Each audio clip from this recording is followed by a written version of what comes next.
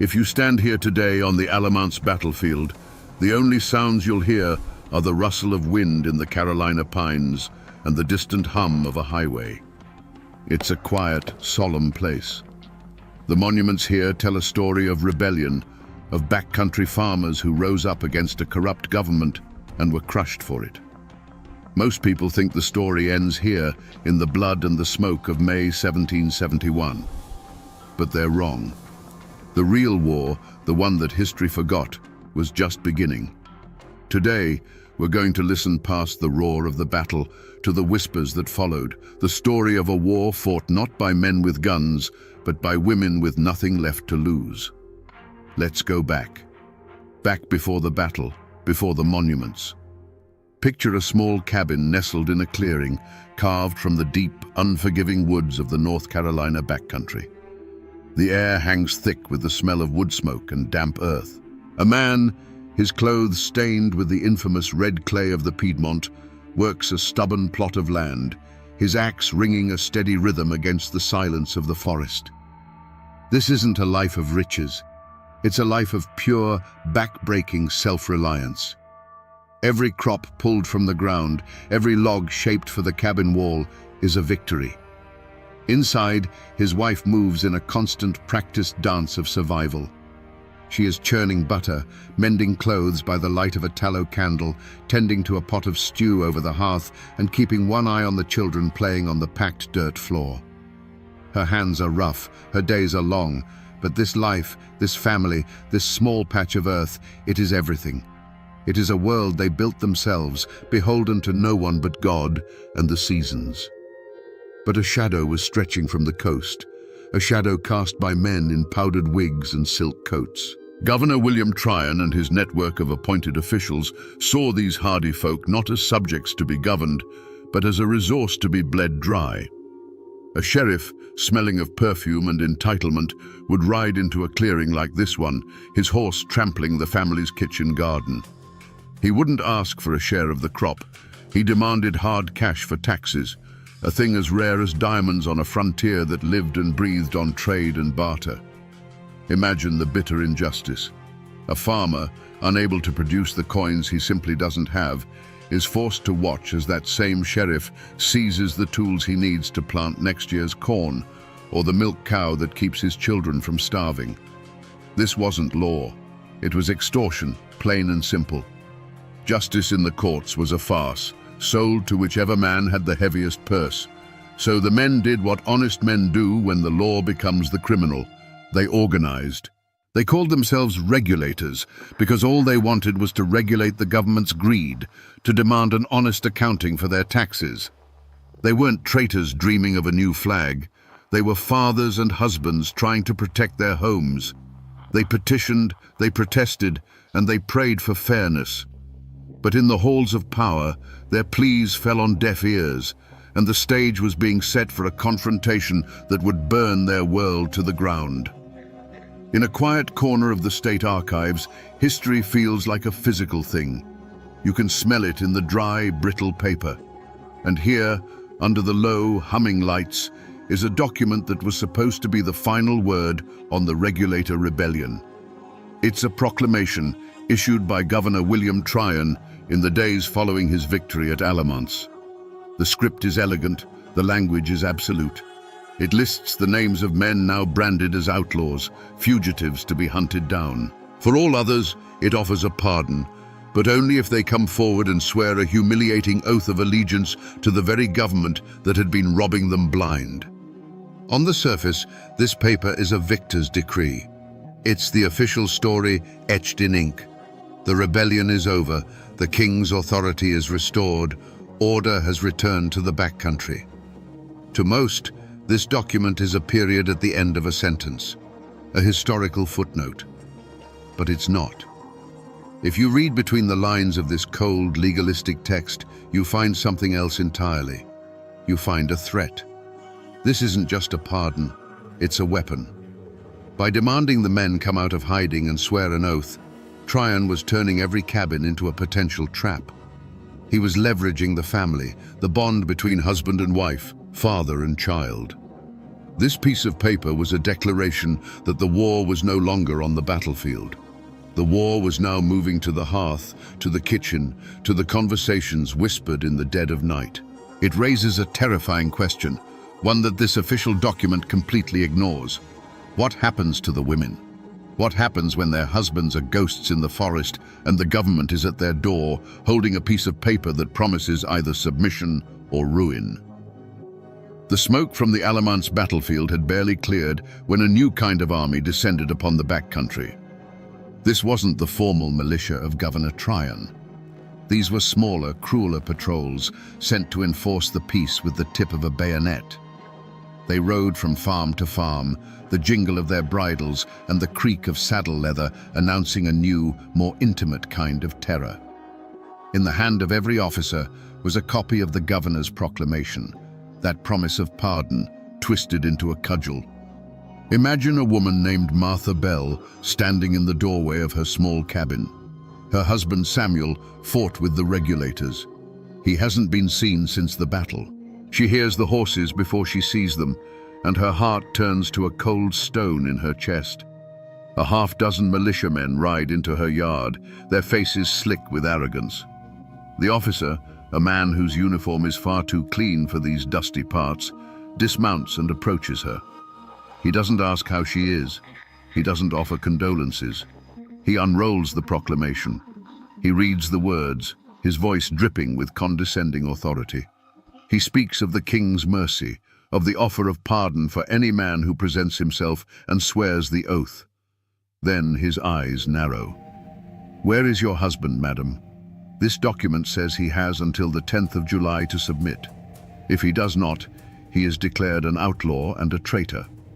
Martha says nothing. Her face is a mask of stone. "His life is forfeit," the officer continues, "and so is this land, this property." When her silence stretches on, his thin patience snaps. This was the true purpose of their visit. It wasn't about finding the men, it was about breaking the women. He gestures to his soldiers. "Confiscate their provisions for the crown's use. The families of traitors do not eat." They move with practiced efficiency, overturning her barrel of flour, spearing the salted pork with a bayonet, and leading away her only milk cow. They leave her standing in the dust, with nothing but the mocking words of the proclamation hanging in the air and the hungry cries of her children inside the cabin. This scene was repeated over and over across the hollows and hills. The seeds of a new, desperate war were being sown, and the women of the backcountry were beginning to understand that surrender was not an option. History books can give you names and dates, but to find the heart of a story, you have to talk to the people who carry it in their blood. Down a winding gravel road, on a porch that has seen more than a century of summer storms, I found Elara Vance. She's a woman in her late 80s, with hands that speak of a life of hard work and eyes that hold the quiet, fierce pride of her ancestors. Her family has lived in these hills since before they were even part of the United States, and the stories they pass down aren't found in any official archive. As we sat in rocking chairs, the afternoon sun filtering through the leaves of a massive oak, I asked her about the women of the regulation.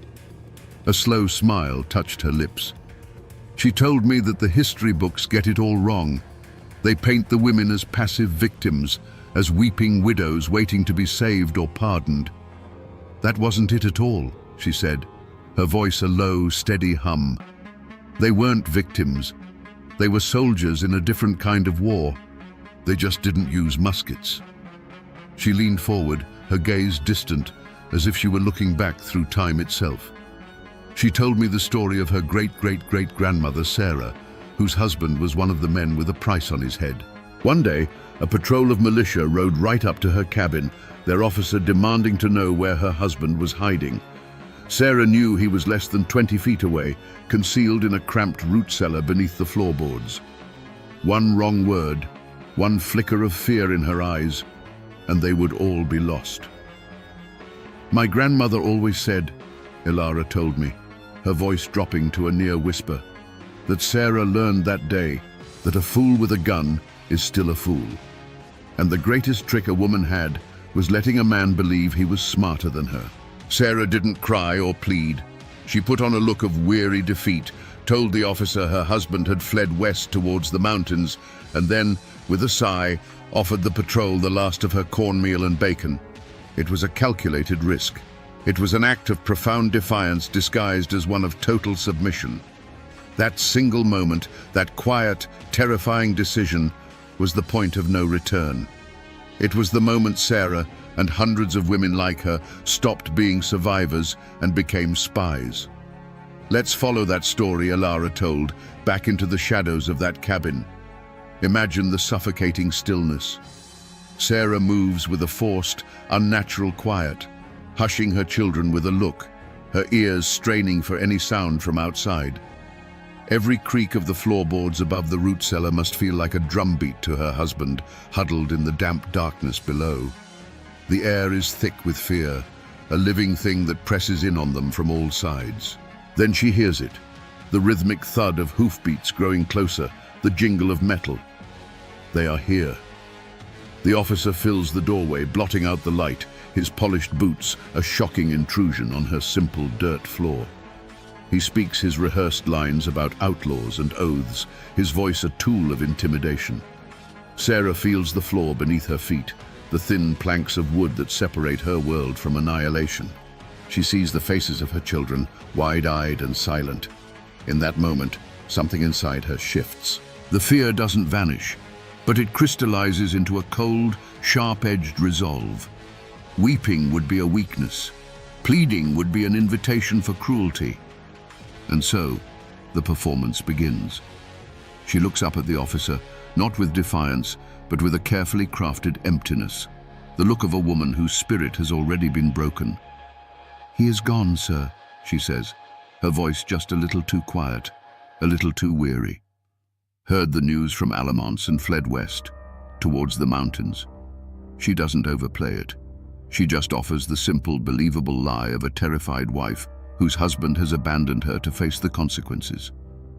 The officer stares, his eyes searching her face for any hint of deception. The silence stretches for an eternity. The fate of her family hangs in that single silent moment. Then Sarah takes her gamble. She makes herself smaller, pulling her shawl tighter. "You and your men, you've ridden far," she says, gesturing towards the hearth. "I've not much to offer, but there's a bit of bacon and some cornmeal. It would be a poor welcome to leave you hungry." It was a masterstroke, an act of submission so profound it was almost insulting, and yet they fell for it. They ate her food, their loud, boorish laughter filling the tiny cabin, while her husband listened to every word from his tomb of earth and roots. They believed they had won. They believed they had cowed another backcountry family into submission.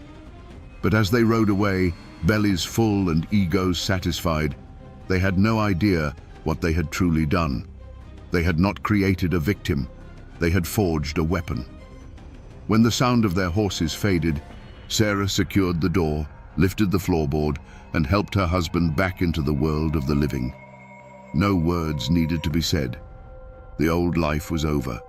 The rules of survival had changed, and she had just written the first page of a new book. You have to leave the manicured battlefield parks and the paved roads behind to find the real evidence of this war.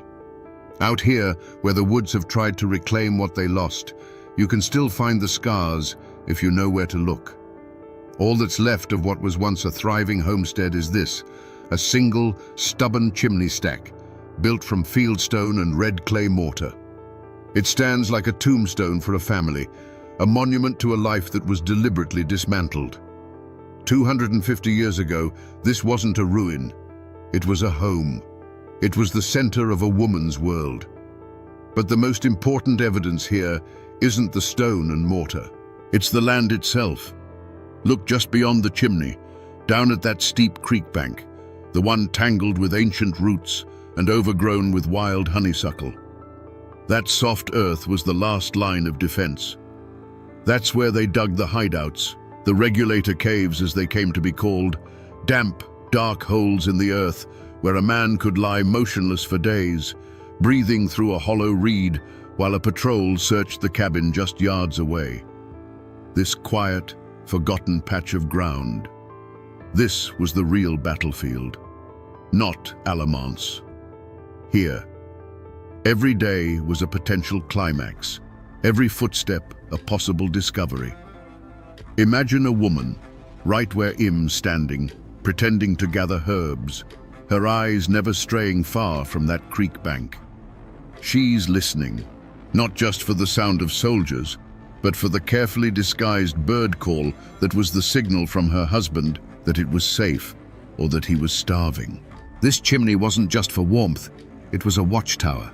And that creek wasn't just for water, it was an arsenal and a sanctuary. The whole landscape was a weapon, and the women learned to wield it with a skill born of pure desperation. The raid came on a moonless night with the threat of a storm in the air. This time, there was no pretense of law, no proclamation unrolled. It was a visit of pure, calculated vengeance. A patrol, frustrated and empty-handed after days of chasing shadows in the woods, had decided to make an example of the Bell homestead. From his hiding spot in the cold earth by the creek, Samuel heard the horses approach, not with a steady trot, but with a hard, angry gallop. His blood ran cold. He could do nothing but listen to the sounds of his world being torn apart. The night was shattered by the splintering of wood. The heavy oak door, which had stood as a symbol of his family's security, was breached. From the cave, the sounds were muffled but terrifyingly clear. The crash of pottery, the heavy scrape and thud of their table being overturned. He could imagine the scene, the precious sacks of grain ripped open, their contents dusting the floorboards like a bitter snow. The sound of his wife, Sarah, speaking in a low, steady voice, followed by the officer's sharp, barking questions. Inside the cabin, the firelight cast huge, monstrous shadows on the walls. The soldiers moved with a brutal efficiency, not searching for anything, but simply destroying. A bayonet was used to puncture the water barrel, sending a flood across the floor. The family's few pewter dishes were swept from the mantel, and his face a mask of fury in the flickering light. He knew she was dying. He knew her husband was near, and he was punishing her for her silent defiance, for her unbreakable will. Samuel, in his earthy tomb, heard the whimpers of his children. Each small cry was a torment, a physical blow he was powerless to stop. He pressed his face into the damp soil, his mind a maelstrom of rage and despair. Every instinct screamed at him to burst from his hiding place, to fight, to die protecting them. But he knew that was the trap. His discovery would mean the gallows for him and complete ruin for his family. And so he endured the unendurable, listening to the destruction of his home, his helplessness a heavier weight than the earth above him. The terror ended as abruptly as it began. With a final chilling threat to return, the patrol mounted up and rode off into the darkness. A heavy silence fell, broken only by the sound of the rising wind and a child's quiet sobbing. When Samuel finally emerged, he found a scene of deliberate devastation. The cabin, their sanctuary, had been violated, its contents strewn and broken. But in the middle of the wreckage stood Sarah. She wasn't crying. Her face, illuminated by the dying embers of the fire, was not one of defeat. It was a face of cold, hard, unforgiving resolve. They had wanted to break her spirit. Instead, they had tempered it into steel. After the raids, after the terror, came the paperwork. And in its own way, it was just as brutal. This is a copy of a county court record from late 1771. It's an information, a formal accusation filed with a magistrate by a neighbor, likely one who had sided with the governor or had been coerced into cooperating.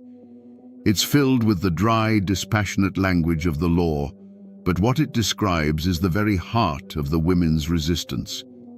It says here, the informant states that Martha Ryde, wife of the outlaw James Ryde, did on 3 separate occasions leave parcels of foodstuffs, to wit, corn pone and salted meat, in the hollow of the old sycamore tree by the creek. To the court, this was a crime, providing aid and comfort to a known traitor. But what was it really? It was a wife, likely risking a whipping or worse, trying to keep her husband from starving to death in the woods. The law had turned a simple act of love into an act of treason. Here's another line concerning a different woman. It accuses her of spreading false reports with the intent to mislead a patrol of the king's militia. We know what that means. That was the warning network. That was a woman telling her sister down the road that a patrol was headed her way, using coded language and sending a child as a messenger. The official record calls it sedition. They called it survival. This is how they did it. They used the sterile, emotionless language of the law to criminalize every single tool the women had. Loyalty to a husband became harboring a fugitive. A warning to a neighbor became hindering an investigation. They stripped the humanity from these women's actions, reducing them to a list of offenses on a piece of parchment. And these documents weren't just records, they were weapons. They were the legal justification needed to take the next step, to move from random terror to systematic persecution. They were the prelude to arrests and trials where the women themselves would be forced to stand before the very system that had declared their families forfeit. The law, when it finally came for Martha Reed, did not arrive with a roar. It came in the form of two men, a local sheriff and the neighbor who had informed on her, standing at her cabin door in the gray light of dawn. There was no struggle. There was no chase through the mountains, just the cold, quiet reading of the charge, the words from that official document now a spoken sentence upon her life. The charge was providing aid and comfort to a known traitor. The reality was that she had left a piece of bread for her husband in the hollow of a tree. Her children watched, silent and terrified, as she was led away from the only home she had ever known. The journey to the county seat was a grim parade designed for maximum humiliation. She walked, her hands bound loosely in front of her, while the sheriff rode his horse. Faces peered from behind cabin doors and through gaps in the trees, but no one spoke a word. Fear was a gag in the throat of the entire community. To offer a kind word to Martha was to risk being the next one accused. The trial was a mockery of justice, held not in a grand hall, but in a stuffy, crowded room above a tavern. The air was thick with the smell of unwashed bodies and spilled ale. The magistrate, a portly man with a face flushed from drink and self-importance, was the same clerk the regulators had protested for his exorbitant fees. He was both judge and jury. There was no one to speak for Martha. Her accuser, a man whose land bordered hers and who stood to gain from her ruin, recited his story with a nervous, practiced air. The magistrate read the charge from the official paper, his voice droning on. He then turned his gaze upon Martha. "What say you to this, woman?" he asked, his tone laced with contempt. Martha Reed stood before them, a small, solitary island of silence in a sea of hostile words. She did not weep. She did not beg. She simply met his gaze and said nothing. Her silence was her last refuge, her final act of defiance. To deny the charge was to lie. To admit it was to condemn herself and her husband.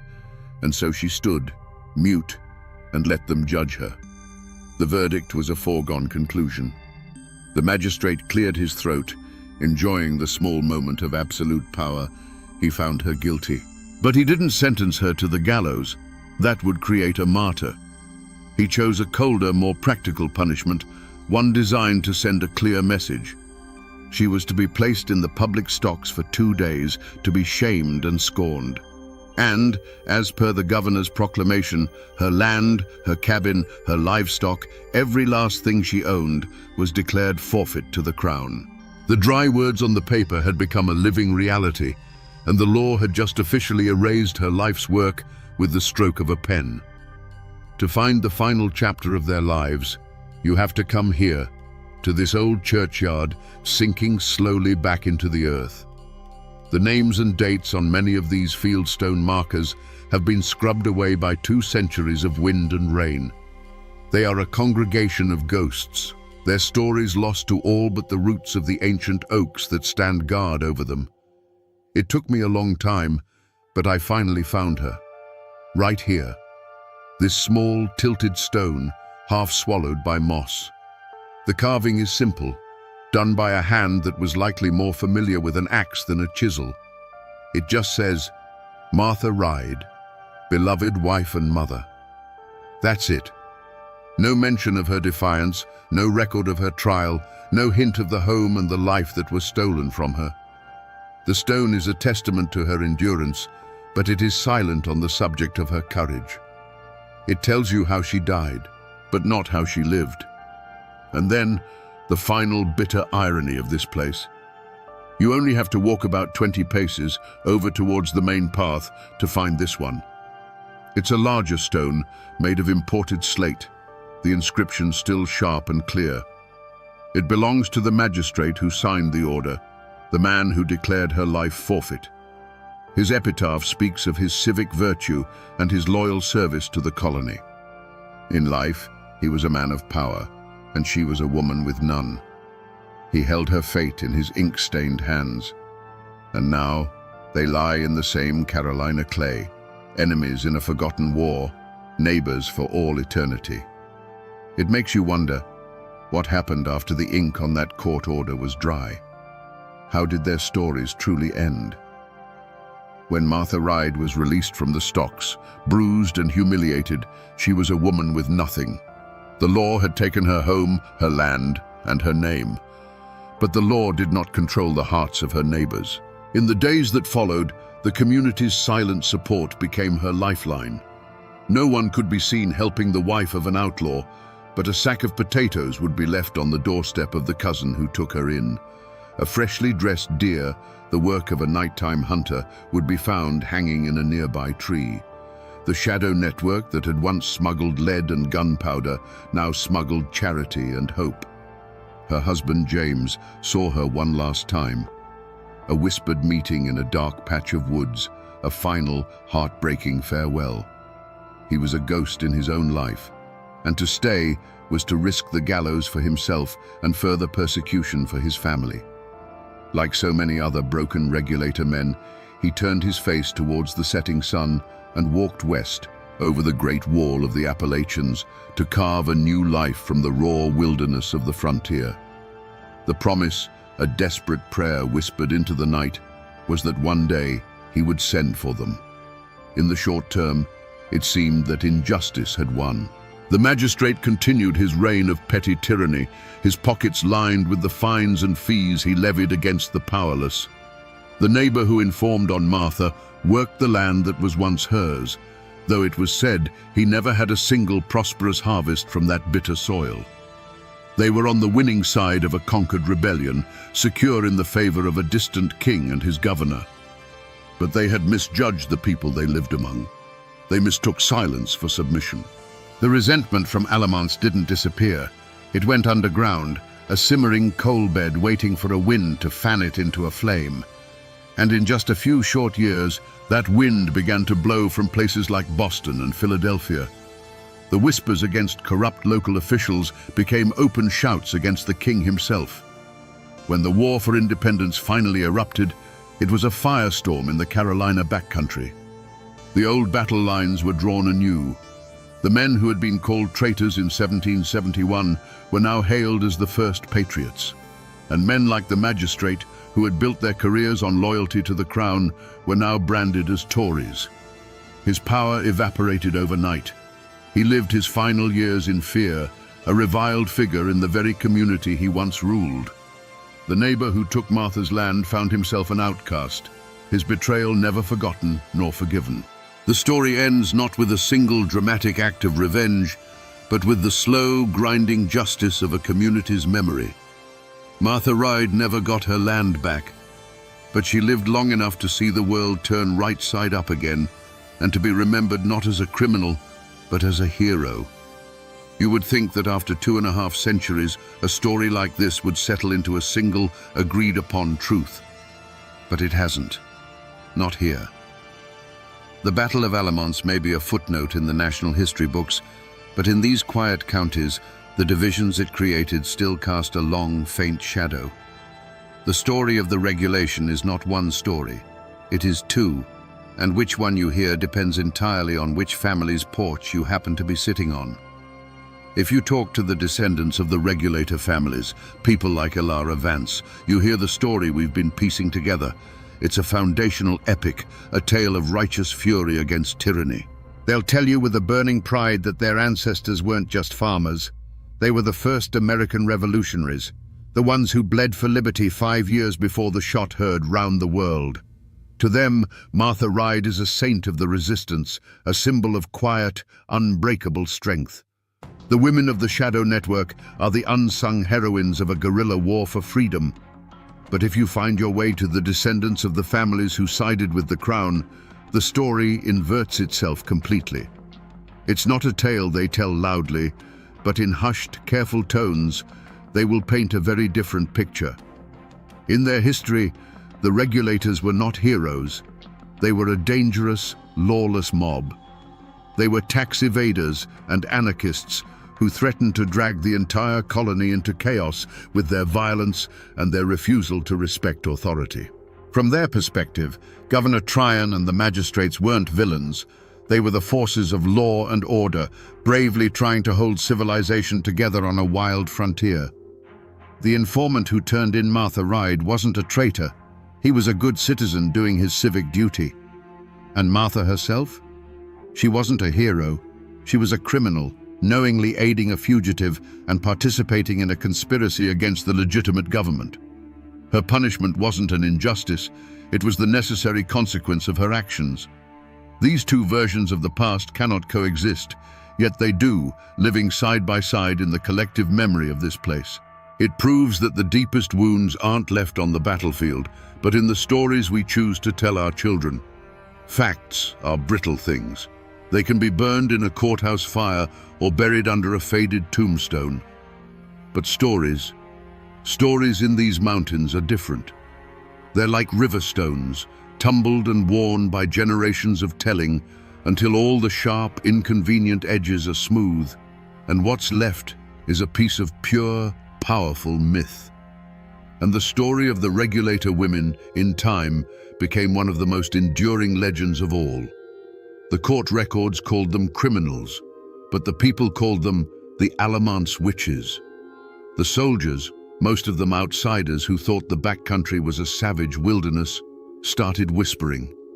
They couldn't understand how these women survived, how they always seemed one step ahead. It couldn't just be cleverness, it had to be something more. A woman's knowledge of herbal remedies, passed down from her grandmother, became the power to brew curses into a soldier's drinking water. A secret signal, a quilt hung on a line in a certain way, became a form of strange, silent witchcraft. The women's ability to navigate the dark, tangled forests became proof that they could call upon the spirits of the land to lead patrols astray into swamps and briar patches. The women knew what the soldiers were saying, and they let the rumors grow. Fear was a shield, and they wore it like a cloak. And the legends didn't just protect the heroes, they punished the villains. The story of the neighbor who informed on Martha Reid is still told as a cautionary tale. They say the land he took from her, stained by his betrayal, never prospered. His crops failed, his cattle sickened, and he died a bitter, impoverished man. It wasn't bad luck. It was the land itself, loyal to its rightful owner, taking its revenge. This is how a community holds on to its soul when everything else is taken. They couldn't win on the battlefield or in a courtroom, but around the hearth, in the stories told to wide-eyed children, they could win the narrative. The history books were written by the victors, but the folklore belonged to the women. And so, we find ourselves back where we began, on the quiet fields of Alamance. But the silence feels different now, doesn't it? It's no longer an empty quiet. If you listen closely, you can hear past the roar of the battle that day in May. You can hear the whispers from the woods, the creak of a cabin door, the low, steady voice of a woman lying to a man with a gun to save her family. The monuments here commemorate a single day of thunder, but we've learned that the thunder was just the beginning. We have walked a long way from this field. We've stood beside the lonely chimney stacks that mark the graves of forgotten homes, and we've held the cold, angry words of the law in our hands. We've seen that the real war wasn't fought here with cannons and muskets.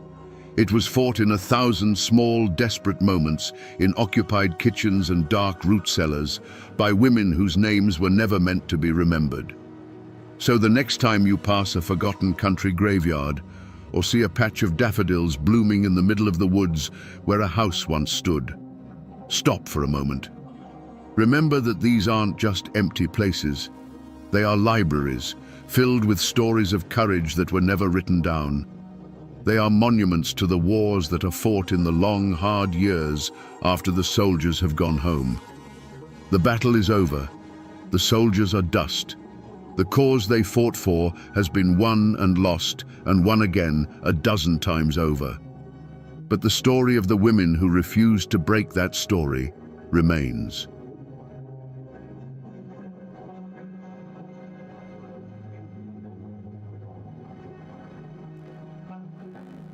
I'm standing on a patch of grass just outside Marietta, Georgia. Today, it's nothing more than a roadside shoulder, where the sound of passing cars is the only thing that breaks the stillness. There's no monument here, no grand marker to tell you what happened. But this ground remembers. Over a century ago, in the pale light of a new day, this was a stage for a final, terrible act of what some called justice and others called murder. Right here, a man's life ended at the end of a rope, not by the hand of the state, but by the will of a disciplined, silent mob. The story of how he got here, dragged from a prison farm 100 miles away, is a dark journey into the heart of a city on edge, a courtroom ruled by fear, and a nation divided. Today, we're going to walk that path. We're going to sift through the ashes of a forgotten fire and listen to the whispers it left behind. Because the question isn't just what happened here, but why. And the answer is a story that Georgia and America has been trying to forget ever since. To understand the spark that lit that fire, we have to travel back, away from that lonely patch of grass, to the heart of Atlanta in 1913. This was the capital of the so-called New South. A city straining to build a future of smokestacks and industry on a foundation of Civil War ashes. Northern money was pouring in, and with it came Northern managers, bringing new ways that sat uneasily with the old. The air was thick with both coal smoke and resentment. It was a city holding its breath, waiting for something to happen. Into this world walked two people, moving on a collision course they couldn't possibly see. The first was a girl named Mary Fagan. She was just 13 years old, a child who should have been in a schoolhouse or playing in a field. Instead, her family had been pushed by poverty from the quiet hills of Marietta into the city's grime, and she worked long, grinding hours at the National Pencil Company for 12 cents an hour. To the people of Atlanta, she was more than just a girl. She was a symbol of the innocent rural South they felt was being devoured by the machine of progress. The second was a man named Leo Frank. He was 29, the superintendent of that same pencil factory. And he was everything Mary Fagan was not. He was a northerner from Brooklyn, an engineer educated at Cornell University. He was Jewish in a world that was overwhelmingly and often fiercely Protestant. His speech was precise, his mannerisms different. He was the outsider, the face of the northern industrial power that gave girls like Mary a job, but at a cost that felt impossibly high. These two worlds met inside the brick walls of the National Pencil Company. Downstairs, the roar of machinery, the dust, and the sweat of hundreds of workers, many of them young girls from the countryside. Upstairs, the quiet order of the front office, a world of ledgers and calculations managed by Leo Frank. The two floors were separated by a staircase, but they might as well have been separated by an ocean of culture, class, and history. And the day it all came apart was no ordinary day. It was Saturday, April 26, 1913, Confederate Memorial Day. The streets of Atlanta were filled with parades, with the gray-haired veterans of a lost war marching under their faded battle flags. The city was wrapped in a defiant pride, a celebration of its past, even as it rushed toward a new future. It was on this day, with the echoes of old anthems in the air, that Mary Fagan made her way to the factory to collect her $1.20 pay from the man in the upstairs office. Him looking now at a digital copy of a photograph from the Georgia State Archives. The image is grainy, over a century old, but what it shows is chillingly clear. It's two small, crumpled pieces of paper covered in rough, almost childish pencil scrawls. These are the infamous murder notes found in the factory basement, just inches from Mary Fagan's head. They were the first and loudest voice to speak from that crime scene. Listen to what they say. The first one reads, "Ma'am, that Negro higher down here did this. I went to get water, and he pushed me down that hole, a long, tall Negro, black that who. It was long, slim, tall Negro, I write while play with me." The second is just as crude. He said he would love me and land down, play like the night witch did it, but that long, tall, black Negro did by hisself. On the surface, it's a deathbed accusation, a desperate attempt by a dying girl to name her attacker. But from the very beginning, these notes raised more questions than they answered. The police, the press, the public, they all looked at these words and saw a puzzle. The language was strange, the grammar almost nonsensical. Why would a killer, in the middle of such a brutal act, linger in the dark to carefully craft a frame-up? This wasn't just a clue, it was a performance, a piece of theater left on a dirt floor. These two scraps of paper were supposed to be a map pointing directly to the monster responsible. Instead, they became a labyrinth. The search for the hand that wrote these words would pull three men from the shadows, and in the fevered atmosphere of Atlanta, the city would have to decide which one of them was telling the truth and which one was the author of this vicious lie. The first man to be swallowed by the shadow of those notes was the night watchman, Newt Lee. Early the next morning, he made his rounds in the factory's silent, cavernous basement. His lantern cut a weak circle in the gloom, brushing over piles of coal dust and forgotten machine parts. He went to use the toilet, a crude setup in the back, and that's when his light fell upon it. A small body lying in the grime. He ran, terrified, and called the police. The discovery hit Atlanta like a lightning strike. The city's newspapers, locked in a bitter circulation war, descended on the story like vultures. They splashed lurid, sensational headlines across their front pages, painting a monstrous picture of the little factory girl's final moments. Public outrage was immediate, and it was white-hot. A villain was needed, and fast.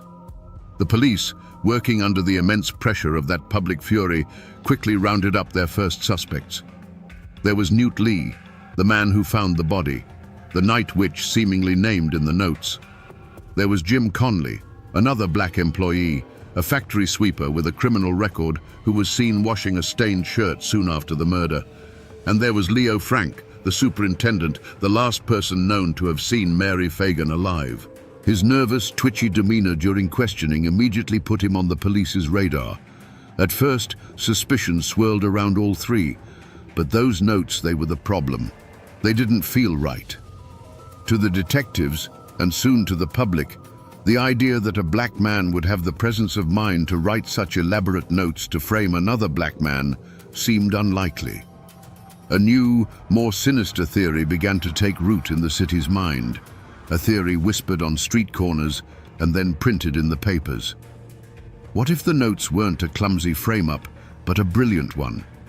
What if they were a double bluff, written by an educated white man, trying to make it look like an uneducated black man had committed the crime? Suddenly, the net of suspicion began to tighten. The focus shifted away from the two black workers and toward the northern Jewish superintendent. The very things that made Leo Frank an outsider, his education, his precise way of speaking, now became evidence against him. He was the only one, they reasoned, clever enough to devise such a twisted scheme. The seeds of a narrative were being sown, One where the factory boss was not just a manager, but a monster in disguise. To find the next piece of this story, I didn't go to a crime scene or a graveyard. I went to a small, cluttered office at a local university, a room lined with books on Georgia history, each one a monument to a forgotten world. I met with a local historian, a man who has dedicated 40 years of his life to untangling the knots of the Leo Frank case. He didn't just study the documents, he'd spoken to the children and grandchildren of the people who were there, preserving the whispers that never made it into the official record. "You have to understand," he told me, his voice quiet but intense. "The trial of Leo Frank didn't really happen in that courtroom. It happened in print, for weeks beforehand, on the pages of a magazine called The Jeffersonian." He explained that its publisher, Tom Watson, was a titan of Georgia politics, a populist who spoke to the fears of the poor, rural whites who felt their world was being stolen from them by northern industrialists and city slickers.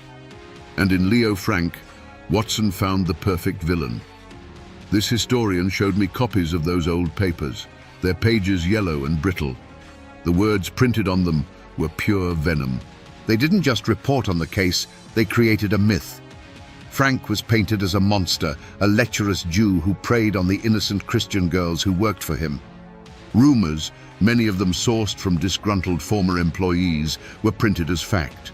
Stories of inappropriate behavior in his office, of a secret, depraved life, filled the columns, poisoning the minds of every potential juror in the state. He explained that this wasn't just about one man's crime. It was about all the simmering resentments of the New South boiling over. Frank was the symbol for everything the common man feared and hated. He was the northern boss, the wealthy intellectual, and the Jewish outsider. Tom Watson, with the power of his printing press, took these vague fears and gave them a face, a name, and a crime. The public wasn't just asked to believe Frank was a killer. They were taught to believe he was a demon, the embodiment of a corrupting evil that had invaded their land. As I left that office, I understood that the verdict wasn't decided by evidence. It was forged in the fire of this public hatred. The point of no return wasn't a single moment in a dark basement. It was a slow, deliberate campaign of character assassination that guaranteed Leo Frank would be a dead man long before he ever set foot in that courtroom. The air in the interrogation rooms of the Atlanta police station was stale with cigar smoke and frustration. For days, Jim Conley, the factory sweeper, had been a human puzzle the police couldn't solve. He'd given one rambling, contradictory statement after another. He couldn't read or write, he swore.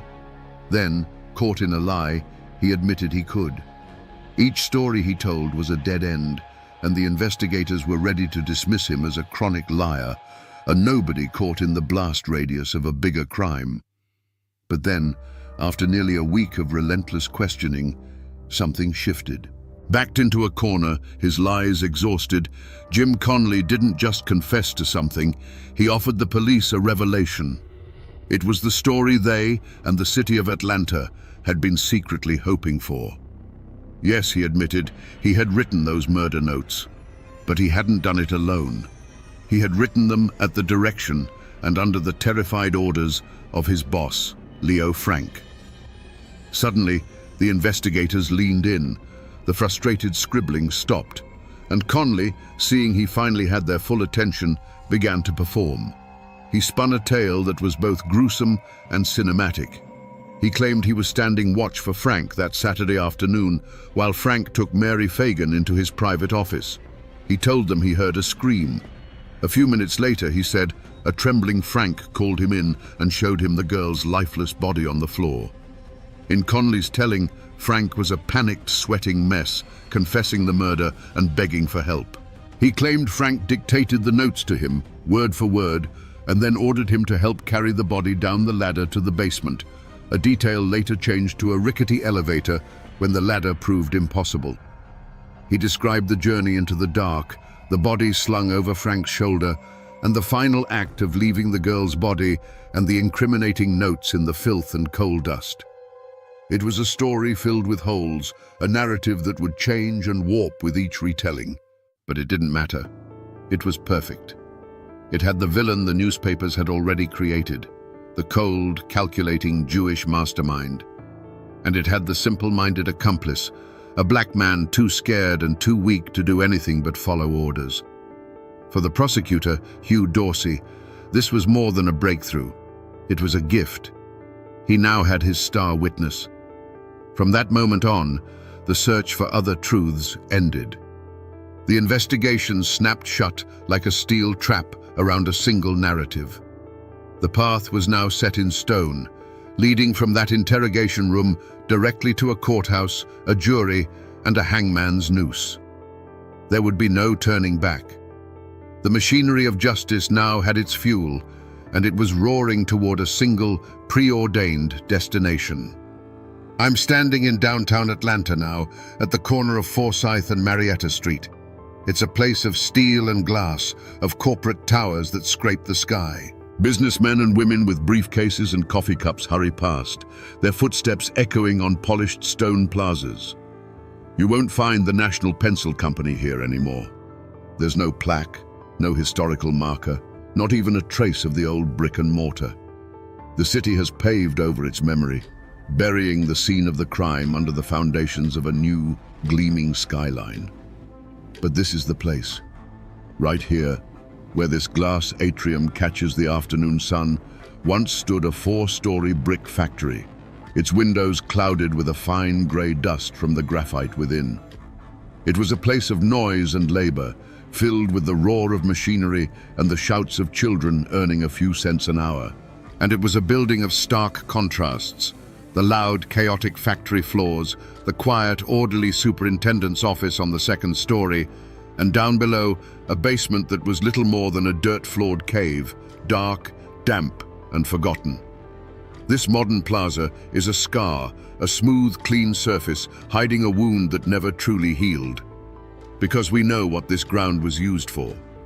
We can trace the path, in our minds, from that 2nd-floor office, down the narrow, creaking staircase, to the absolute darkness of the cellar. This is the geography of the crime. And while the building is gone, the story remains, clinging to this very spot, like a ghost. Right here, beneath all this progress, in the silence of a holiday afternoon, the machinery of industry stopped, and a far more brutal machine took over. If you believe the story told in that courtroom, the story that sealed Leo Frank's fate, then this is how the world ended for Mary Fagan. The great machines of the National Pencil Company were silent for the holiday. The only sounds in the cavernous building were the ticking of a clock in the office and the distant pop of celebratory firecrackers in the streets below. Sunlight, thick with floating dust, cut sharp angles through the tall, grimy windows of the 2nd floor. It was in this strange, industrial quiet that the 13-year-old girl walked into her superintendent's office to collect her pay. The exchange, by all accounts, was brief. Leo Frank sat at his desk, a man of ledgers and figures. Mary stood before him, a child of the factory floor. He handed her the small pay envelope containing her $1.20. It was a transaction that had happened 100 times before, in this office, with 100 other girls. A routine moment. She would have turned to leave, her hand clutching the money, her mind already on the parade, the sunlight, the rest of her day. And then, according to the state of Georgia, the silence was broken. Not by a long, drawn-out struggle, but by a single, sharp sound. A cry, cut short. The sudden, ugly noise of a body striking wood, and then the floor. It was a sound that lasted only a second, but it was enough to shatter the afternoon. It was the sound of a line being crossed, of a life being erased in a flicker of brutal, incomprehensible violence. What followed was a terrible stillness. The dust motes continued their slow, silent dance in the sunbeams, but now they settled on a scene of irreversible horror. An overturned chair, a few scattered papers, and on the floor, near the leg of a heavy oak desk, a small pay envelope, its contents still neatly folded inside. The clock on the wall kept ticking, measuring out the seconds of a new, ghastly reality. The world outside, full of music and celebration, had no idea that in this quiet room, a tomb had just been created. This is the moment, Jim Conley swore, that he was called into the office. He claimed he saw a man not of cold, calculating evil, but of pure animal panic. A man whose carefully constructed world had just been obliterated by his own hands. In the frantic, hushed whispers of that office, a desperate plan was born. The evidence had to be hidden. The body had to vanish. The target was the basement, a place no one ever went, a dark, forgotten hole at the bottom of the world. The journey down was a clumsy, scraping nightmare. The state claimed they used the narrow, hand-pulled elevator, a rickety cage barely large enough for one man, let alone two men and their terrible burden. The descent into the darkness was slow, the ropes groaning under the unfamiliar weight. They reached the bottom with a dull thud. The basement was pitch black, a cellar of damp earth and coal dust, where the only light came from a few frantic, flickering matches. There, in the oppressive dark, the final act was staged. The little body was left in a corner, amidst the filth. By the trembling light of a match, Conley said he scrawled out the clumsy accusatory notes, the pencil scratching against the paper. The words were meant to be a false trail, a clever misdirection. But they were more than that. They were the final, grotesque punctuation mark on the crime, a calculated lie left beside an unspeakable truth. Then, the match was extinguished, and two figures retreated into the gloom, leaving the basement to its profound and terrible silence. In a quiet room in the state archives, the entire tragedy is flattened, pressed, and bound into thousands of pages of brittle, yellowing paper. This is the official story, the one told in the language of law and procedure. Looking at the trial transcript, a document thicker than a family Bible, and it feels like reading a ghost story.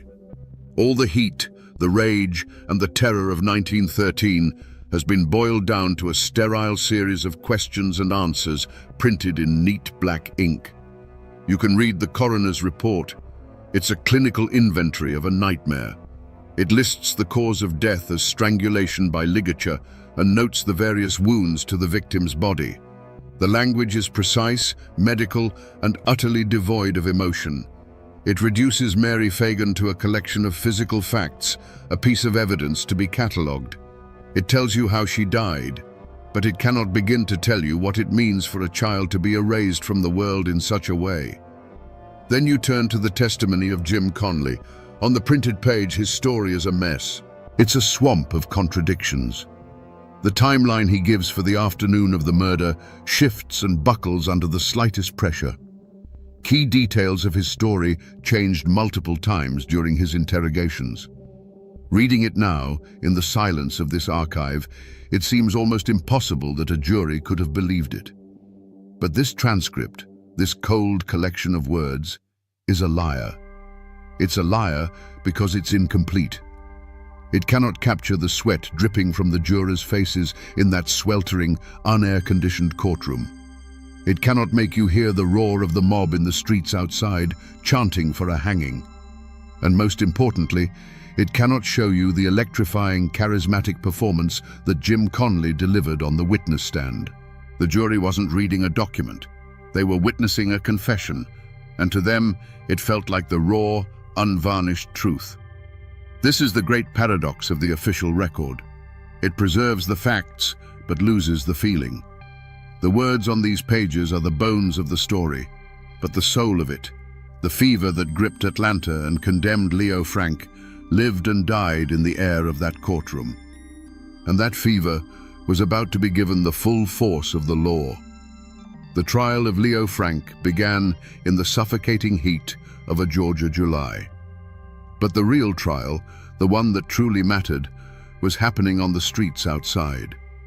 Every morning, the jury had to push its way through a massive, hostile crowd that thronged the courthouse square. The air was thick with sweat, tobacco smoke, and a low, guttural anger. The mob wasn't there to watch justice unfold. They were there to demand it on their terms. As the jurors passed, they were met with a chilling chant, a promise and a threat. Hang the Jew or we'll hang you."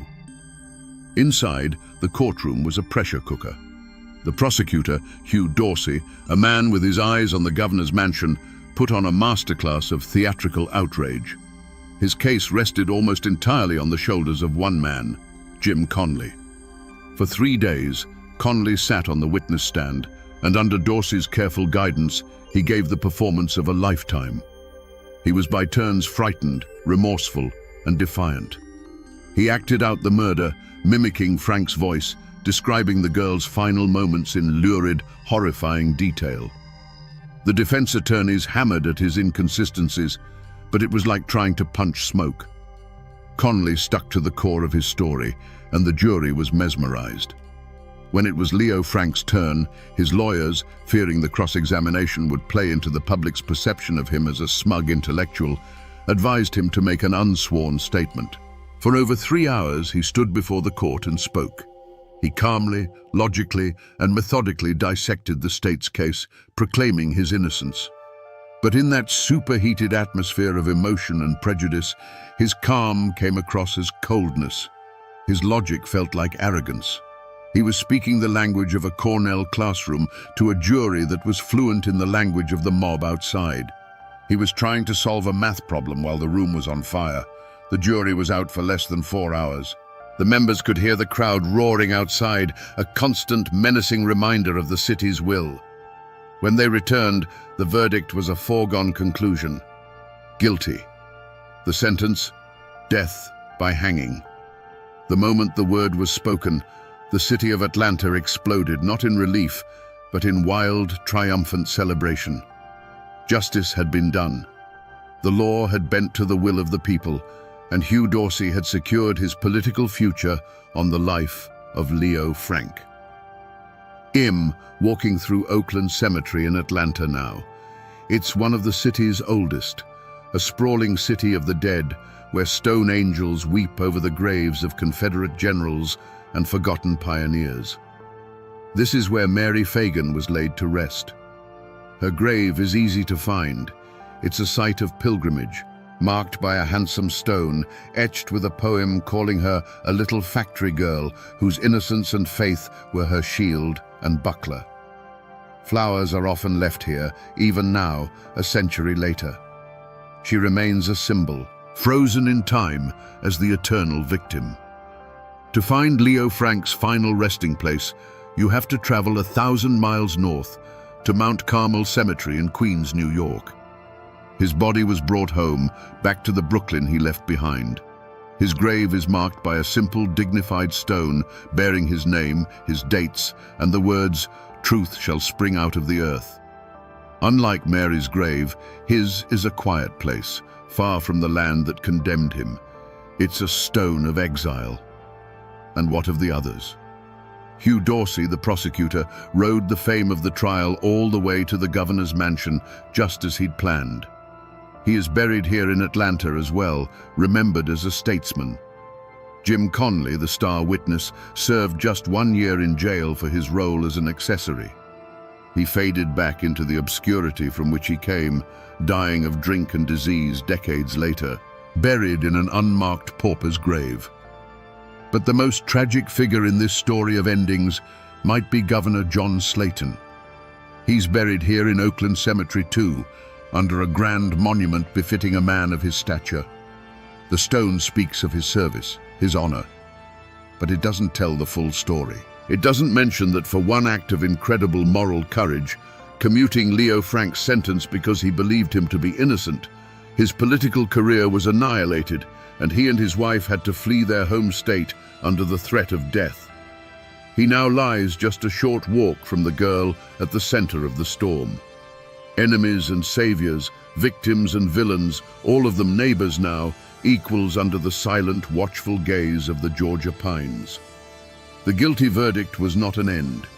It was the beginning of a new war, a 2-year struggle fought in the highest courts of the land. The case of Leo Frank became a national scandal, a raw nerve that exposed the deep divisions between the industrial North and the defiant South. Money poured in from Jewish communities across the country to fund Frank's appeals. a fact that Tom Watson's newspapers used as proof of a vast conspiracy to subvert Georgia justice. With every failed appeal, the public's rage grew hotter, more impatient. The final battlefield was not a courtroom, but the conscience of one man, Georgia's outgoing governor, John Slayton. Slayton was a popular, respected politician at the peak of his power. All he had to do was sign a piece of paper, let the execution proceed, and his future was secure. But he couldn't.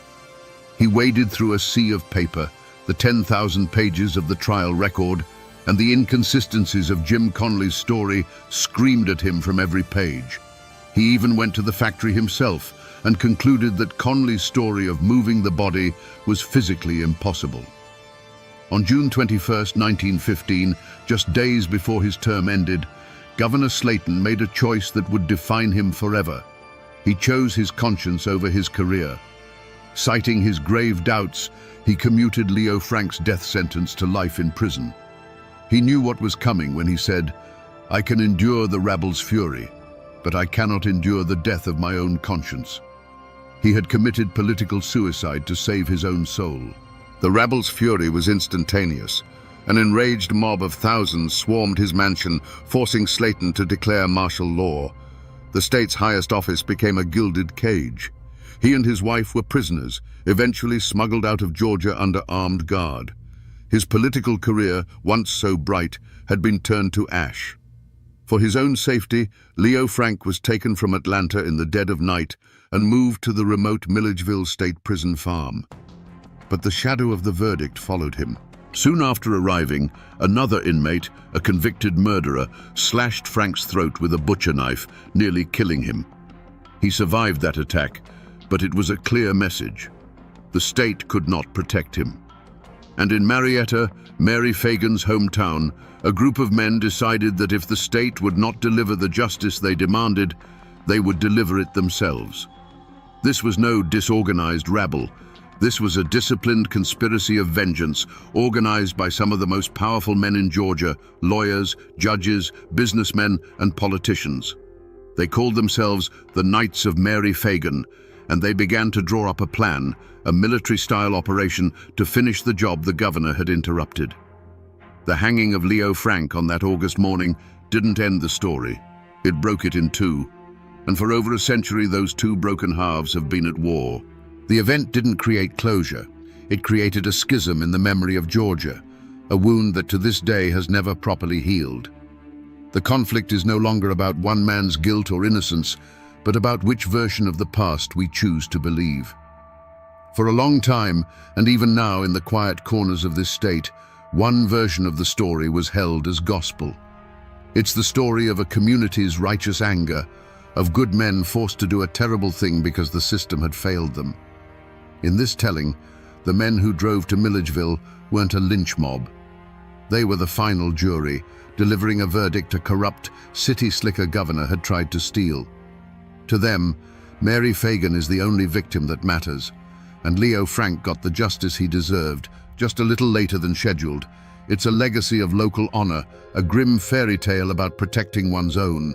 But then there is the other legacy, the one pieced together from the flawed trial transcripts, from the tireless work of investigators decades later, and from the gnawing conscience of the state itself. This is the story of a perfect storm of prejudice, where anti-Semitism, class warfare, and tabloid journalism converged on one man, an outsider who was the perfect scapegoat.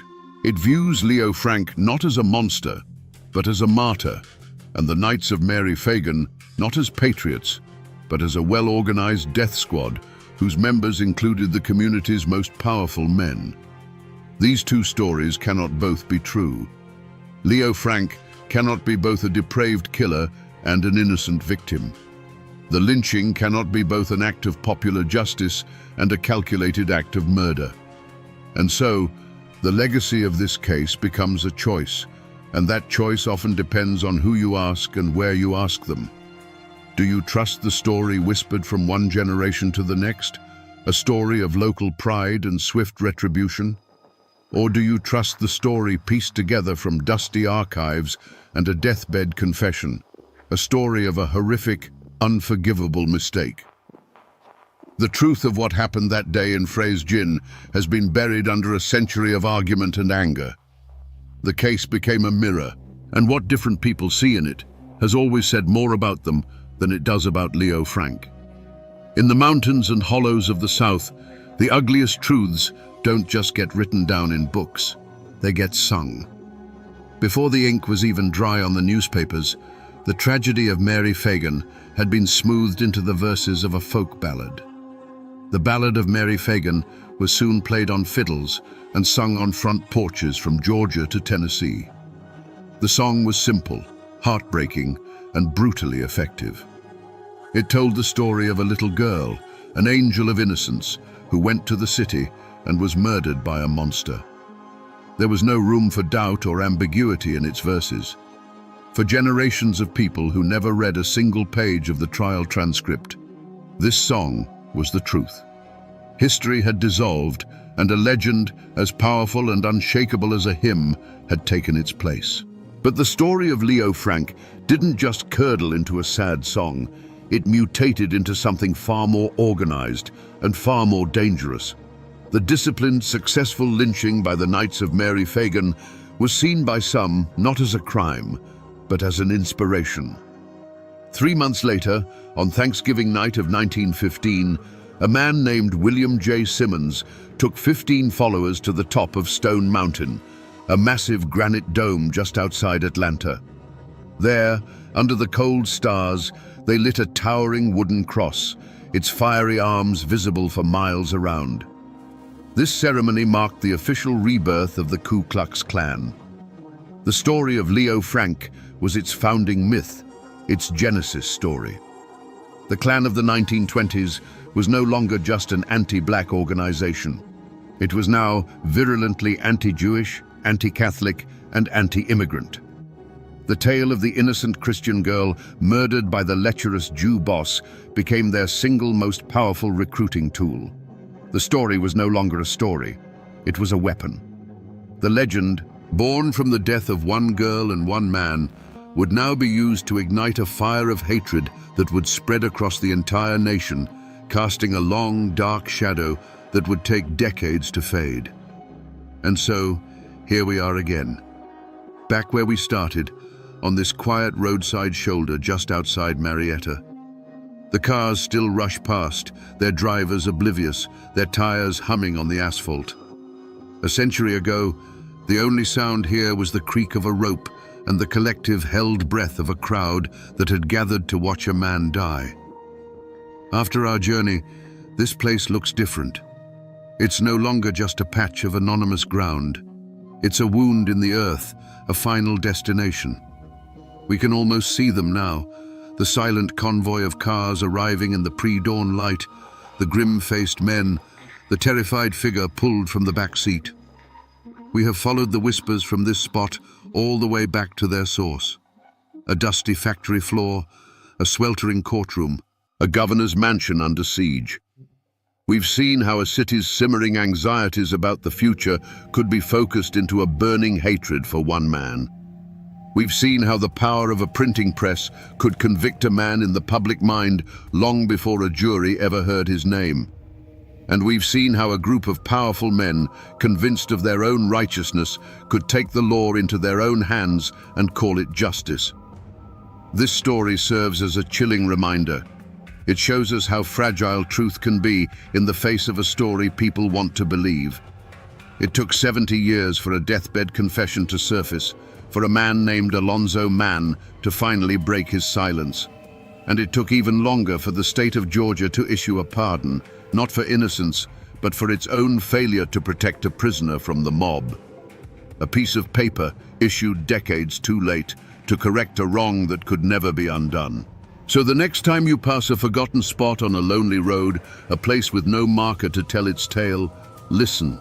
Listen for the echoes, because the oak tree they used is long gone, cut down by souvenir hunters and time. The factory has been demolished, replaced by the monuments of a new century. The people are all gone, turned to dust and memory. But the story remains.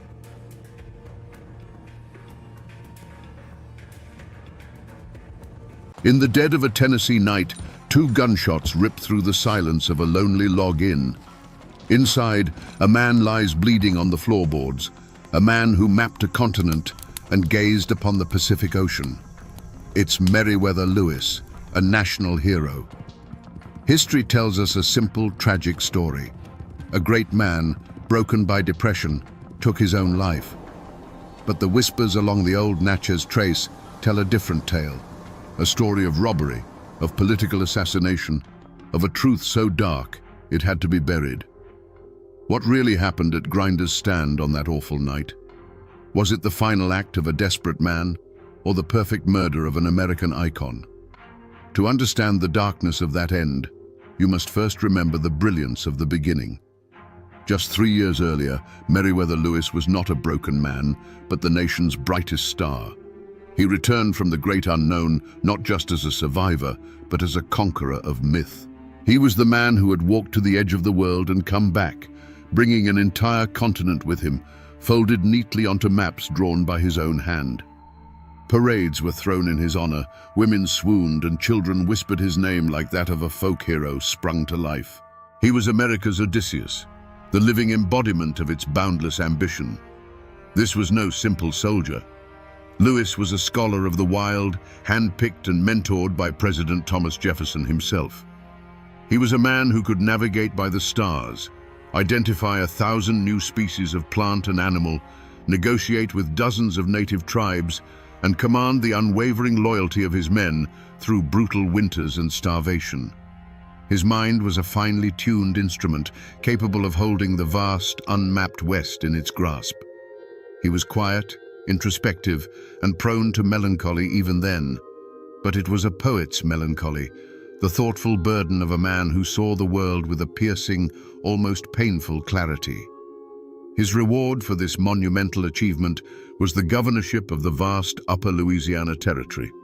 St. Louis, his capital, was the wild heart of this new American empire, a chaotic frontier town of fur trappers, French Creoles, Spanish agents, and land speculators, all swirling in a storm of ambition and conspiracy. For the hero of the Corps of Discovery, this was to be the next great challenge, to tame not a wilderness of rivers and mountains, but one of men. He was meant to be the architect of civilization at the very edge of the map. But the world he had mastered was a world of clear dangers and honest truths. A grizzly bear does not lie. A river does not plot against you. The skills that had kept him alive in the wilderness, unquestioned authority, swift and solitary decisions, and intolerance for deceit, were precisely the ones that made him a poor politician. He was a man of action and honor, suddenly trapped in a swamp of paperwork, petty rivalries, and whispers in smoky back rooms. The ground beneath his feet, once the solid earth of the trail, had turned to quicksand. He had once been at home in the deepest, most unforgiving parts of the continent. The rustle of leaves, the snap of a twig, the cry of a distant hawk. This was the language he understood. The vast, untamed American wilderness was not his enemy. It was his sanctuary and his domain. He could read a forest like a book and a river like a letter from a friend. There was no place on earth he should have felt safer. Little did he know, the modern world he was helping to build would soon turn on him. The hero had returned from the great wilderness, but a different, more dangerous wilderness was beginning to grow within his own mind. The adoring crowds were fading into the distance, replaced by the silent, judging eyes of creditors and the sneering faces of political enemies. The world he had won was about to be lost. The conflict that would end Meriwether Lewis' life wasn't born in a tavern brawl or over a disputed property line. Its seeds were sown in the grand halls of European palaces and in the treacherous politics of a new nation. The land at the heart of this story wasn't a few acres of Rocky Mountain soil. It was an empire.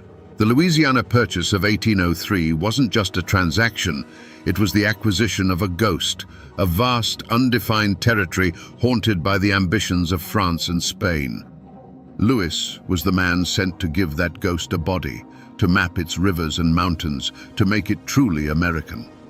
The land was his legacy, the source of his fame, and ultimately the reason for his destruction. The ink on the purchase treaty was barely dry, but the region was already scarred by a century of shifting loyalties. St. Louis was not a simple American frontier town. It was a place layered with history, a city with a French soul and a Spanish past. Its most powerful citizens, the old money fur traders and landowners, had deep ties to the old world. To them, Governor Lewis wasn't a hero. He was an outsider, a federal agent sent by a distant government in Washington to impose a new order. He represented an American authority they had no reason to trust and every reason to resent. This wasn't a feud between families. It was a cold war between the old guard and the new nation. At the heart of this simmering conflict was a man who personified the region's treachery, General James Wilkinson. To the public, he was a decorated general. In reality, he was a master of deceit, a paid agent for the Spanish crown, and a man whose ambition knew no bounds. He was a spider at the center of a web of conspiracy that stretched from New Orleans to the Canadian border, and he had served as the first governor of the territory Lewis now controlled. Lewis, a man of uncompromising honor, was a direct threat to Wilkinson's shadowy empire.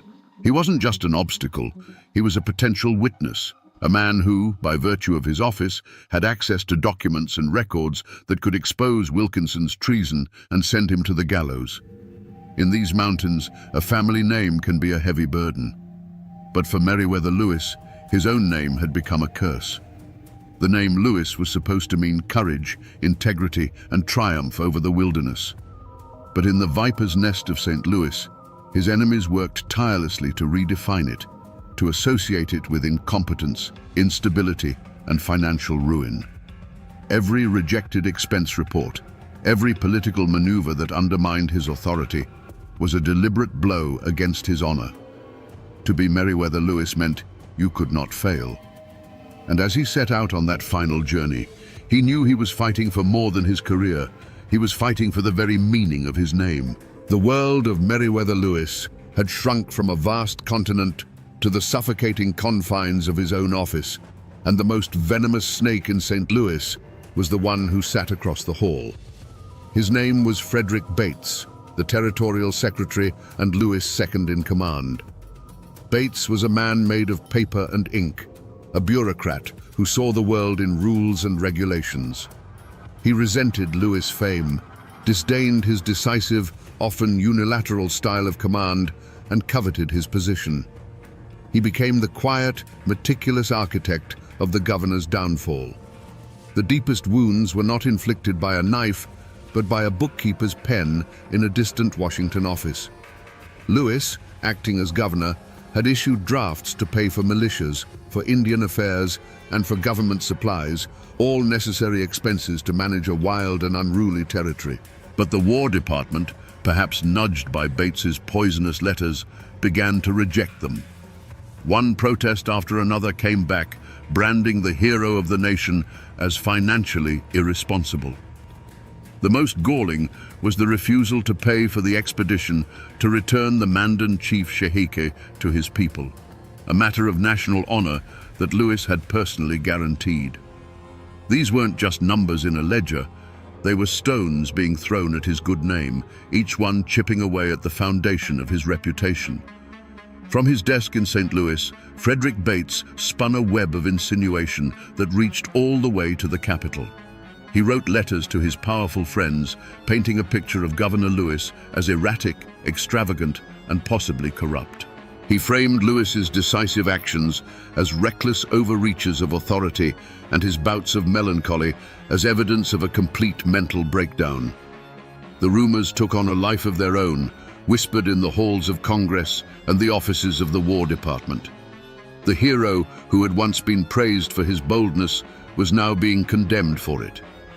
The whispers from St. Louis had become a roar in Washington, and Lewis could feel the ground crumbling beneath him.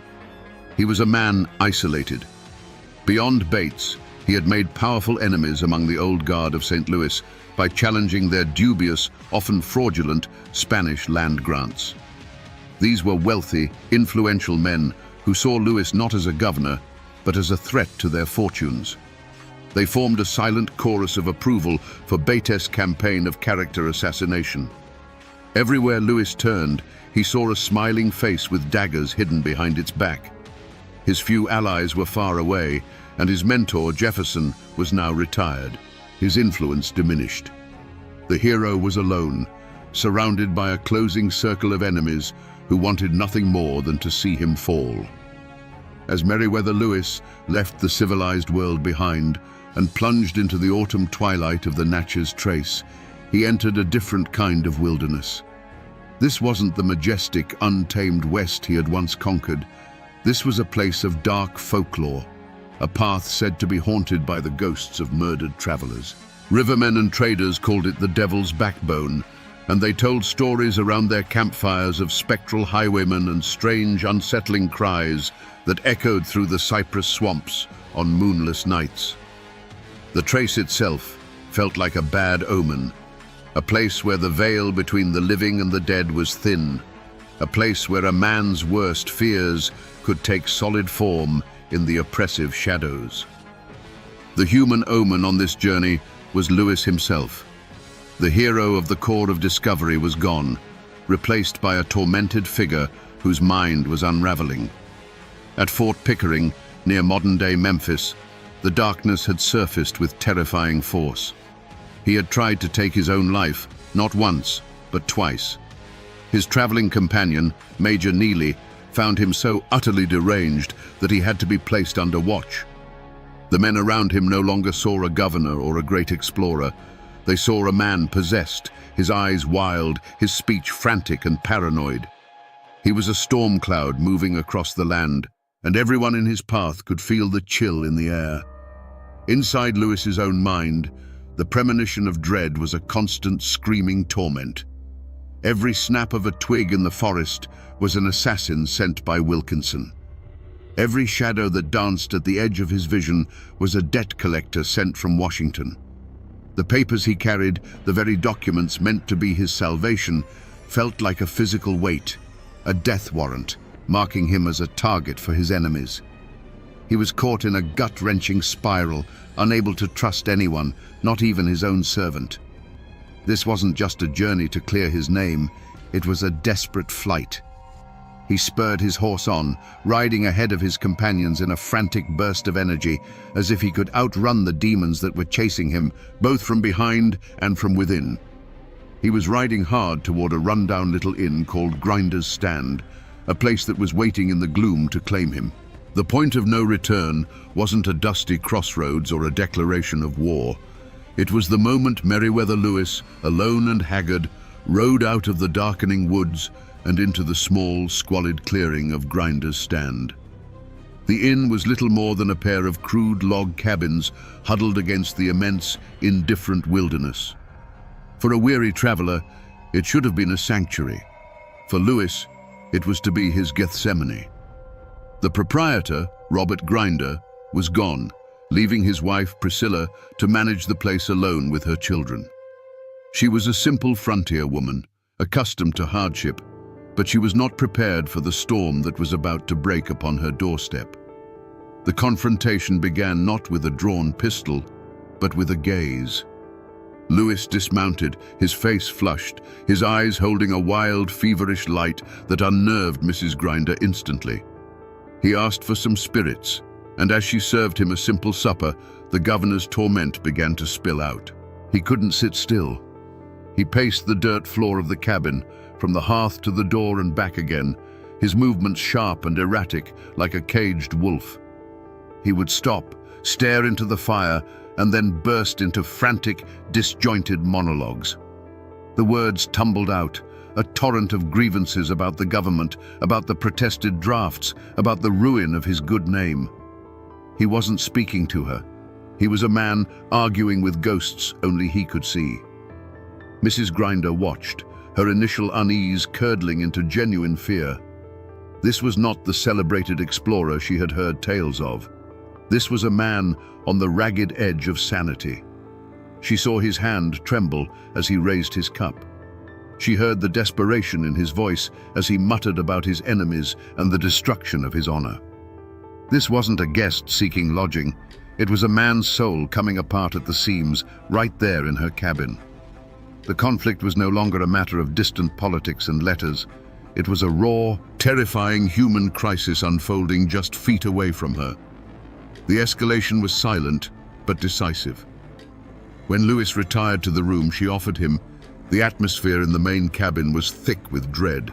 It felt charged, like the air before a lightning strike. The last semblance of normalcy shattered. For Priscilla Grinder, the code of frontier hospitality was overridden by the primal instinct of a mother protecting her young. She gathered her children and fled to the separate kitchen cabin, barring the door behind her. It was a simple act, but it was the final, fatal isolation of Meriwether Lewis. The last friendly human face in his world disappeared behind a wall of logs. He was now utterly, completely alone with the darkness that had chased him all the way down the devil's backbone. In the suffocating dark of the kitchen cabin, Priscilla Grinder lay awake, her heart pounding a frantic rhythm against her ribs. The silence of the Natchez Trace was absolute, a heavy blanket of blackness that seemed to swallow all sound. And then, the blanket was torn apart. The deafening roar of a pistol shot from the main cabin ripped through the night, a violent crack of thunder from a cloudless sky. She jolted upright. A moment later, she heard a second sound, a heavy, sickening thud, as if a sack of grain or a man's body had crashed to the floor.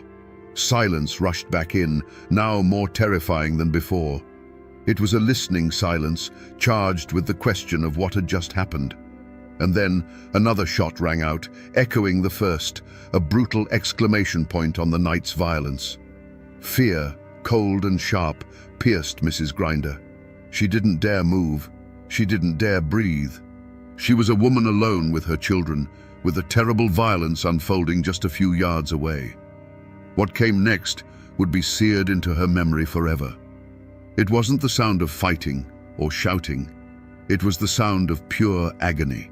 She heard a dragging, scraping noise from the main cabin, the sound of a body, wounded and broken, trying to pull itself across the rough-hewn floorboards.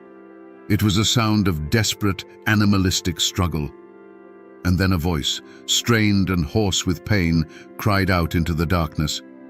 "Oh, Mrs. Grinder, give me some water." It was the governor's voice.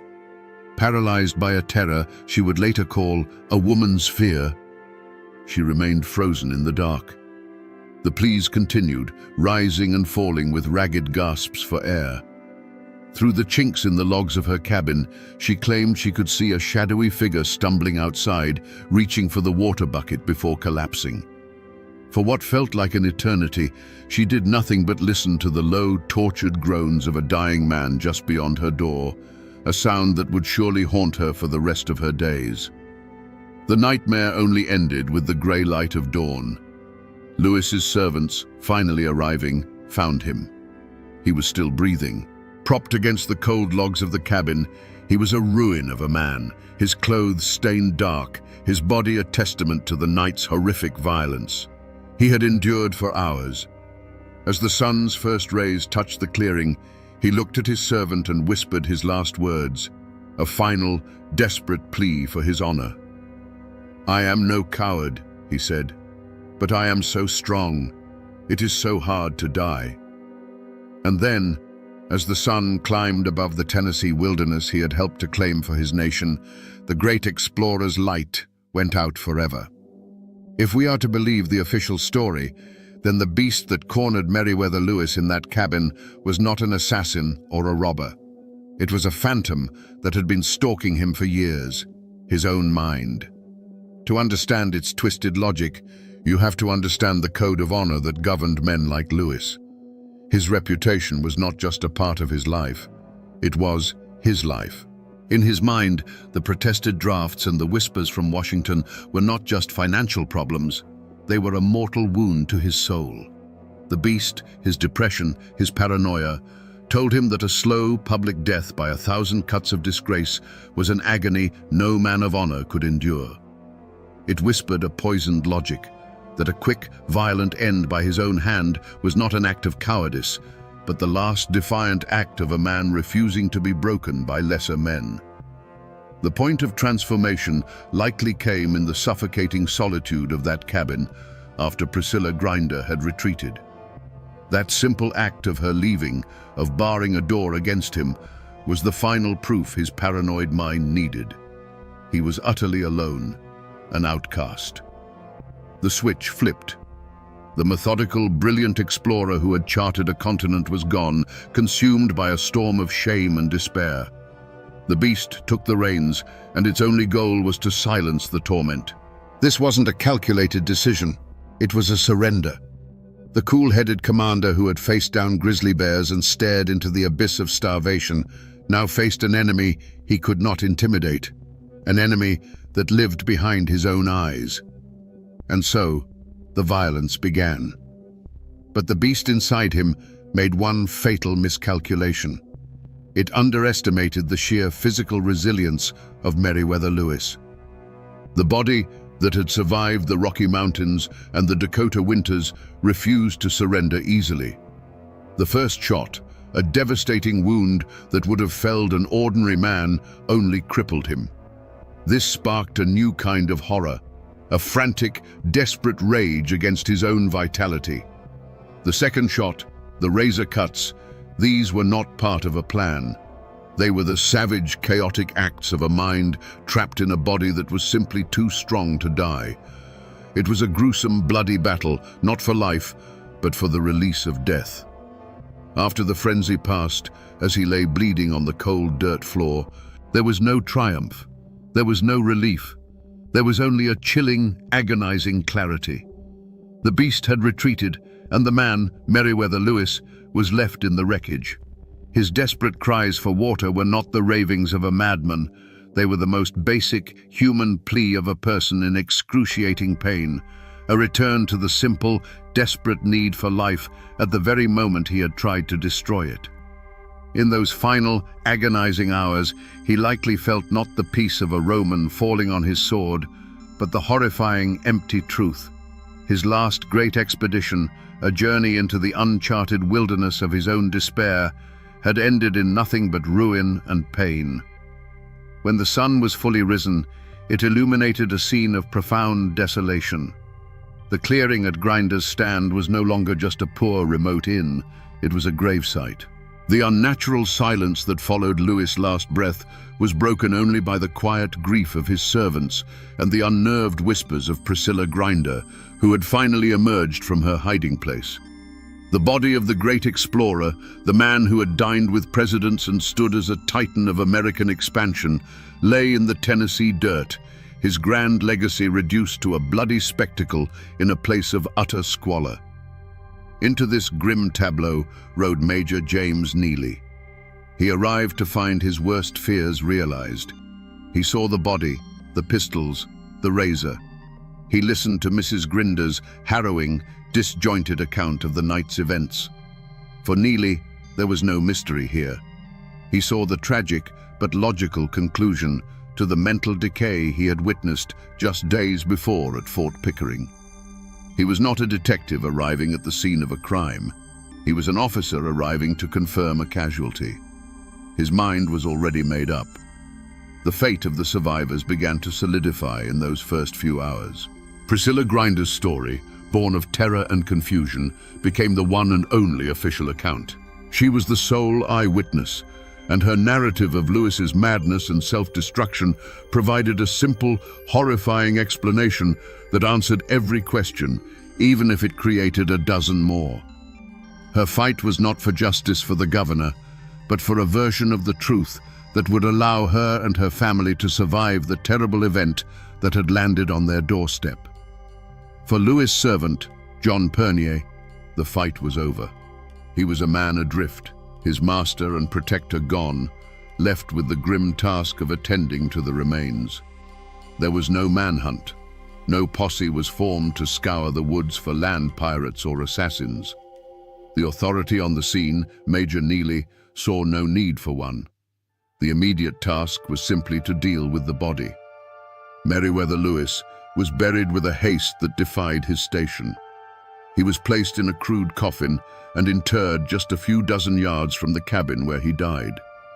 There was no eulogy from a president, no honor guard, just a simple hole in the ground on the very edge of the wilderness he had given his life to explore.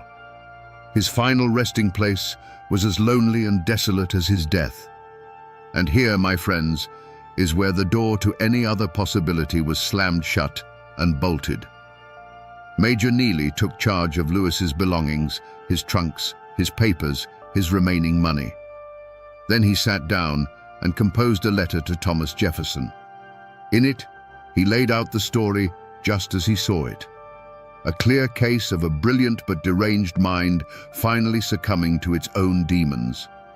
That letter, traveling from the dark woods of Tennessee to the quiet study of Monticello, was more powerful than any sheriff's warrant. It wasn't an appeal for an investigation, it was a final report.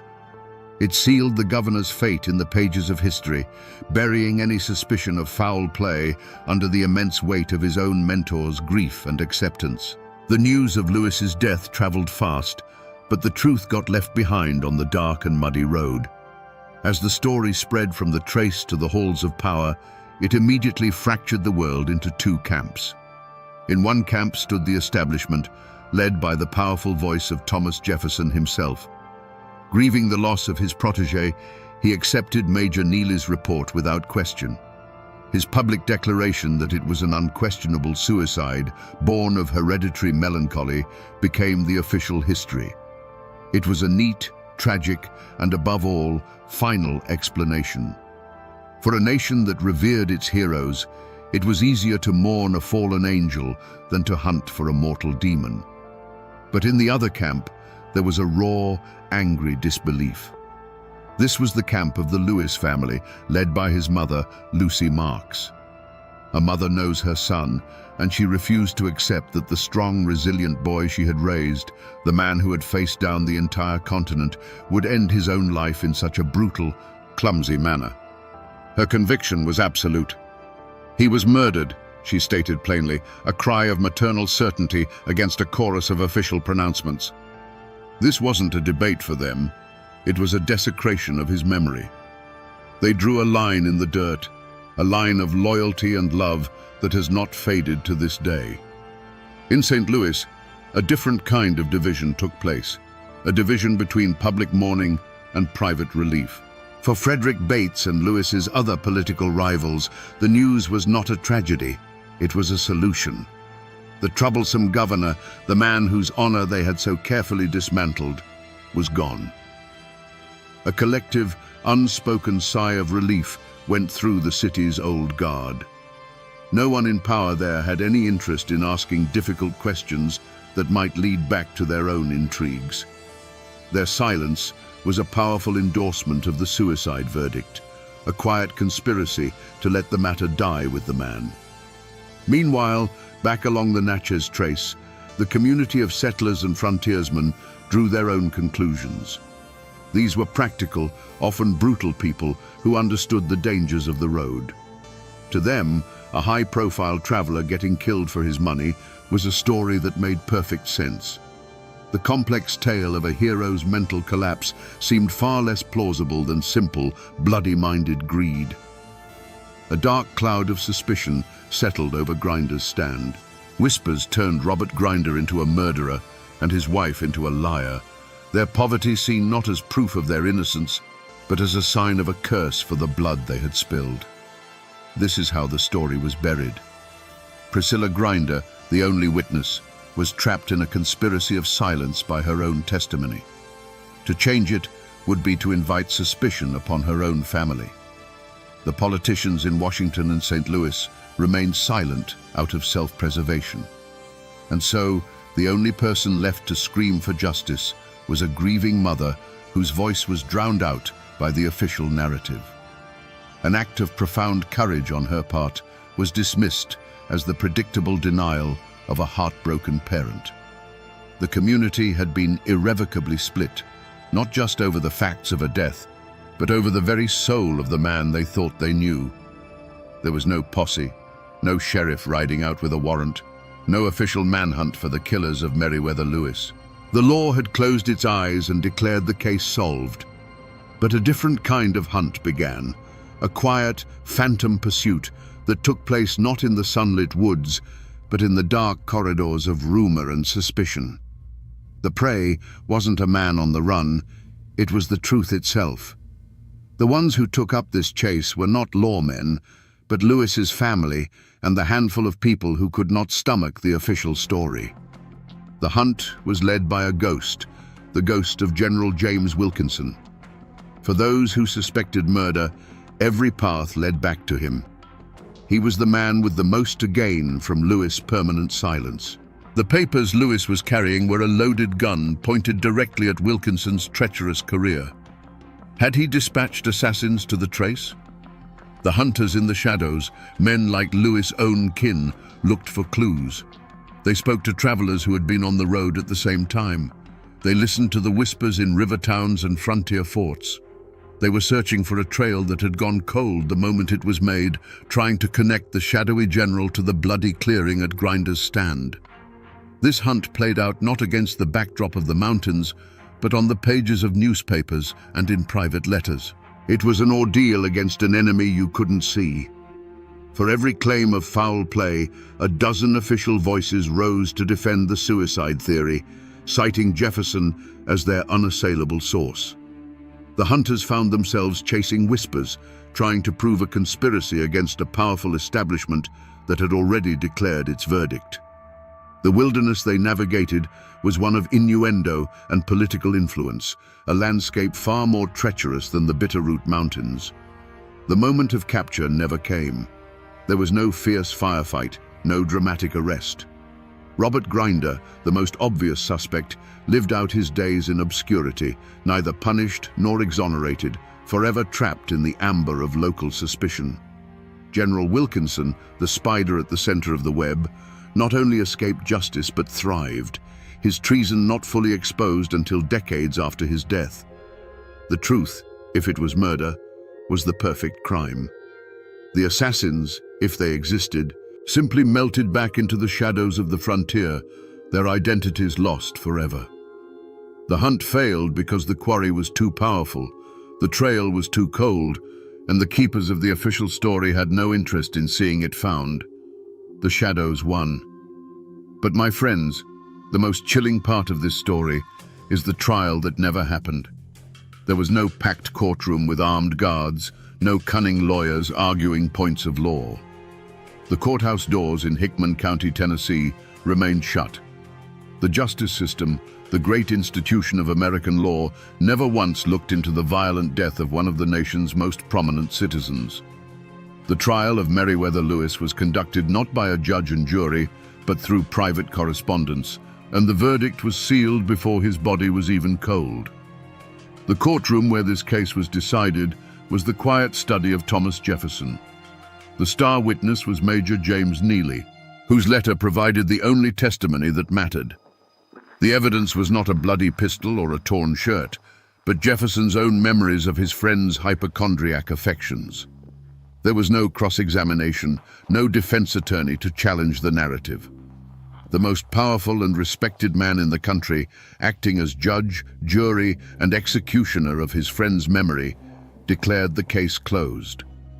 It was the law of powerful men, swift and absolute. The defendants, if there were any, never had to offer a plea. Robert Grinder, the innkeeper, simply faded back into the obscurity of the frontier, though he would live out his life under the permanent shadow of suspicion from his neighbors. Frederick Bates, back in St. Louis, received the news and seamlessly continued his campaign to secure the governorship for himself. And General James Wilkinson, the master of shadows, watched from a distance as a great threat to his treasonous career was not just eliminated, but erased in a way that left no questions and no trail back to him. They offered no remorse, no defiant smirks. They offered only a profound and damning silence. The verdict was announced to the world, not with the bang of a gavel, but with the quiet scratch of Jefferson's quill pen. Suicide, he wrote, and the word became history. It was a clean, simple answer to a messy, horrifying death. It allowed the nation to mourn a tragic hero without having to confront a darker possibility, that its institutions were so corrupt and its frontier so lawless that a man like Lewis could be murdered with absolute impunity. So was this justice? Or was it merely the tidiest story? The law of men delivered a verdict of convenience, one that protected the powerful and quieted the scandal. But the justice of the mountains, the justice whispered around campfires and passed down through generations along the Natchez Trace, rendered a different verdict. It was a verdict of murder, a verdict that kept the case file open in the hearts of the people, even as the official record was slammed shut. The law had failed, leaving only the stubborn, unquiet ghost of the story to wander the trace, forever searching for a trial that was never held. For Meriwether Lewis's mother, Lucy Marks, life after the verdict was a long, cold winter of grief. She was forced to endure not only the loss of her son, but the official staining of his honor. While the nation's leaders accepted the story of a weak mind succumbing to madness, she began a mother's lonely crusade. She insisted to anyone who would listen that her son was a victim of foul play, fighting to reclaim his memory from the official narrative. She lived out her days with the unbearable burden of knowing that her son, the man who had conquered a continent, lay in an unmarked, unconsecrated grave, his death certificate signed by the very men who may have benefited from it. And what of John Pernier, Lewis's servant, the man who should have been by his side that night? His fate is one of the darkest and most unsettling footnotes to this story.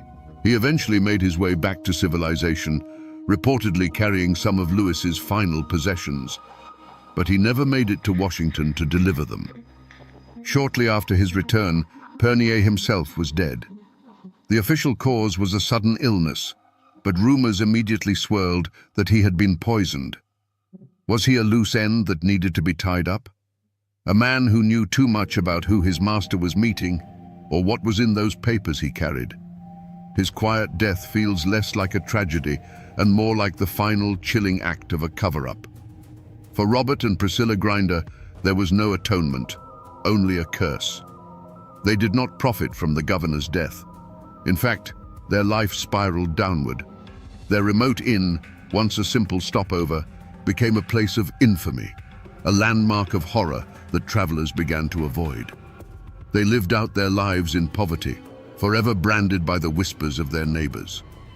The justice of the mountains is slow, and it takes the form of suspicion and isolation.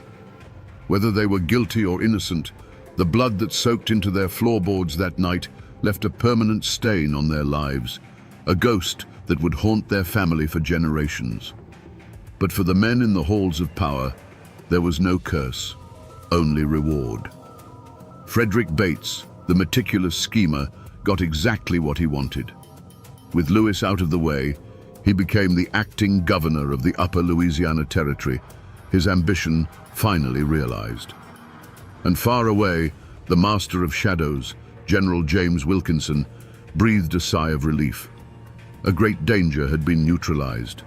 He would continue his treacherous career for years, his secrets safe, his reputation intact. For them, Lewis's death wasn't a tragedy. It was a stepping stone.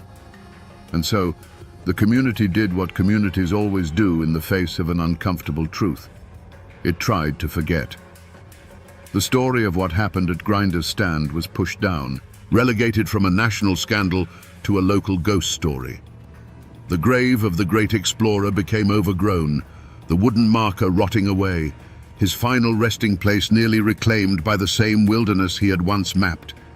The scar on the land was slowly, deliberately, covered over by a blanket of collective silence, in the desperate hope that if no one spoke of it, the ghosts of that terrible night might finally fade away. The bloodline of Meriwether Lewis did not end in that lonely clearing, and the fire of his mother's conviction still burns in the hearts of his descendants. For decades, they have continued her fight. They are not hunting with rifles in the dark woods, but with petitions, and the promise of forensic science. They have pleaded with the National Park Service to allow for the exhumation of his remains, arguing that a modern examination could finally answer the question of the bullet trajectories and settle the 200-year-old debate.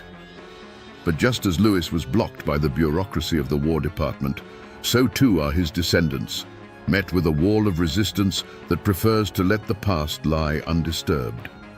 The fight for the truth continues, a modern echo of a very old battle. If you travel the old Natchez Trace today, you won't find the squalid, terrifying cabins of Grinder's Stand. The wilderness has reclaimed them. In their place, under the quiet shade of old trees, you will find a quiet, solemn monument. In 1848, the state of Tennessee erected a stone column over his grave. But it is not a whole column. It is broken, deliberately so, a powerful and tragic symbol of a great life cut violently short. It is a place of strange and somber peace now, a stop along a scenic parkway where visitors can read a plaque and pay their respects, many of them completely unaware of the furious, bloody mystery that lies just a few feet beneath the soil.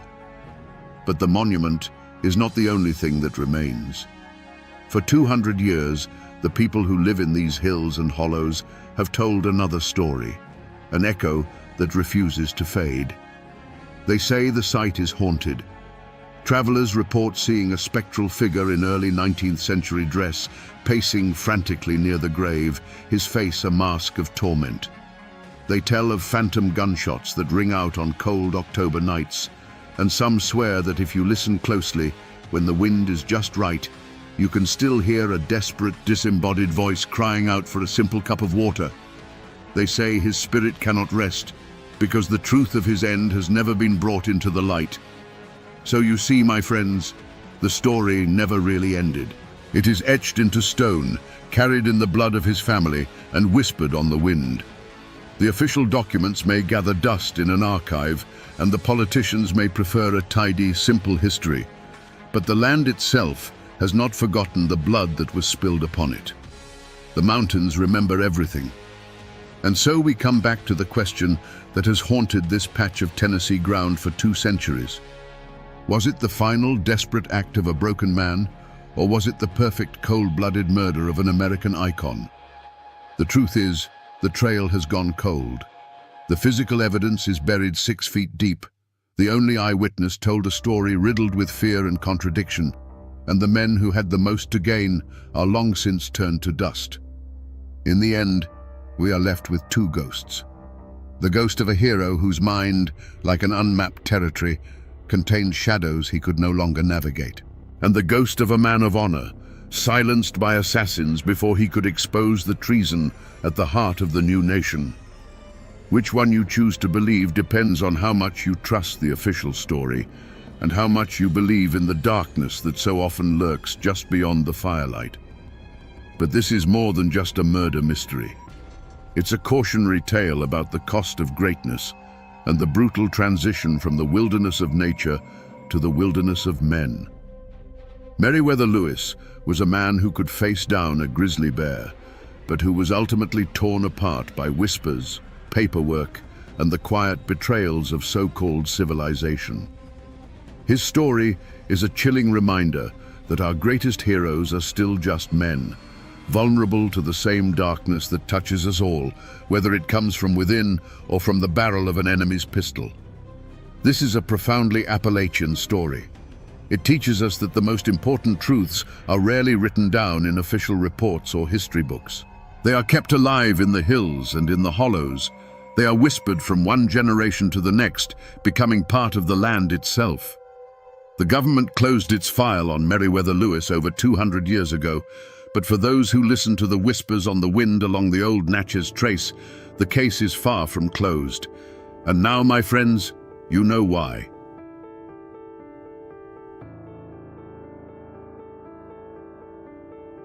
Imagine this for a moment. A 10-year-old boy and his 7-year-old sister, barefoot and bleeding, crashing through the Appalachian wilderness. In the boy's arms is a crying infant. They are the only thing left of their family. Behind them, in the chilling silence that always follows the screams, lies the ruin of their home and the bodies of their father and their 7 brothers. How does a family get wiped from the face of the earth in a single afternoon, leaving only children to tell the tale? The history books call it the Hannan family massacre, just another bloody footnote in the story of the American frontier. But that simple label hides a far darker and more complex truth. It hides the story of a forgotten war, of a visionary warrior fighting for his people's survival, and of a clash of worlds so violent it left ghosts that are said to haunt these mountains to this very day. Today, we journey back to that brutal summer of 1776 to find out what really happened on the day hell descended into a quiet mountain hollow. Before the screams, there was the quiet rhythm of a life being carved out of the wilderness. William Hannan's homestead was little more than a notch in the vast green cloak of the North Carolina mountains. A log cabin, sturdy and rough-hewn, stood in a small clearing, a testament to endless hours of labor. Around it, a field of corn and beans fought a daily battle against the encroaching forest. This was the frontier in 1776, not a place of grand adventure, but of grueling, back-breaking work from sunup to sundown. The forest was both a provider and a threat. It gave them timber for their home, game for their table, and cool water from its creeks. But it also held its secrets in a deep, watchful silence. William Hannan was a man defined by that silence. A widower, he was the sole guardian of 10 children, a responsibility that would have crushed a lesser man.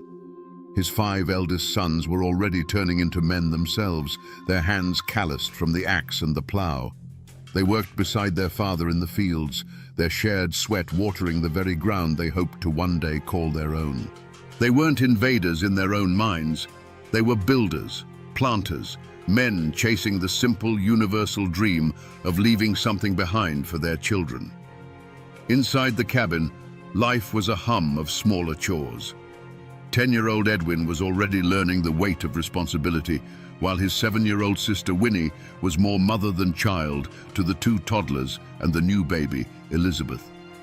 Their world was small, bounded by the edge of the woods and the arc of the sun. Their joys were simple: a cool drink of water after a hot day's work, the rare taste of wild honey, the stories told by the firelight as the mountains outside grew dark and quiet. It was a hard life, but it was their life, whole and unbroken. But the year was 1776, and while men in Philadelphia were debating the birth of a new nation, the world these settlers knew was on the verge of a violent, bloody death. The winds of revolution that blew through the cities reached the mountains as distorted whispers, rumors carried by traders and traveling preachers. They spoke of war with the British, of independence, of freedom, words that felt distant and abstract in a place where survival was the only law that mattered. The more immediate danger had a name that was beginning to be spoken with a mix of fear and reluctant respect: Dragging Canoe. He was the leader of the Chickamauga Cherokee, a man who refused to bow to the white tide. Whispers said he had sworn a blood oath to drive the settlers from his ancestral lands. The Hannan family, in their quiet hollow, knew of these rumors. Every snap of a twig in the forest, every unfamiliar shadow at dusk, was a reminder that their small patch of cleared land was an island in an ocean of ancient history they did not understand. They were living on borrowed time, and they had no idea the debt was about to be called due. The Hannans had no quarrel with their immediate neighbors. On the frontier, you relied on the folks in the next valley over. No, the grudges that doomed them were older, deeper, and written on the land itself. William Hannan and his family were living on the edge of a wound that had been festering for decades. Each treaty signed by distant chiefs, each parcel of land ceded under pressure, was another drop of poison in the well. To the Cherokee, the settlers' cabins weren't homes. They were markers of a slow, creeping death to their way of life. The architect of this simmering rage was Dragging Canoe. He was a man who saw the future in the tired eyes of the old chiefs who kept giving away land, hoping for a peace that never came. At a treaty meeting, as yet another swath of ancestral hunting ground was signed over, he pointed to the land and spoke words that would become a prophecy written in blood. "You have bought a beautiful land," he told the settlers, "but I am afraid that you will find its settlement dark and bloody." He saw no compromise, only oblivion. Dragging Canoe and his followers, the Chickamauga, were not just a band of renegades. They were the hardened soul of the Cherokee resistance.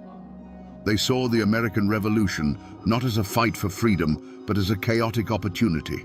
British agents, eager to sow terror on the colonial frontier, fanned the flames of their fury. They provided guns, ammunition, and promises, turning the Chickamauga's righteous anger into a weapon.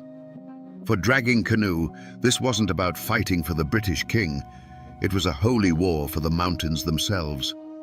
This web of intrigue and old hatreds created an atmosphere thick with paranoia. In the scattered settlements, rumors spread like wildfire. A hunter would report seeing unfamiliar tracks by the creek. A trader would bring news of Chickamauga war parties gathering in the hidden valleys. Whispers turned to warnings, and warnings turned to cold, hard fear. The Hannon family, like every other settler, would have felt it. The friendly waves they might have once exchanged with Cherokee hunters were gone, replaced by wary, assessing stares across the trees. The air itself had changed. It was no longer just the quiet of the mountains. It was the tense, listening silence before a storm.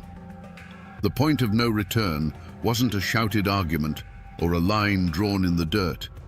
It was a silent decision made in the deep shadows of the forest. It was the moment a Chickamauga war party, their faces painted in the colors of vengeance, began to move with purpose toward the smell of wood smoke from the Hannon cabin. For them, this wasn't murder. It was surgery. It was cutting out a cancer that was killing their world, one small homestead at a time.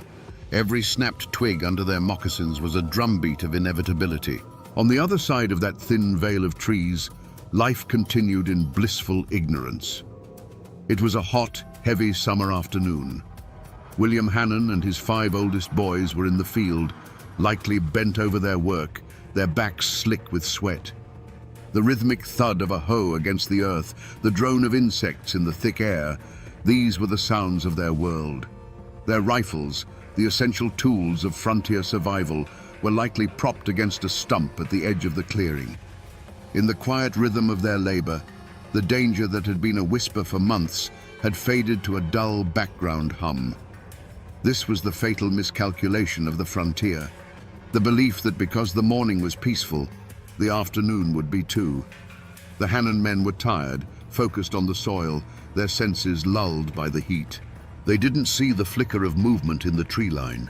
They didn't hear the collective intake of breath as dozens of eyes fixed on them from the shadows. The war party had reached the edge of the woods.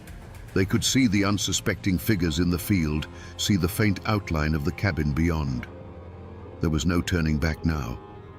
The promise made to Dragging Canoe, the anger fueled by British guns, the generations of grief for lost lands, it all coalesced into this one irreversible moment. A hand was raised. A silent signal was given. The deep, listening silence of the Appalachian forest was about to be broken by a sound that would echo through generations. It began with a sound that didn't belong in a peaceful afternoon. It wasn't the call of a bird or the snap of a twig, but the chilling, high-pitched war cry of the Chickamauga erupting from the tree line. For William Hannon and his 5 sons, there was no time to run, no time to even turn and grab their rifles. The world of hoeing and planting vanished in an instant, replaced by a storm of motion and violence that swept over the field. It wasn't a battle, it was a harvest. Moments later, it was over. The rhythmic sounds of work had been replaced by a silence that was heavy and absolute. 6 men who had been toiling under the sun were now part of the very earth they had been turning. From the cabin, one could only see the aftermath. the still figures lying in the dirt and the attackers moving among them. One warrior stood over the body of William Hannon and with a swift, practiced motion raised a dark, bloody proof of his victory to the sky before disappearing back into the shadows of the forest.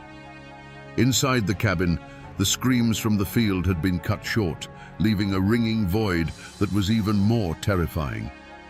10-year-old Edwin and 7-year-old Winnie huddled together, trying to quiet the two toddlers and the crying infant, Elizabeth. Then came a new sound, the splintering of their own front door. It burst inward, and the small, dim cabin was suddenly filled with huge, terrifying shadows. The air grew thick with the scent of sweat, rage, and something metallic that the children didn't understand. The warriors' eyes, accustomed to the dim light of the forest, scanned the cabin. They saw the children. In the merciless logic of a war for survival, these were not children. They were the seeds of their enemy, seeds that could not be allowed to grow. One of the warriors moved toward the 3-year-old boy, who was crying in terror. There was a small, sharp scream, followed by a sickeningly dull thud against the log wall, and then silence. The newborn, Elizabeth, began to wail, her infant cries filling the cabin. Another warrior moved toward her. But in that moment, in that bloody, chaotic frenzy, something happened. Perhaps the warriors were spooked by a sound. Perhaps they believed their work was done and were eager to leave. For one critical second, their attention was diverted. It was all the time the universe would give. It wasn't a thought, but a pure animal instinct that moved 10-year-old Edwin. As the warrior turned away, the boy lunged, scooping the screaming infant from her cradle. He grabbed Winnie's hand, pulling her with a force she didn't know he possessed. He didn't look back at the small, still form of his little brother. He didn't look at anything but the gaping hole where the door used to be. They slipped out of the cabin like two small ghosts, leaving their own grave. Barefoot, with a screaming baby in their arms, they ran. They didn't run toward the fields where their father lay. They ran for the one place that had always seemed so dark and threatening, the only place that now offered salvation, the deep, silent woods. They plunged into the shadows, the thorny branches tearing at their skin, running from the silence that had just fallen over their home, a silence now more terrifying than any scream. For what felt like an eternity, Edwin and Winnie ran, fueled by a terror that numbed the pain of thorns and sharp rocks under their bare feet. The only reality was the weight of the baby in Edwin's arms and the desperate, ragged sound of their own breathing. They finally stumbled out of the tree line and into the clearing of the nearest farmstead, collapsing in a heap of exhaustion and shock.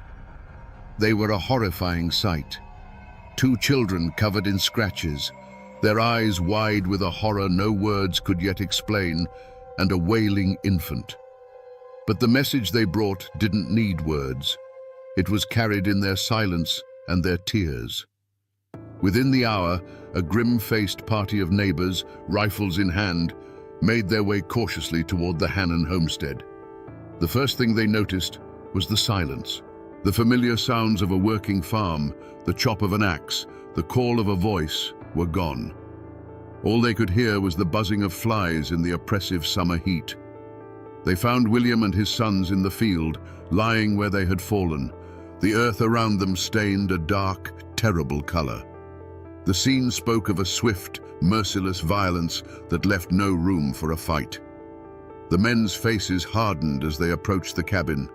The door hung broken on its hinges, a gaping wound in the side of the small home. Inside was a scene of profound violation. The simple furniture was overturned, and in the dim light they saw what the children had fled from. The overturned cradle, the small, still body of the 3-year-old boy. It was a sight that burned itself into the minds of even the most hardened frontiersmen, turning their fear into a cold, diamond-hard rage. The surviving children were taken in, passed from one set of gentle, grieving hands to another. But they were no longer the children they had been that morning. They were ghosts, haunted by what they had seen and heard. Winnie clung to the infant Elizabeth, as if the baby were the last anchor in a world that had been washed away by a flood of violence. Edwin, the 10-year-old boy who had saved them, retreated into a silent, watchful place deep within himself. His eyes held the look of a man who had stared into the abyss and had seen the abyss stare back. The news of the massacre traveled like a shockwave through the scattered settlements of the North Carolina frontier. It was a story told in hushed, terrified whispers around hearths that night. Doors were barred, rifles were loaded, and every shadow in the woods became a source of terror. The fragile illusion of safety was shattered. Dragging Canoe was no longer a distant rumor. He was a tangible, blood-soaked threat who had reached into their world and ripped a family apart. Fear was the first reaction. But in the heart of the Appalachian settler, fear was always followed by something else, a burning, unquenchable thirst for vengeance. The hunt began not with a sheriff's decree, but with a low growl of fury that rippled through the scattered cabins. As the bodies of the Hannons were being prepared for their final rest in the hard Appalachian soil, the men of the frontier were gathering. They came with their long rifles, powder horns, and a quiet, murderous resolve in their eyes. These weren't lawmen. They were farmers, blacksmiths, and trappers, whose hands were as accustomed to an axe handle as a trigger. The massacre wasn't an attack on a stranger. It was an attack on every single one of them, on their wives, their children, their own precarious existence. They formed a ragged posse, a grim collection of about 20 men, and plunged into the forest on the trail of the war party. They were skilled woodsmen, men who could read a bent twig or a scuffed patch of moss like a page in a book. But the mountains that had been their home now became an alien landscape, a deadly labyrinth that belonged to their enemy. Every ravine could hide an ambush, every thicket of rhododendron a sniper. The air, thick with humidity, was also thick with a palpable tension that made the sweat on their necks run cold. For days, they pushed deeper into the wilderness, their initial rage sharpening into a focused, exhausting pursuit. They found signs of the war party's passage, the remains of a hastily eaten meal, a single dropped feather from a ceremonial dress, a faint moccasin print in the mud of a creek bed. Each discovery sent a jolt of adrenaline through the weary men, pulling them onward. They were close. They could feel it. They slept in shifts, their rifles never leaving their hands, their dreams filled with shadows and the ghost of a child's scream. But the Chickamauga were masters of this domain. They moved like smoke through the trees, their trail growing fainter and more confusing with every mile. The posse would follow a clear path for hours, only to have it vanish completely on a rocky ridge, as if the warriors had simply been lifted into the sky. The mountains were helping their own. The forest that had provided the Hannons with life was now actively shielding their killers, swallowing them into its vast green depths. The moment of capture never came. After a week of relentless pursuit, the posse stood on a high bluff, looking out over an endless expanse of ridges and valleys. They were gaunt, their supplies were dwindling, and their tracks were the only ones they had seen for 2 days. The grim truth settled upon them like a shroud. The war party had dissolved back into the wilderness, swallowed by a network of hidden paths and sympathetic villages they could never hope to find. There was no fierce firefight, no exhausted surrender. There was only the cold, bitter realization that the men they were hunting were gone. They had struck and then vanished, leaving nothing behind but corpses and terror.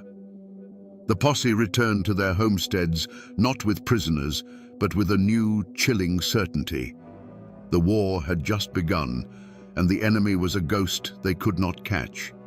There was no trial, no courtroom, no judge in a black robe, no clever lawyers arguing points of law.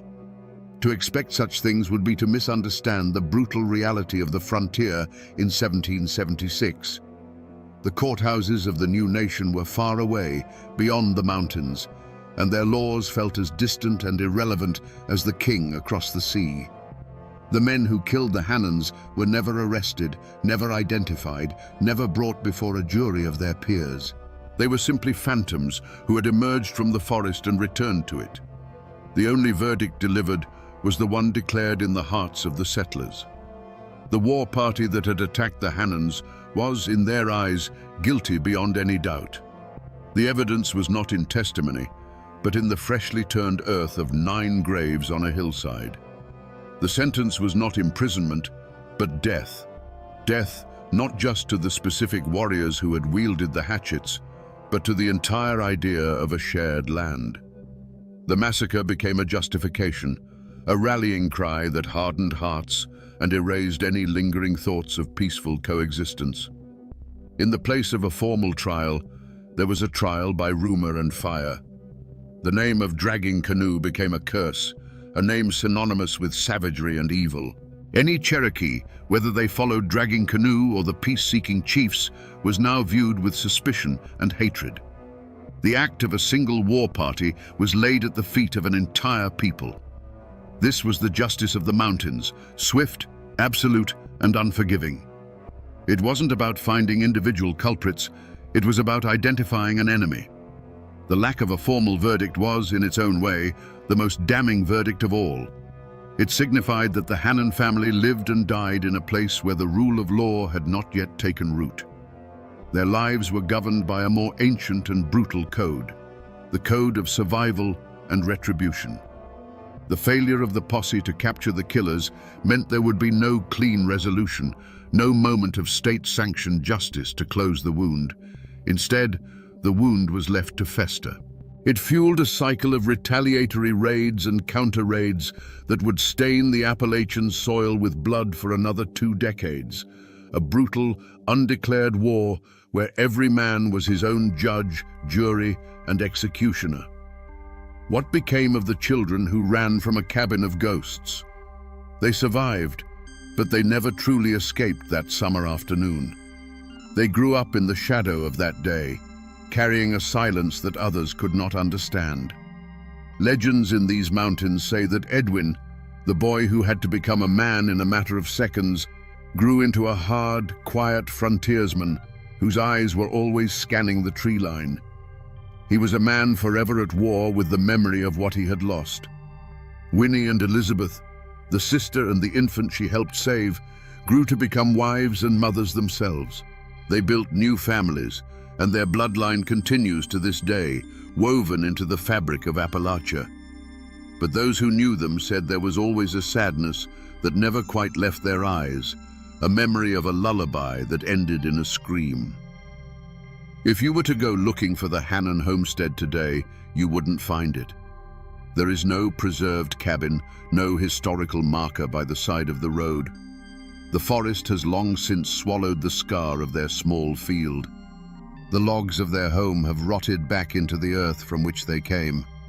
The only physical trace left is the land itself, and perhaps a few unmarked stones on a forgotten hillside, worn smooth by 2 centuries of rain and wind. But the story did not rot away with the cabin walls. It seeped into the soil like blood, becoming a part of the local folklore. For generations, people living in that hollow have spoken of strange things. They say that on quiet, moonless summer nights, if you stand near the creek where the homestead was, you can sometimes hear the faint, ghostly sound of a baby crying on the wind. It is the soul of the murdered infant, they say, forever lost between worlds. Most people have forgotten the name William Hannan. The official histories mention the event only in passing, if at all. But the mountains remember. The old oaks that witnessed the attack still stand, their rings holding the memory of that day's terrible silence. The story isn't in a book, it's in the land itself. It's a ghost story whispered to children to keep them close to home after dark, a cautionary tale about the brutal cost of a new nation. The paper may have forgotten, but the earth never does. So we return to the question that haunted us from the beginning. How does a family get wiped from the face of the earth, leaving only children to tell the tale? The easy answer is to blame the savagery of the frontier, to point a finger at Dragging Canoe and his warriors. But the truth, like the Appalachian forest itself, is a place of deep and tangled shadows. The Hannon family weren't just killed by men with hatchets.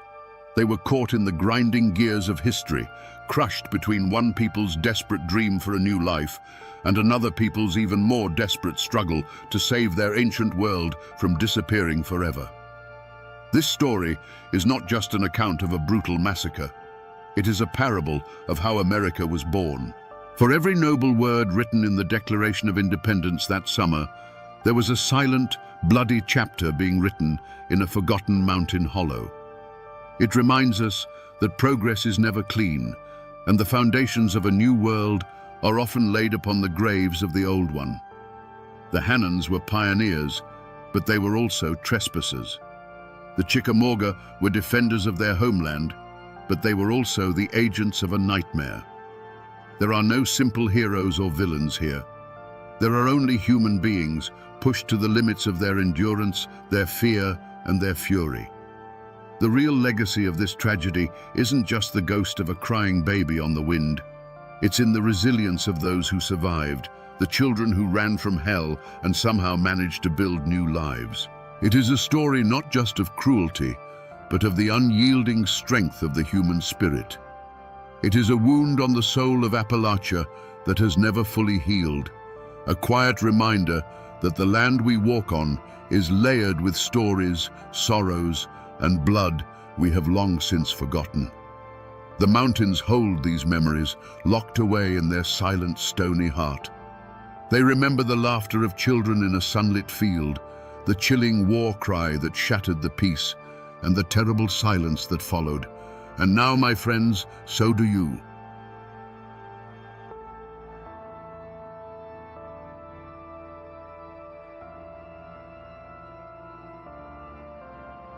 You can find places like this all over Appalachia.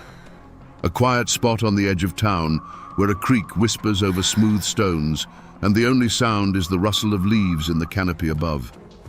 It feels peaceful, timeless even. But this ground, right here on the outskirts of Winston-Salem, holds a memory soaked in blood and betrayal. Over a century ago, this gentle quiet was shattered by the crack of a pistol. This is the very spot where they found a young woman named Ellen Smith. Her life ended by a single bullet fired straight into her heart. Her story became a legend, immortalized in one of America's most famous murder ballads. But a song is not the whole truth. Today, we're going to peel back the layers of that old, mournful tune and listen for the real story. We're here to ask the questions the ballad never answered. Who was Ellen Smith? And why did the story of her death refuse to die? Let's turn back the clock to 1892. Winston-Salem, North Carolina, was a town caught between two worlds. The sweet, heavy scent of curing tobacco from the new R.J. Reynolds factories hung in the air, a promise of new money and new industry. But just beyond the town limits, the old ways of Appalachia held fast, a world of hard work, strict honor, and unwritten rules that could govern a person's life and death. It was a place of opportunity, but also a place where a person's reputation was everything, especially for a young woman trying to make her way alone. Into this world came Ellen Smith. She was barely 19, a girl from the surrounding foothills who, like so many others, was drawn to the town by the prospect of a steady wage. She found work as a maid at the Zinzendorf Hotel, a bustling hub where the wealthy tobacco barons mixed with travelers and local townsfolk. By all accounts, she was pretty, quiet, and hard-working. She carried out her duties, changing linens and serving meals, likely dreaming of a life far removed from the hard-scrabble farm she had left behind.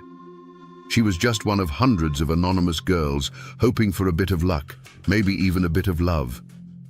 And then there was Peter de Graaf. If Ellen was invisible, Peter was anything but.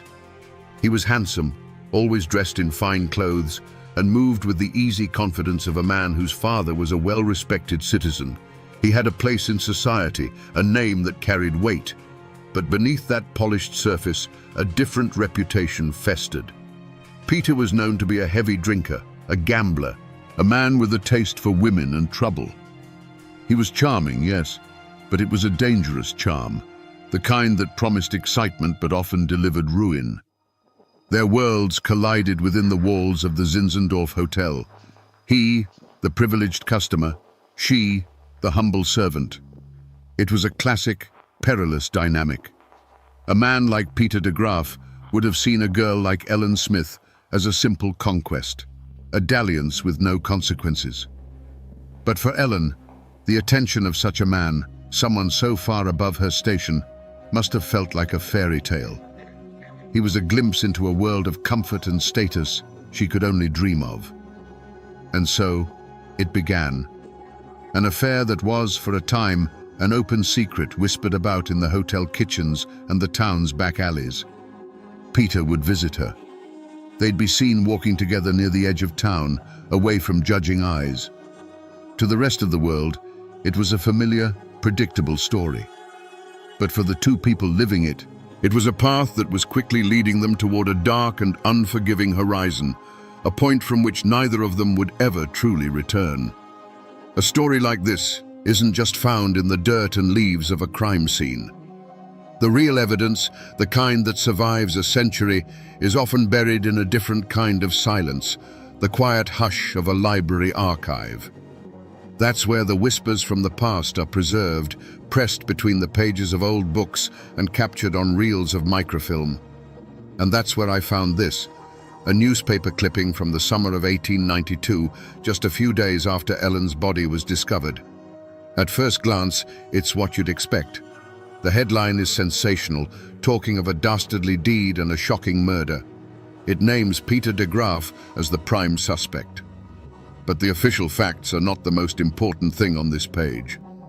Tucked away in the third paragraph is a single, carefully worded phrase. The article mentions the town's rampant speculation about the victim's unfortunate condition.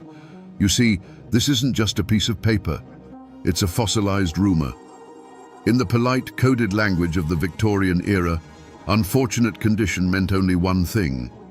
Ellen Smith was believed to be pregnant with Peter de Graaf's child. This single, unproven whisper, printed for all to see, was the spark that lit the fuse. Suddenly, this wasn't just a story of a lover's quarrel. It was a story of honor, shame, and desperation. This one sentence transforms the entire narrative. The affair was no longer a secret dalliance. It became a time bomb. For Peter, it was a threat to his engagement to a more suitable woman and a stain on his family's good name. For Ellen, it was a last, desperate hope for legitimacy. The question this old newspaper forces us to ask is a heavy one. How does a whispered rumor in a small southern town build enough pressure to end in a gunshot?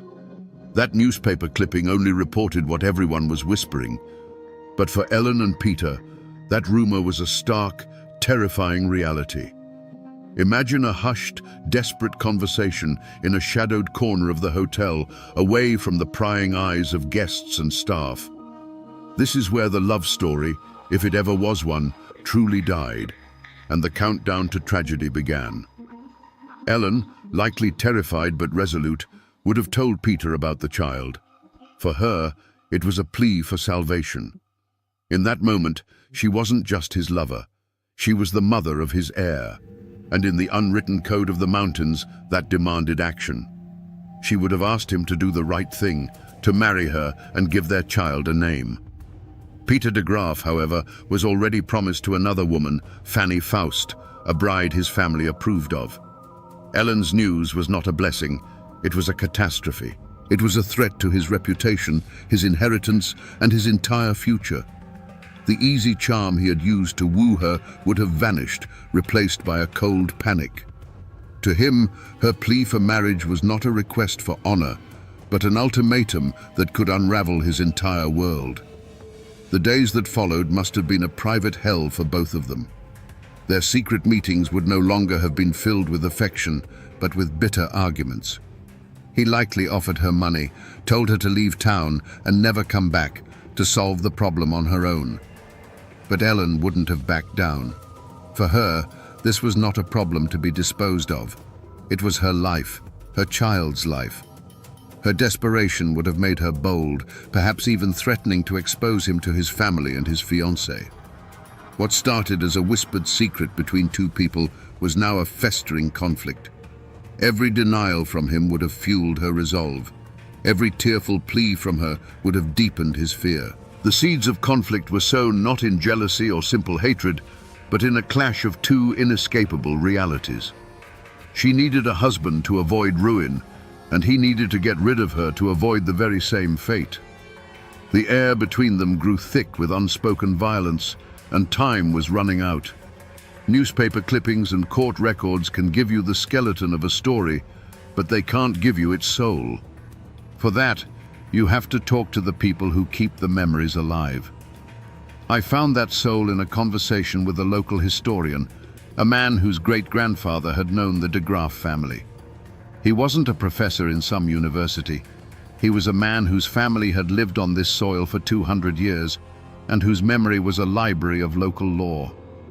We sat on his porch, overlooking the hazy blue line of the distant mountains. He told me the official story, the one we all know. The affair, the rumored pregnancy, the arrest. But then he leaned forward in his rocking chair, his voice dropping a little lower. "Now, this part you won't find in any court record," he said. "This is the story that was passed down. The papers will tell you Peter had a motive, but they don't tell you why it had to happen on that specific day. According to the tale that's been told around here for over a century, Ellen Smith had given Peter de Graaf an ultimatum. It wasn't just a tearful plea for marriage anymore. She was done with his stalling and his empty promises. She told him that if he didn't agree to marry her, she was going to walk over to his father's house that very afternoon and tell the old man everything. Suddenly, the timeline snaps into sharp, terrifying focus. This wasn't a problem Peter could put off until next week. It was a crisis with a deadline measured in hours. Exposing the secret to his prominent father would have brought immediate and absolute ruin. It was one thing for the town to whisper, but for the patriarch of the de Graaf family to hear it from Ellen herself. That was unthinkable. Peter, cornered and desperate, knew he had to stop her, and he had to do it right then. This personal testimony, passed down through generations, gives us the missing piece of the puzzle, the emotional trigger for what was about to happen. The ultimatum hung in the hot, still air between them. It wasn't a tearful plea anymore. It was a declaration. Ellen was going to his father's house, today. For Peter de Graaf, the world had just shrunk to the size of a ticking clock, and every second brought ruin closer. The charming dandy, the confident man about town, was gone. In his place was a cornered animal, staring down the collapse of his carefully constructed life. The whispers of the town were one thing. A public confrontation with his father was another. It meant the end of his engagement, the loss of his inheritance, and the fury of a patriarch whose name he was about to disgrace. He couldn't let her get to that house. He had to stop her. But he couldn't do it in the open. He needed to move her away from the center of town, away from prying eyes, away from anyone who might hear an argument or a scream. And so, the mask of the charmer went back on, one last, terrible time. He would have softened his voice, feigned surrender. He likely told her she was right, that they needed to talk it through properly, away from the hotel. "Let's walk," he would have suggested, "down by the water race, where we can be alone. We'll figure this out." Did a flicker of hope ignite in Ellen's heart? Did she believe for just a moment that her desperate gamble had worked, that he was finally going to do the right thing? Or did a cold knot of fear tighten in her stomach? We will never know. But we know she agreed. Perhaps she felt she had no choice but to see it through. So she walked with him, away from the safety of the busy streets, away from the life she knew. Each step they took together was a step further from her world and deeper into his. They made their way toward the outskirts of town, toward the secluded spot by the old paper mill.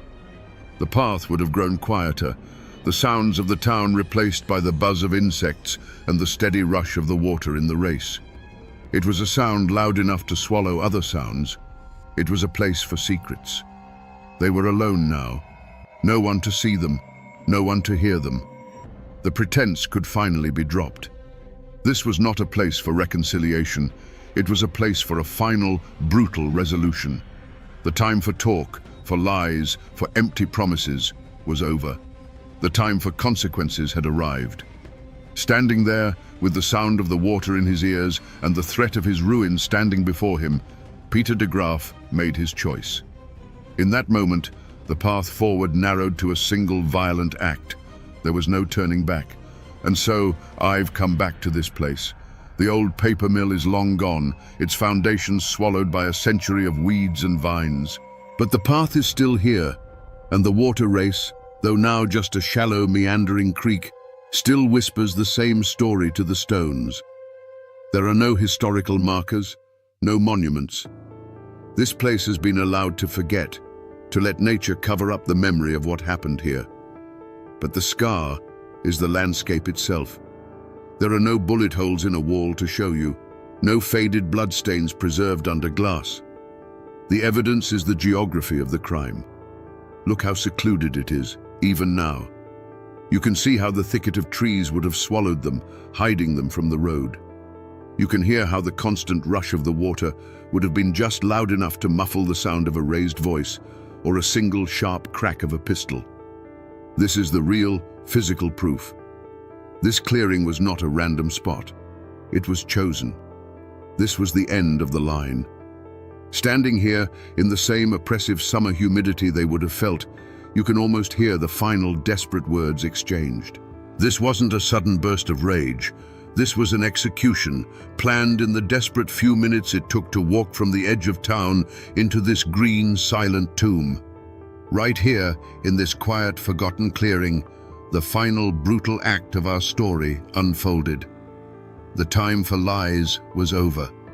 Standing in that secluded clearing, Ellen would have stood her ground, her voice steady with the conviction of a woman with nothing left to lose. She would have repeated her ultimatum one last time. I am going to your father's house. I am going to tell him everything. Those were the words that sealed her fate. For Peter de Graaf, the sound of the rushing water faded away, and the world narrowed to this single, unmovable obstacle standing between him and his future. The panic that had been churning inside him cooled into a terrible, simple clarity. He would have felt the weight in his coat pocket, a heavy, cold reassurance. He had likely brought it with him for this very purpose, a final option he hoped he wouldn't have to use. But her resolve, her refusal to be silenced or sent away, had exhausted all other possibilities. In his mind, she had backed him into this clearing, into this moment. There was only one way he could walk out of here alone, with his secret safe and his future intact. The choice was made. And then, the argument ended. It ended not with a resolution, but with a sharp, violent punctuation. A single, sharp report cracked the humid air, a sound far too loud and deliberate to be a snapping twig. It was a sound that ripped through the drone of the insects and the murmur of the creek, echoing off the trees for a brief moment before being swallowed by the woods. A flock of startled birds erupted from the canopy, their panicked calls the only immediate response to the unnatural noise. There would have been no scream, just a look of profound, final surprise on Ellen's face. A flicker of disbelief as she looked down at her own chest, as if to understand what had just happened. Her hands, which might have been clenched in anger or raised in pleading, fell limp to her sides. She crumpled to the ground without a sound, a final, soft exhalation of breath, the only testament to the life that had just been stolen from her. The vibrant, determined young woman was gone, replaced by a still, silent form.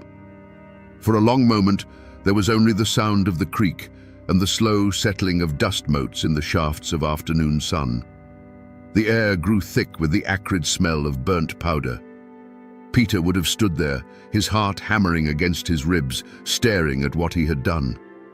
There she was, poor Ellen Smith, lying on the cold, cold ground. A single dark circle, no bigger than a coin, began to blossom on the fabric of her simple dress right over her heart. It was a neat, tidy, and absolutely final solution to his problem. Then, the cold clarity shattered, and the animal panic returned. His survival instinct screamed at him to run. He turned his back on what he had done, on the woman who had carried his child and his secret. He didn't look back. The rustle of his footsteps, quick and desperate through the underbrush, was the last human sound to disturb the scene. The woods swallowed him up, leaving behind only an awful, profound silence. And in the clearing, the sun continued to shine, the water continued to flow, and the birds eventually returned to their branches. Nature, indifferent and eternal, began the slow work of reclaiming the scene. Ellen Smith was left alone, with only the indifferent sky and the whispering trees as witnesses to her final moments. The story of the violence lives in the soil of that clearing, but the story of the aftermath is preserved in a different kind of silence, the quiet, dusty archives of the Forsyth County Courthouse. Here, the raw, human tragedy of Ellen Smith's death was translated into the cold, formal language of the law. I've held the photocopies in my own hands. The coroner's report, the court docket, the arrest warrant. Each one tells a piece of the story, but it's a version scrubbed clean of all emotion. The coroner's inquest is a marvel of clinical detachment. It describes the location where the body was found and the position in which she was lying. And then, the cause of death is recorded with chilling simplicity. Gunshot wound. That's it. Just 2 words to extinguish a life filled with hope, fear, and a desperate love. There is no mention of the rumored child, no hint of the ultimatum that signed her death warrant. The official record reduces the entire complex tragedy of Ellen's final moments to a simple medical observation. Then you see Peter DeGraaf's name for the first time in the court's ledger. The state versus Peter DeGraaf. Charge, murder. Black ink on a ruled line. The paper doesn't record the terror he must have felt as he fled through the woods. It doesn't acknowledge the powerful weight of his family's name or the public's immediate, overwhelming assumption of his guilt. It just lays out a simple, brutal equation. 1 victim, 1 accused. The entire storm of passion and desperation is boiled down to a case number. Reading these documents is like looking at a photograph of a house fire. You see the structure, the smoke, the event itself. But you can't feel the heat. You can't hear the screams. You can't smell the ash. The law is concerned with facts, with evidence that can be presented to a jury. It has no vocabulary for the intricate web of honor, shame, and class that drove these 2 people to that secluded spot. But these dry, impartial papers, for all their lack of soul, were about to set in motion a manhunt that would make Peter DeGraaf a household name across the state. The law, once set in motion by those cold documents, moved with surprising speed. Suspicion fell on Peter DeGraaf like a hawk on a field mouse, swift, singular, and absolute. He was her known lover. He had the motive, and he was the last person seen with her. He was arrested and charged with the murder of Ellen Smith. But in the courtroom, Peter was a different man from the panicked killer who fled the woods. He was unnervingly calm, dressed impeccably, denying everything with a steady voice. The evidence against him was powerful, but purely circumstantial. There was no murder weapon, no confession, no one who saw him pull the trigger. The prosecution built a case on motive and opportunity, while the defense chipped away at the lack of hard proof. The jury was torn, and the result was a mistrial. For a moment it seemed Peter DeGraaf might just walk free. But a guilty man with a reprieve is a dangerous thing. Before a second trial could be convened, Peter made a move that would seal his fate more surely than any piece of evidence. With the help of his brother, he soared through the bars of his jail cell and, under the cover of a moonless night, vanished. To the public, this was the ultimate confession. An innocent man stands and fights for his name. A guilty man runs for his life. His escape transformed him from a suspect into a condemned fugitive in the eyes of the entire state. The law was no longer just seeking a conviction. It was now hunting a man who had made a mockery of it. The manhunt was vast. Telegraphs crackled with his description, and his name was on the lips of lawmen from Virginia to Tennessee. Months went by. The trail went cold. It seemed Peter de Graaf had been swallowed by the continent. Then, a tip came from a world away. He was found hundreds of miles from North Carolina, hiding in the most unlikely of places, working as a common hand in a traveling circus in Robinson, Kansas.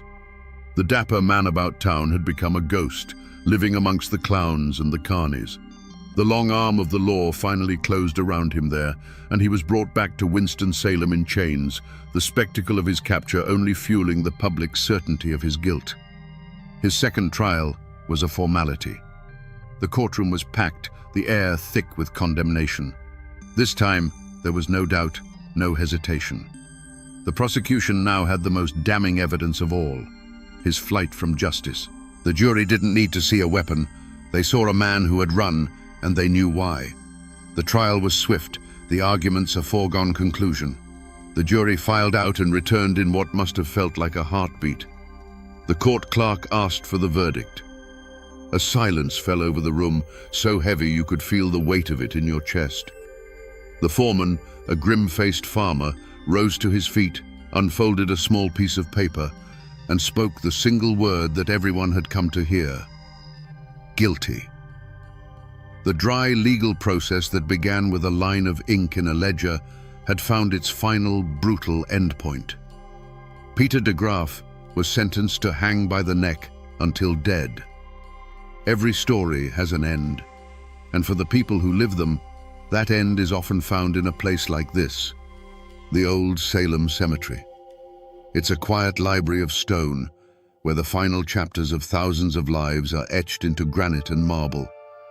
I came here to find the last, quiet resting places of the two people at the heart of our story. It doesn't take long to find Ellen's. Her grave is marked by a simple flat stone, a humble marker that lies low in the grass, easily missed if you aren't looking for it. There is no grand epitaph, just her name and the dates that bookend her short, tragic life. It is a lonely grave for a girl who died alone. And yet, her story has kept this spot from being forgotten. People still come. They know the ballad, and they seek out this small stone as a kind of pilgrimage.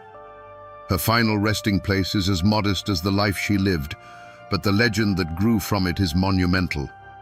In death, the poor, forgotten maid became more famous than any of the wealthy people buried around her. Then, you walk just 100 yards or so past other weathered stones, and you find the de Graaf family plot. And there he is, Peter de Graaf. His marker is part of a respectable family collection, more substantial than Ellen's, but weathered by the same century of sun and rain. And the irony is so thick you can almost taste it. He killed her to protect his family's name, to sever their connection forever. But here they lie, just a short walk from one another. Enemies in life, neighbors for all eternity in this silent city of the dead. Seeing these two stones, so close and yet worlds apart, makes you realize that the gallows was not the end of the story. It was only the end of Peter's. For the families left behind, for the community that had witnessed the tragedy, the consequences were just beginning to unfold. The final verdict had been delivered, but the long shadow of that day was only starting to stretch across the land. On February 8, 1894, a massive crowd gathered in Winston-Salem. It was a public holiday of the grimmest sort. They came to see Peter de Graaf hang.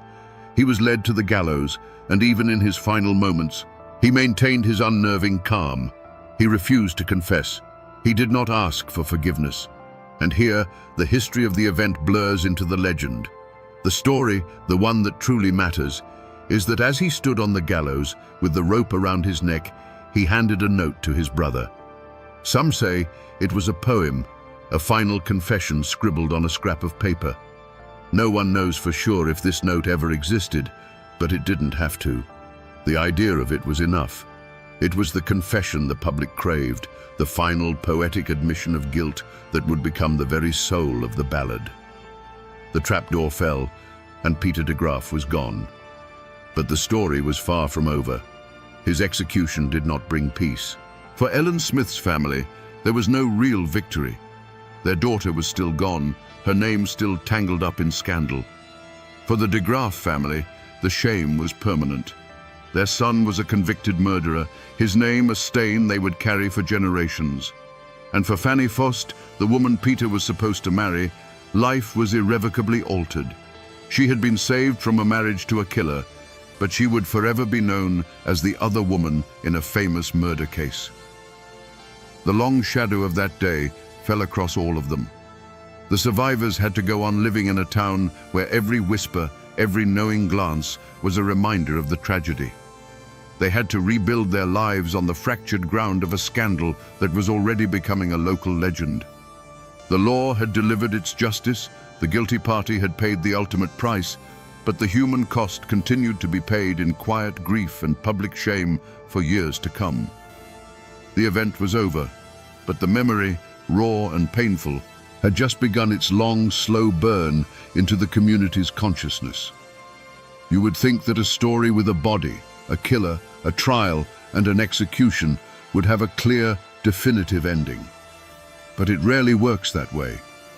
The song that bears Ellen's name paints the picture in stark black and white.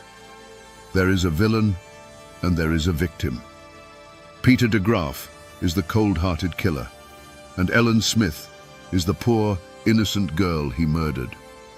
For the rest of the world, for anyone who has ever heard that mournful tune, that is the end of the story. It is a simple, powerful, and enduring morality tale. But when you spend time here, when you talk to people whose roots run deep in this soil, you find that the truth is never that clean. In the whispers and memories that were never set to music, a different, more complicated picture emerges. While no one defends what Peter did, the telling of the story shifts. In this version, Ellen is not just a passive lamb led to the slaughter.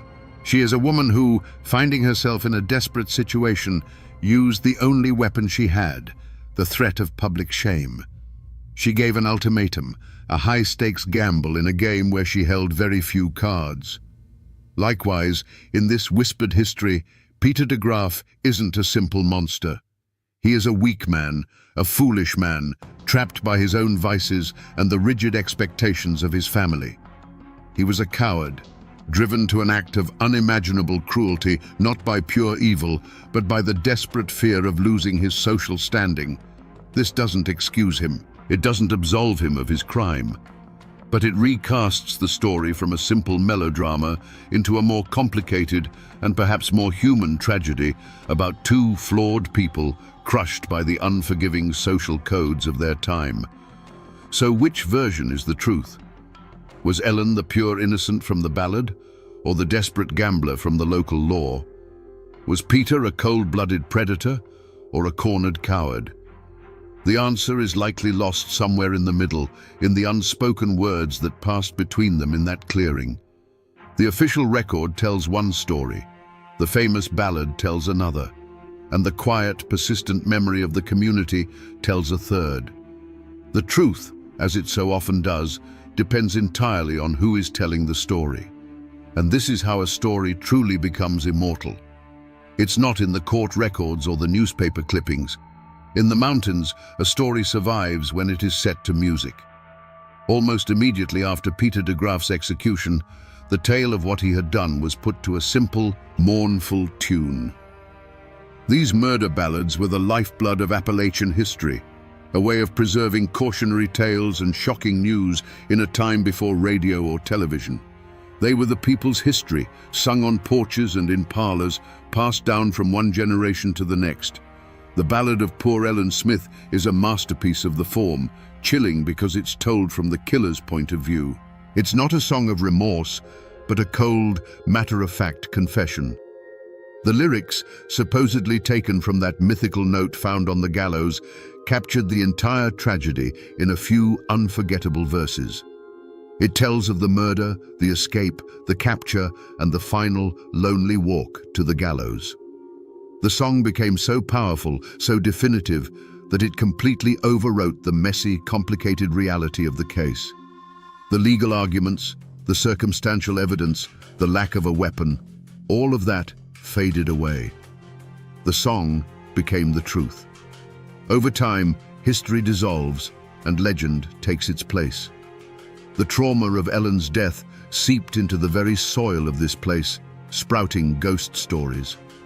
For 100 years, people have claimed to see a sorrowful apparition wandering the woods near the old water race, the ghost of a young woman in a simple dress, forever searching for the justice she was denied in life. The real Ellen Smith, the girl who worked at the hotel and dreamed of a better life, was gone. In her place was a folk hero, a ghost, and the title character of a timeless, haunting song, a cautionary tale that still echoes through these hills today. And so we find ourselves back where this journey began, here in this quiet clearing by the water. When we first stood here, it was just a peaceful spot in the woods, a place where nature had seemingly washed away the past. But it isn't quiet anymore, is it? Now, you can almost hear the echoes, the frantic, whispered argument, the single deafening crack of the pistol, and then the profound, awful silence that followed. We came here looking for the truth behind a famous song, and we found something far more raw and complicated. We found a story not just of a simple villain and a helpless victim, but of two desperate people trapped by the unforgiving social codes of their time. We found that the truth is rarely as clean as a ballad's verse.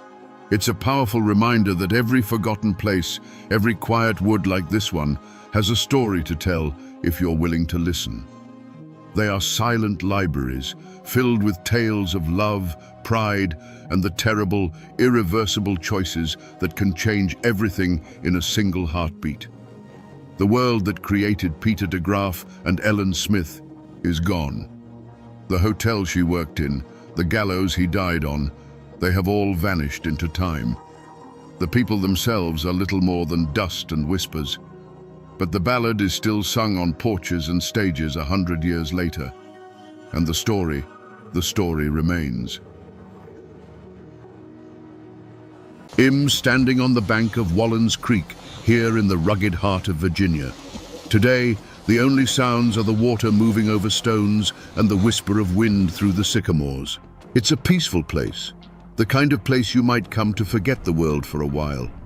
But this ground doesn't forget. If you stand here long enough, the peace begins to feel thin, like a blanket laid over something terrible. This is a place of echoes. This quiet creek is where the legend of Daniel Boone ends and the story of the man begins. Not the folk hero in the coonskin cap, but a father whose life was shattered right here on this spot. The story we think we know is a comfortable lie. The truth is soaked into this soil, a tale of such brutality it would redirect the course of a man's life and a nation's history. Today, we're going to listen to those echoes and uncover the story of the dark and bloody ground. In the autumn of 1773, this same wilderness was not a place of quiet solitude. It was filled with the sounds of a dream in motion, the groan of wagon wheels, the lowing of cattle, the shouts of men, and the laughter of children. This was Daniel Boone's grand gamble, the first organized attempt to bring settler families into the promised land of Kentucky. They were a small, rolling nation of about 40 souls, carving a path through a world that had, until now, belonged only to the Long Hunters and the native tribes. Daniel Boone wasn't the giant of folklore yet. He was a 38-year-old father and husband, his face already lined by the sun and hardship, but his eyes were fixed on a future he could almost taste. He saw Kentucky not as a contested battleground, but as an untouched Eden, a place where a man could build a life from the ground up, beholden to no one. He was a guide, a protector, a patriarch leading his flock into a new world. At his side was his eldest son, James. At 16, he was on the cusp of manhood, strong and capable, already possessing a quiet confidence learned from his father in the deep woods. He was Daniel's shadow and his legacy, the boy who would help him tame this new land. For James, this journey wasn't just about following his father. It was the great adventure of his young life, a chance to prove himself and to be part of the founding of a new society. The air in those early days of October must have felt electric with possibility. Every mile they pushed westward through the Cumberland Gap, the world grew wilder, more beautiful, and more their own.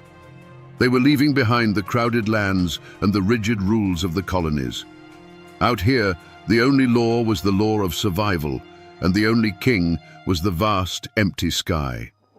They were tough, self-reliant people, but they were not warriors looking for a fight. They were farmers, husbands and wives, carrying their most precious possessions, iron pots, family Bibles, and the seeds for next year's crop.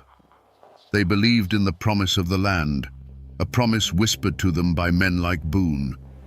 They had no idea they were seen not as pioneers, but as an invasion, and that the land itself and its ancient guardians were preparing to demand a terrible price for their trespass. The whispers from this creek are powerful, but to give them a voice, you have to turn to the written record. The story isn't just in the soil, it's locked away in archives, in letters written by hands that trembled with grief and shock. I'm holding a copy of one such document. It's a letter from Captain William Russell to Colonel William Preston, dated October 12, 1773. The paper is a copy, but the original is as brittle as a dry leaf, the ink faded to the color of rust. This isn't just an old piece of correspondence, it is a dispatch from the edge of a nightmare.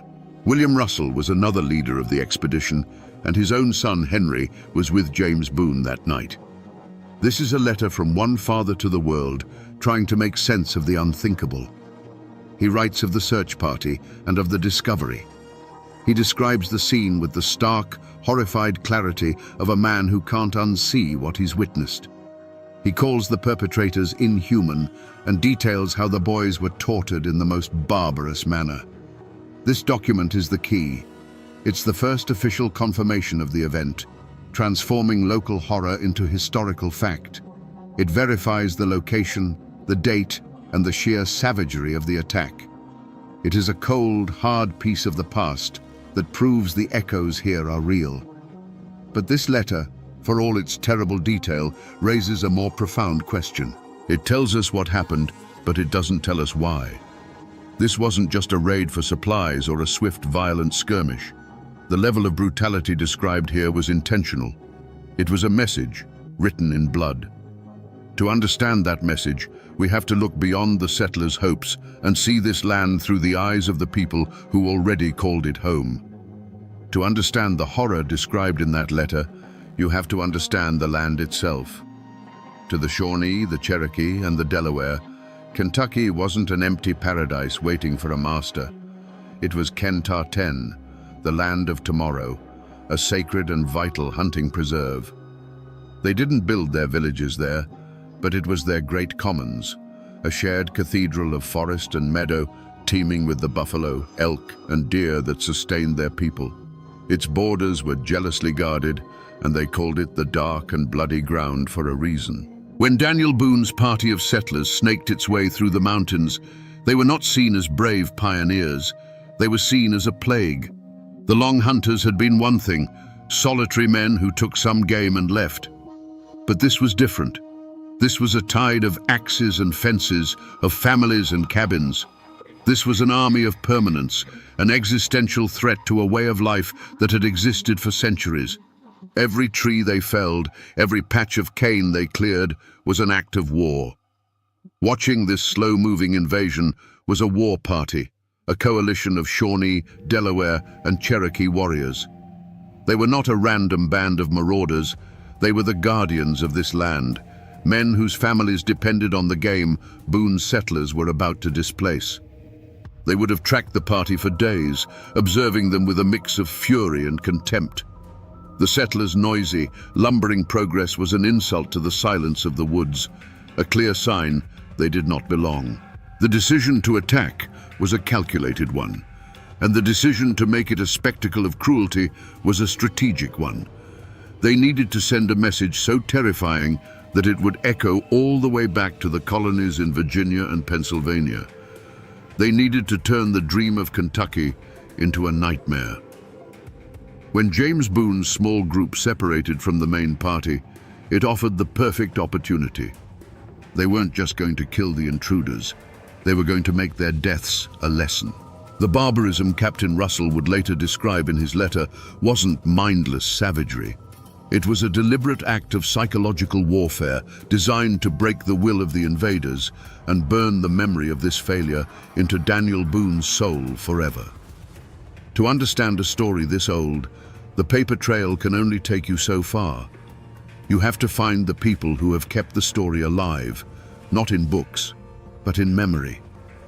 In a small town nestled in the Cumberland Gap, I found a local historian named Silas Blackwood. He's not an academic. He's a man whose family has lived in the shadow of these mountains since before Kentucky was a state. His knowledge comes from stories told on front porches, passed down from one generation to the next like a well-worn rifle. He looked over my copy of the Russell letter, his brow furrowed. "This is the white man's truth," he said, his voice raspy like dry leaves. "It tells you a storm came through and tore the roof off the barn. It doesn't tell you why the lightning chose to strike right there, right then." He explained that for 200 years, another version of the story has been whispered in these hills, a version that provides a motive far more terrifying than a simple land dispute. According to the tale passed down in his family, the war party wasn't just a random collection of warriors. It was led by a Shawnee warrior who was already carrying a deep and personal wound. The previous spring, his own son, a boy not much older than James Boone, had been killed during a skirmish with a party of white Long Hunters. For this man, the sight of Boone's settlers, an unstoppable wave of the very people who had taken his child, was not just a political threat. It was a personal desecration. This detail, passed down outside the official record, changes everything. The unspeakable acts committed on the bank of Wallens Creek were not just a strategic message of terror. They were a targeted, ritualistic act of revenge, a horrific mirror image of the warrior's own grief. It was meant to be a dark sacrament of an eye for an eye. It was designed specifically to make Daniel Boone, the great leader, feel the exact same hollowing loss that had destroyed his own life. The lightning wasn't random, it was aimed directly at a father's heart. On the night of October 9th, 1773, the air in the mountains grew cold. For the main body of settlers, it was a normal evening. Fires lit, guards posted, the familiar sounds of a camp settling in for the night. But miles away, a smaller group, including James Boone and Henry Russell, had separated from the others to chase down a stray horse and gather supplies. It was a routine task, the kind of thing these frontier boys had done 100 times before. They were capable, unafraid, and utterly oblivious that they were being watched. The war party had shadowed them for days, moving like ghosts through the forest. At its head, if the old stories are true, was a man whose heart was already a cold, dead stone. He was not just a warrior defending his land, he was a grieving father. And as he watched James Boone, the strong, promising son of the man leading this invasion, he saw not an enemy to be killed, but a debt to be collected. This was the moment he had been waiting for, a chance to make the world balance again in the only way he had left, through pain. The boys made camp by Wallens Creek, building a small fire against the chill. They were young men full of talk about the future, about the land they would clear and the homes they would build.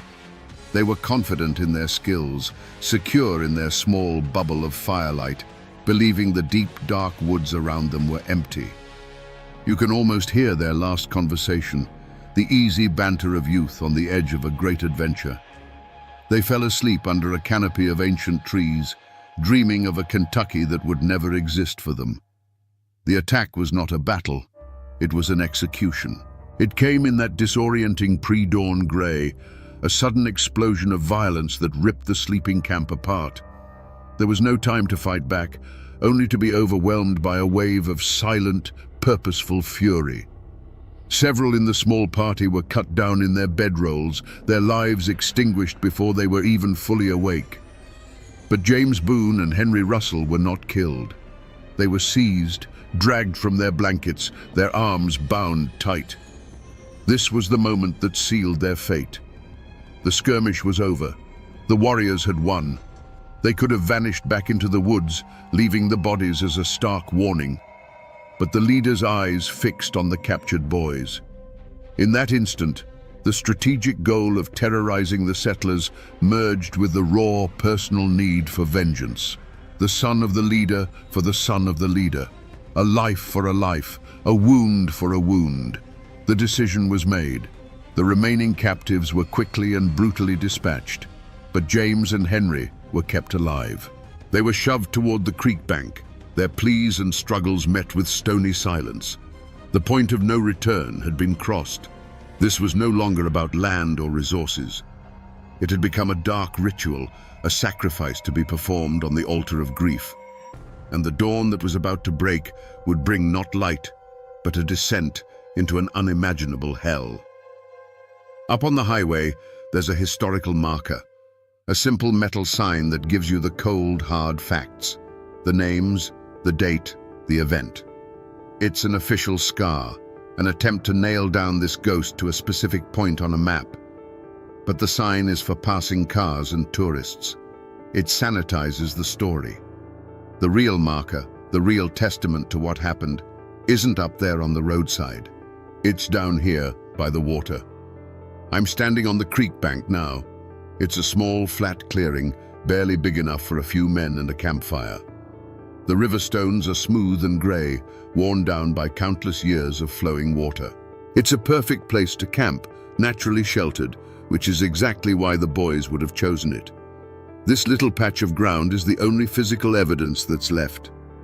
This is the stage. There are no monuments here, no weathered cross, no pile of stones to mark the spot. Nature has reclaimed it all. But standing here, you feel it. This isn't just a place, it's a crime scene. The silence is different. It's heavier. You can almost feel the weight of what this soil has absorbed. Right here. This is where it happened. And each of these smooth, silent stones is a silent testament to the chaos of that morning. A witness to an act so cruel that it would stain this ground forever. The fire on the creek bank was no longer a source of warmth or comfort. It had become a spotlight on a stage of unimaginable cruelty. James Boone and Henry Russell were bound, the last glimmers of hope extinguished from their eyes. Their captors moved not with the frantic energy of a raid, but with a chilling deliberateness, a sense of grim ceremony. This was not going to be a quick end. This was going to be a lesson. The work began. The first sound was not a scream, but a sharp, choked cry that was swallowed by the vast, indifferent wilderness. The violence that followed was methodical. It was not the hot-blooded rage of a battle, but the cold, patient work of men intent on deconstruction. The sounds that carried across the water were not those of a fight, but of something being systematically taken apart. The fire threw their silhouettes against the ancient sycamores, long, distorted shadows that flinched and writhed in a terrible dance. The sharp, clean scent of pine from the fire was soon corrupted by something else, a smell of scorching that was deeply, fundamentally wrong, an odor of violation that clung to the damp night air. It was the smell of something sacred being made profane. The boys' voices, which had pleaded and begged, had broken. Now, the only sounds were guttural, involuntary responses to a pain beyond the limits of language. It was the sound of humanity being stripped away, layer by layer, until only the raw nerve of existence remained.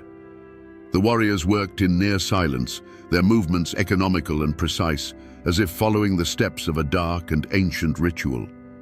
Then, a new sound. The heavy, rhythmic impact of wood against bone and flesh. It was a dull, percussive beat in the heart of the night, sickeningly methodical. A sound of absolute finality, repeated until it was no longer necessary.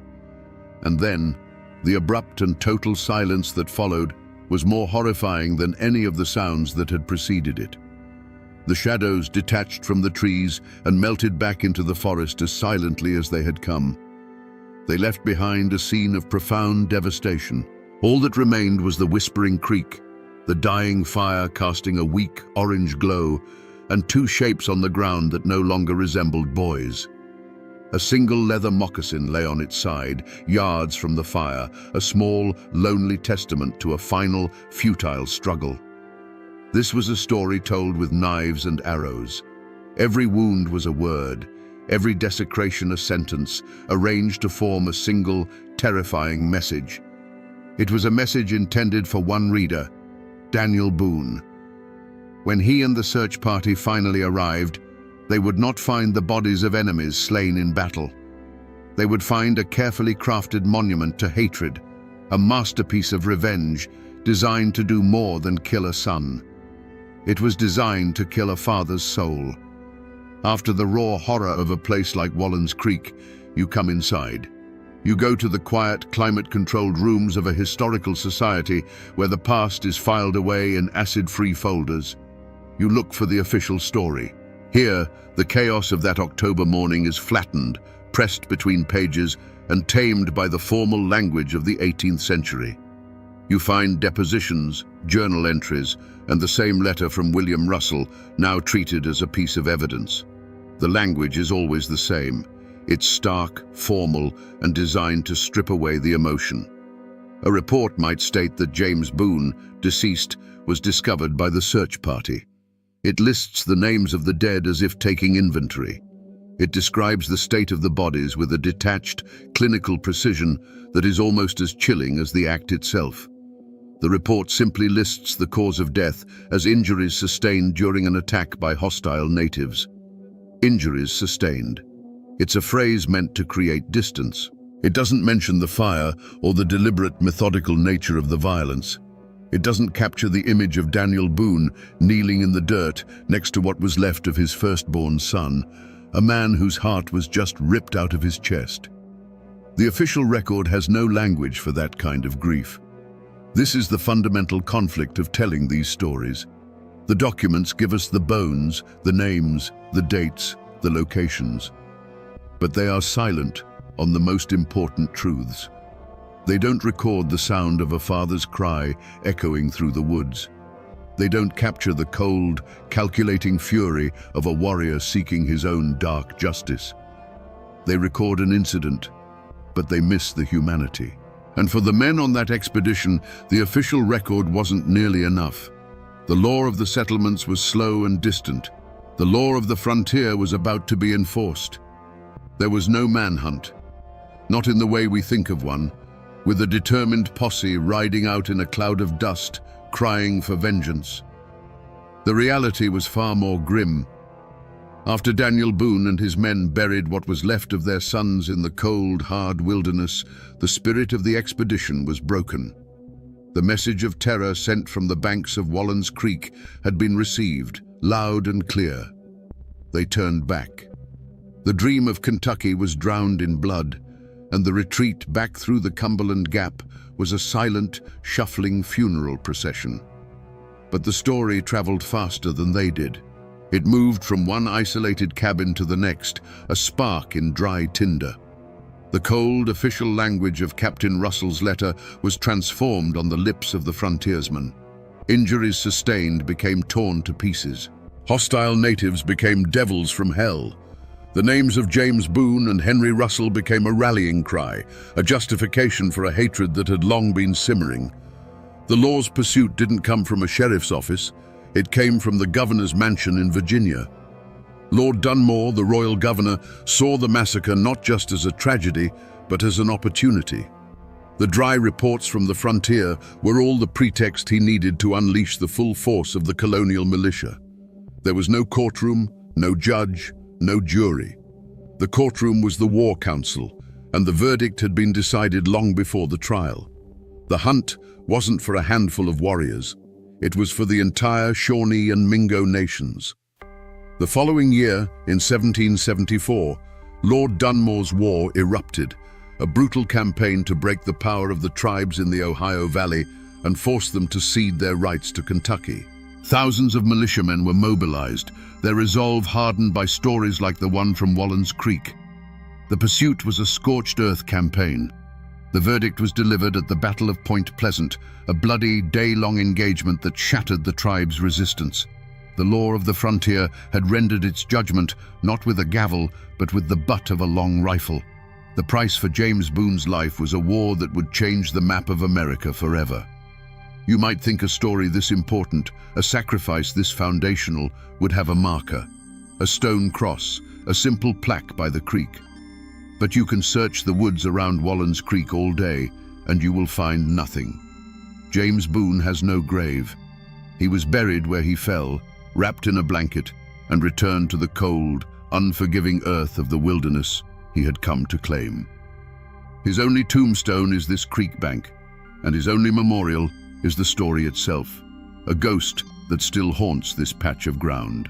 The wilderness that promised him a future ended up swallowing him whole. His father, however, is not so hard to find. Travel 200 miles north to the Frankfort Cemetery, in the very heart of the Kentucky Daniel Boone opened to the world. There, on a high bluff overlooking the Kentucky River, is a grand, imposing monument. Carved stone panels depict scenes from his life, and a towering obelisk reaches for the sky.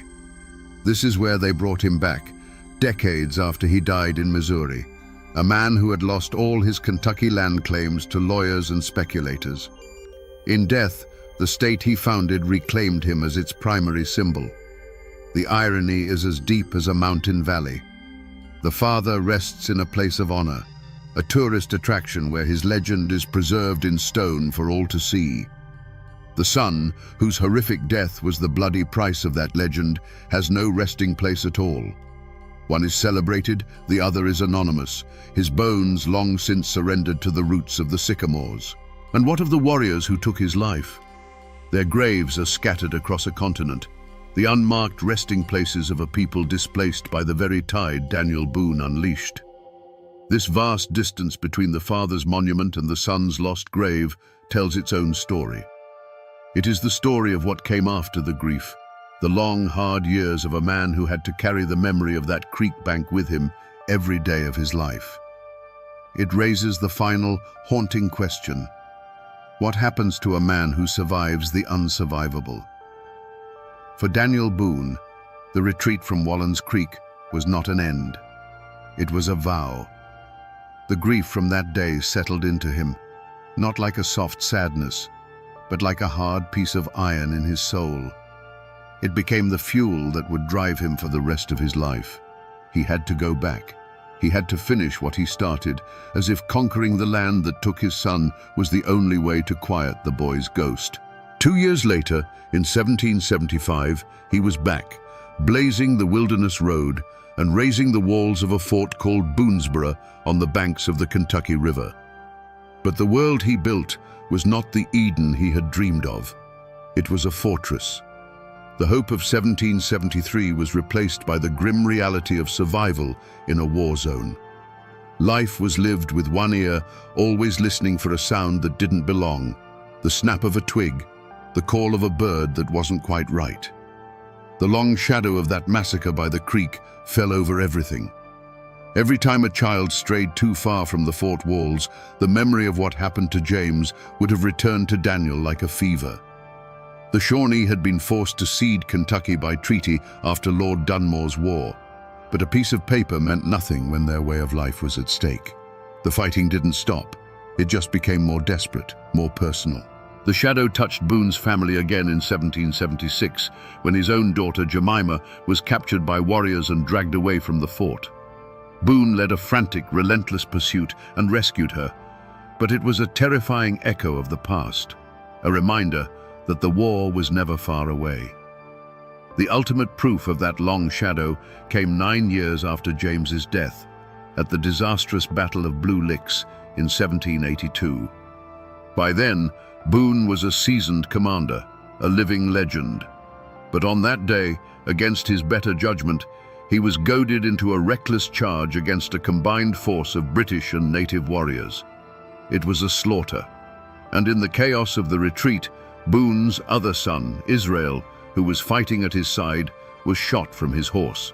Daniel, under a hail of fire, tried to carry his son's body from the field, but it was too late. He had to leave another son behind on the dark and bloody ground. The cycle of violence that began on the banks of Wallens Creek had come full circle, claiming another of his children. The story of Boone in Kentucky is not one of triumph. It is a story of a man who won a country but lost a family. A man who lived the rest of his days under a shadow so long the sun could never truly reach him again. To most of America, the legacy that grew from that bloody creek bank is simple and clear. It's the story of Daniel Boone the Pathfinder, the brave frontiersman who faced down a savage wilderness to bring the light of civilization westward. In this telling, James Boone is a martyr, an innocent lamb sacrificed on the altar of manifest destiny. It's a clean, heroic narrative, the kind you carve into monuments and teach in schoolbooks. It's the story of a hero who persevered through unimaginable loss to found a state. But that's not the only story this land remembers.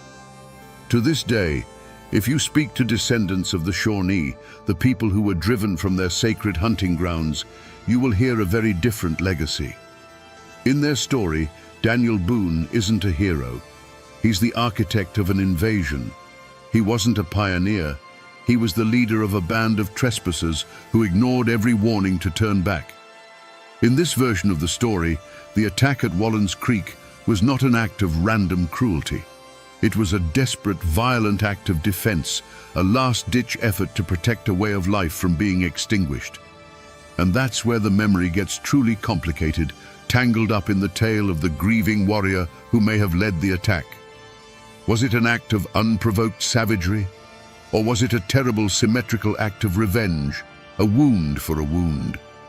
In one legacy, he is a nameless, faceless monster. In another, he is a father, driven to madness by his own loss, inflicting the very same pain that had been inflicted upon him. He becomes a dark mirror of Daniel Boone himself. So which story is true? The hero or the invader? The martyr or the trespasser? The hard truth is, the answer depends entirely on which side of the Cumberland Gap your ancestors stood. The truth is a matter of perspective. One man's pioneer is another man's destroyer. One man's tragedy is another man's last stand. The war for Kentucky didn't end when the shooting stopped. It continues to this day, fought not with rifles and tomahawks, but with the stories we choose to tell and the ghosts we choose to honor. A story this brutal can't live forever as just a set of facts. The human mind can't hold on to that much sharp-edged horror. Over time, it has to be reshaped. The pain has to be dulled, the events smoothed over, until the history becomes something else entirely, a legend. And that's exactly what happened here. The true, documented story of James Boone's death became the seed for 100 years of local ghost stories and cautionary tales. Locals will tell you not to camp by Wallens Creek, especially not in October. They say that if you come down here at dusk, when the light is failing and the mist starts to rise off the water, you have to be quiet and listen. They say you might hear something on the wind that isn't the wind, a thin crying sound. Some say it's the ghost of a young boy, forever lost, forever calling out for a father who came too late. Fishermen have talked for generations about a cold spot near the bank, a patch of air that stays chilled even on the hottest summer day. It's the haint of Wallens Creek, a permanent scar of sorrow left on the landscape. Over the decades, the story also became a tool, a boogeyman with a real name used by parents to keep their children close. "Don't you wander off," a mother would warn, "or what happened to the Boone boy will happen to you." The names might have gotten jumbled, the details blurred, but the core lesson remained. The wilderness is not your friend. Danger is silent, and it is always watching. The story became a fence, built of fear, to keep the next generation safe from the same fate. This is the final stage of a story's life. This is where history dissolves. The real James Boone, the 16-year-old boy full of hope for the future, is gone. In his place is a mournful spirit, a whisper in the trees. The complex, grieving Shawnee warrior is gone, replaced by a faceless shadow that stalks the woods. This is what happens when history is too painful to remember clearly. It gets turned into a haunting so that the community can forget the facts, but never, ever forget the feeling of that terrible morning. And so, we're back where we started, on the banks of Wallen's Creek. The water still moves over the stones, and the wind still whispers through the sycamores. But it doesn't sound peaceful to me anymore. After peeling back the layers of history, of memory, and of legend, I understand what the echoes are saying now. The peace you feel here is a lie. It's just the silence that comes after a scream has finally faded. This isn't just the place where a boy died. This is the place where the myth of the peaceful frontier died with him. It's the place where Daniel Boone the man was forged, a man who would be haunted by this ground for the rest of his days.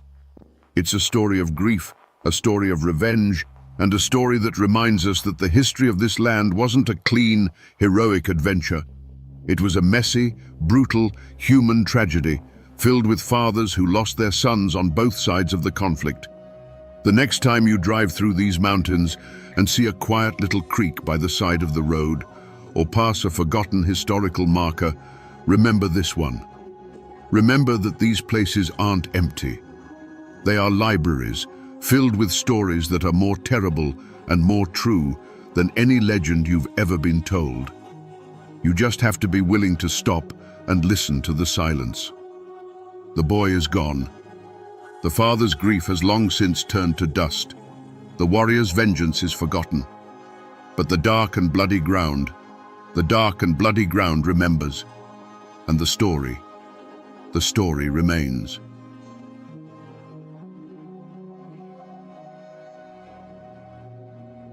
In the misty mountains of Appalachia, they say a word can be sharper than any blade, and a woman's pride can be a poison more potent than any rattlesnake's venom. They tell a story of a young man lying on his deathbed, not from fever or from battle, but from love. And they whisper the name of the woman who put him there with a single cruel sentence. Her name was Barbara Allen.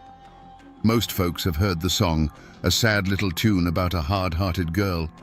But here, in the isolated hollows, that song became more than music. It became a legend of a heart so cold it could freeze a man's soul. It raises a question that still echoes in these hills. Can a person truly be killed by a word? Today, we separate the ballad from the chilling folklore it spawned, to look into the icy heart of Barbara Allen and ask the one question the mountains have been asking for centuries. Was she a monster, or the most tragic victim of them all? You have to understand what life was like back then, in those hidden pockets of the Appalachians. It was a world carved out of the wilderness by sheer grit and stubbornness. Life wasn't measured in the turning of pages on a calendar, but in the rhythm of the seasons, the spring thaw that swelled the creeks, the long hot summers of planting and tending, the autumn harvest that decided who would eat well and who would go hungry through the biting winter. The mountains weren't just a backdrop, they were a living entity, providing everything you needed, but also capable of taking it all away in a heartbeat with a flash flood or a sudden blizzard. In the heart of one such settlement lived a young man they called Sweet William. The name wasn't just a convenience, it was a description. He was the kind of man who was first to help a neighbor raise a barn and the last to leave a campfire. He had a strength that came from working the hard soil and a laugh that could cut through the thickest mountain fog. He was the future, the promise of another generation surviving and thriving in this unforgiving land.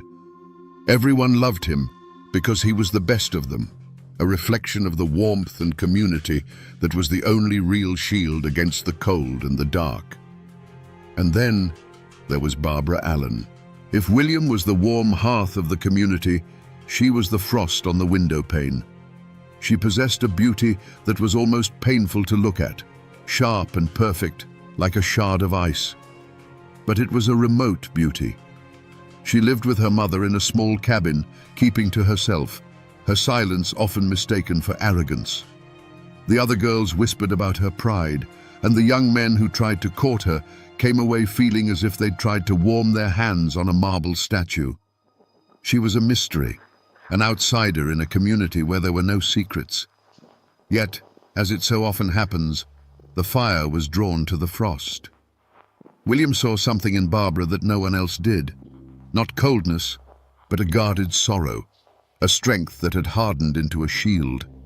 And she, in turn, saw in his open-hearted nature a warmth she'd never known. Their courtship wasn't one of public pronouncements, but of stolen glances across the clearing during a Sunday service, of a wildflower left on her doorstep, of two people from different worlds circling each other like the sun and the moon. For a brief, hopeful season, it seemed that William's warmth might just be enough to melt her icy heart. But this world was as fragile as it was harsh. It was held together by unwritten laws of respect, honor, and pride. A person's reputation was their most valuable possession, more precious than land or livestock. And in a place where life was a constant struggle, a wounded pride could fester like a snakebite, turning the promise of love into the certainty of a grave. The community, watching the two lovers, held its breath, sensing that this was a story that could only end in one of two ways, with a wedding or with a tragedy that would be whispered around their fireplaces for 100 years to come. The turning point, the moment the future split into what could have been and what was, didn't happen in a dark forest or with the flash of a knife. It happened in a place of celebration. The harvest had been good, and the community gathered in the largest clearing, the air thick with the smell of roasting meat, wood smoke, and the sweet, sharp scent of homemade apple cider. Fiddles were playing, people were laughing, and for a little while, the harshness of mountain life was forgotten. At the center of it all, of course, was sweet William. He was in his element, surrounded by friends, his voice booming over the music.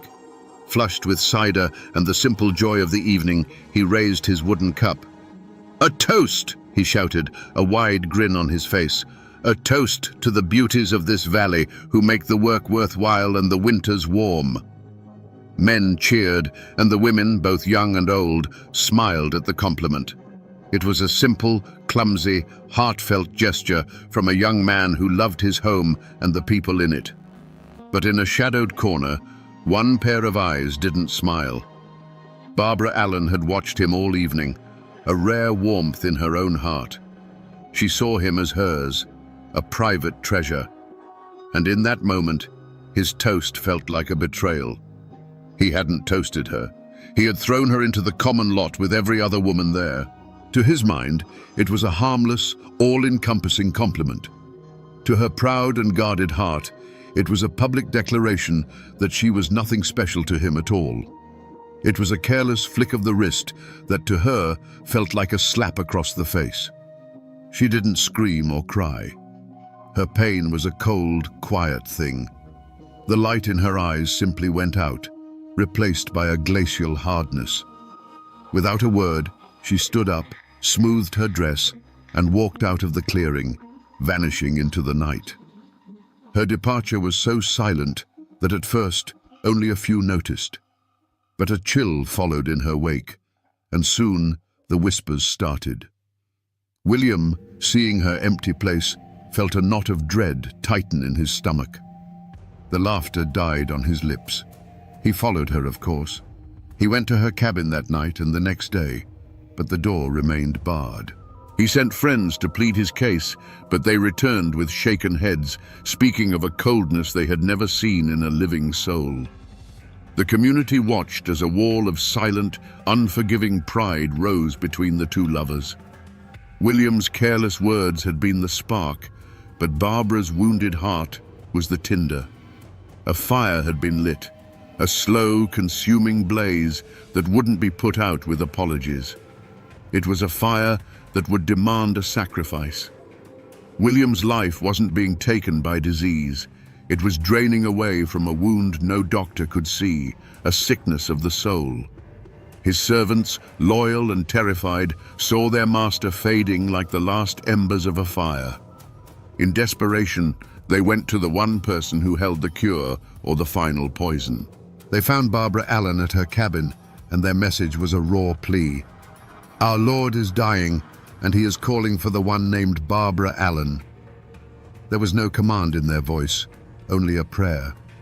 She rose slowly, so slowly you'd think time itself was wading through molasses.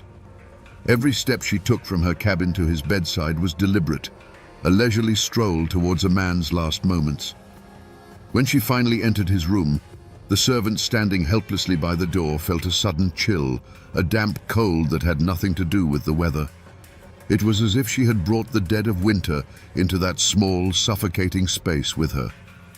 William, pale as a death shroud, his voice a dry whisper, turned his face from the pillow. He looked at her, his eyes pleading for a single drop of mercy. "I am sick, and very, very low," he rasped. "And it's all for the love of you, Barbara Allen." It was his last gamble, his entire being laid bare, hoping to find a flicker of the woman he loved beneath the ice. But the woman who stood over him was not a lover. She was a judge. Her face was a mask of cold indifference. She looked down at the dying man, not with pity, but with a chilling clarity.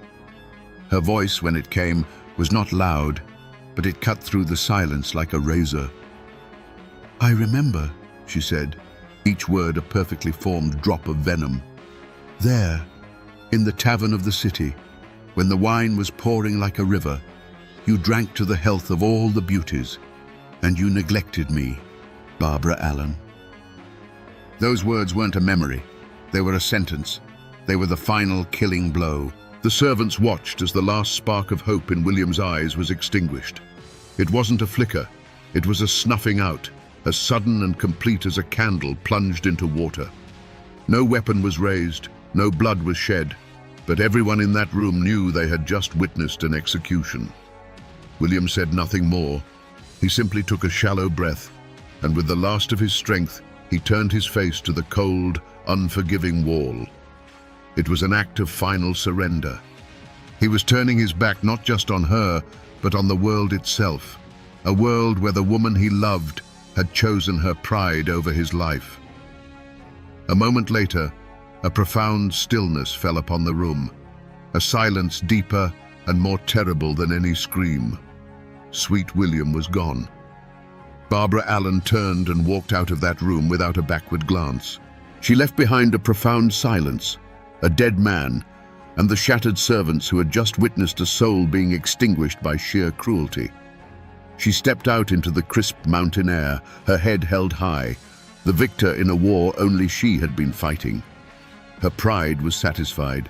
Her grievance was avenged. She had won. For the first few hundred yards, that cold satisfaction was a shield, protecting her from the truth of what she had done. But she had not gone a mile, just as the path began to wind back towards her own lonely cabin, when a new sound reached her. It was a sound that cut through the rustling leaves and the sighing of the wind. A single, mournful toll of a funeral bell, echoing from the small church in the valley. Dong. It was a sound of finality, a sound of fact. Sweet William was dead. The bell was telling the mountains the news, and that sound pierced her icy armor. The second toll followed the first, and with each resonant peal, a crack appeared in the frozen wall around her heart. It was no longer the sound of her victory, it was the sound of her damnation. The ballad says that the bell seemed to cry out her own name on the wind, a mournful accusation. Hard-hearted Barbara Allen. The pride, the anger, the memory of that silly toast in the tavern, it all evaporated, leaving behind a horrifying, empty void. The realization struck her with the physical force of a blow. The man she loved was in the ground because of her. She had traded his life for a moment of bitter triumph, and the bargain was a fool's one. Her heart, which could not be melted by his love, was now shattered by the sound of his death knell. The community would hear that bell too. The servant's story would spread from cabin to cabin, whispered over cook fires and spinning wheels. There would be no trial, no judge or jury. Her verdict was already being delivered by the hushed, horrified voices of her neighbors. She was no longer just the proud girl. She was the cruel woman, the one who had killed sweet William with nothing but a handful of cold, unforgiving words. There was no trial held in a courthouse for Barbara Allen. There was no judge in a black robe, no jury of 12 good men and true. What law had she broken?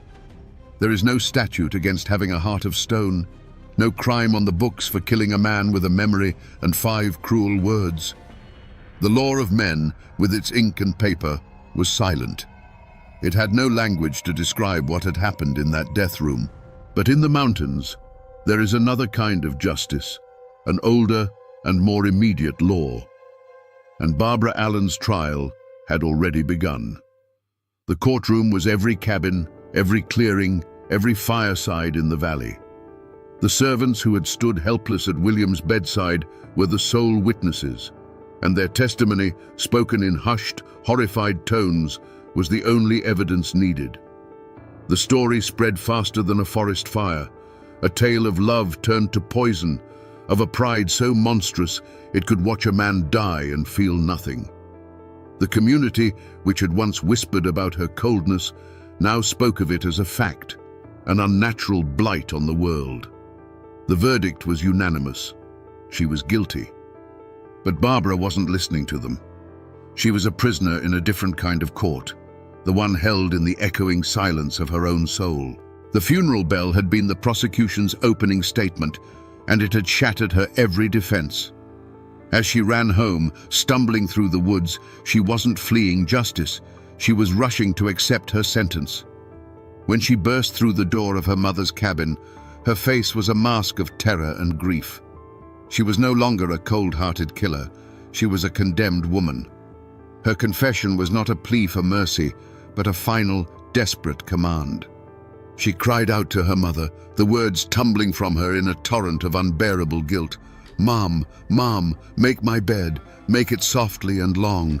My darling died for me today, and I will die for him tomorrow." In that moment, she was both the accused and the executioner. She understood the ancient law of the mountains, a heart for a heart, a life for a life. Her own pride had demanded William's life as payment, and now her conscience, awakened too late, demanded hers in return. And so the final verdict was delivered, not by the community, who would soon change their condemnation to a sad, shaking pity, but by Barbara Allen herself. She died the next day, not of fever or sickness, but of a broken heart, the very ailment she had inflicted upon her lover. Was it justice? Perhaps it was something more profound. It was a perfect, terrible symmetry. The law of men could never have balanced the scales so precisely. The mountains had rendered their own judgment, leaving 2 fresh graves as a permanent warning that a heart closed to forgiveness is a tomb waiting to be filled.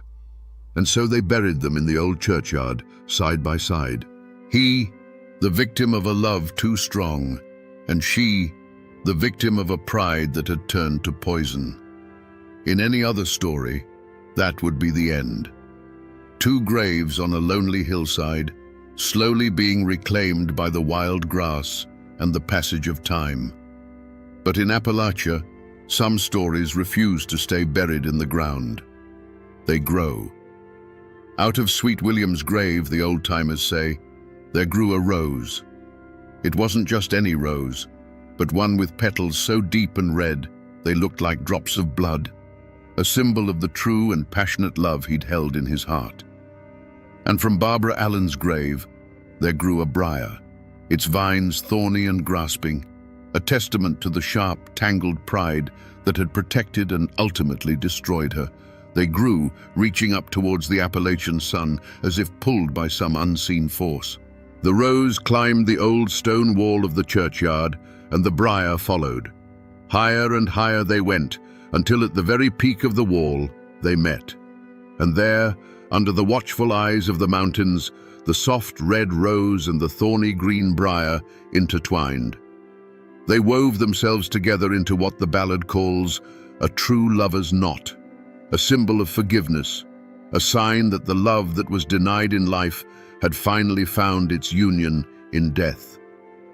Now, you can't go to a specific place in Kentucky or North Carolina and find a headstone that reads Barbara Allen. Her grave is not a place on a map. The real marker isn't made of stone, it's made of music. The ballad itself is the echo. It survived the long ocean voyage from Scotland, and in the isolated hollows of Appalachia, it found its true home.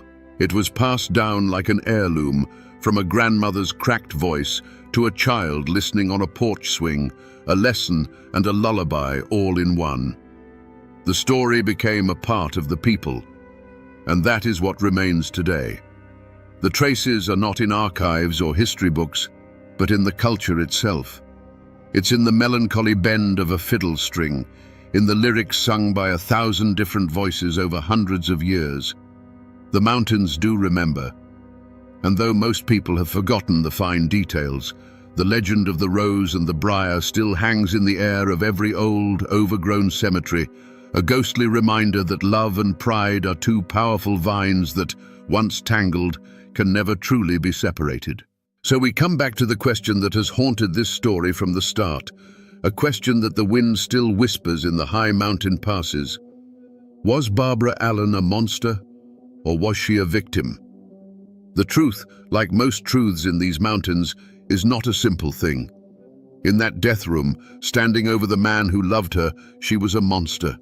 She wielded her wounded pride like a weapon and dealt a killing blow. But in the moments that followed, when the sound of a funeral bell shattered her soul, she became the story's final, most tragic victim, a prisoner of a pride she could no longer live with. This is the eternal lesson encoded in the ballad of Barbara Allen, the reason it has survived for centuries while grander tales have turned to dust. It's a story that warns us that a heart shielded by pride is the most fragile heart of all. It teaches us that forgiveness is not a gift we give to others, but a key to our own freedom. The rose and the briar are not just a fanciful ending, they are the story's true moral. They tell us that even after a tragedy born of bitterness and spite, redemption is possible, that two souls torn apart by life can find their way back to each other in the end. This is more than just a ghost story or a sad old song. It is a piece of Appalachia's soul. It is a testament to the people who lived and died by a code of honor that could be both their greatest strength and their most fatal flaw. And even today, if you find yourself deep in the mountains when the fog is rolling in and the world grows quiet, you can almost hear it. A sad, distant melody on the wind and the mournful toll of a bell, forever crying out a warning and a lament. Poor Barbara Allen.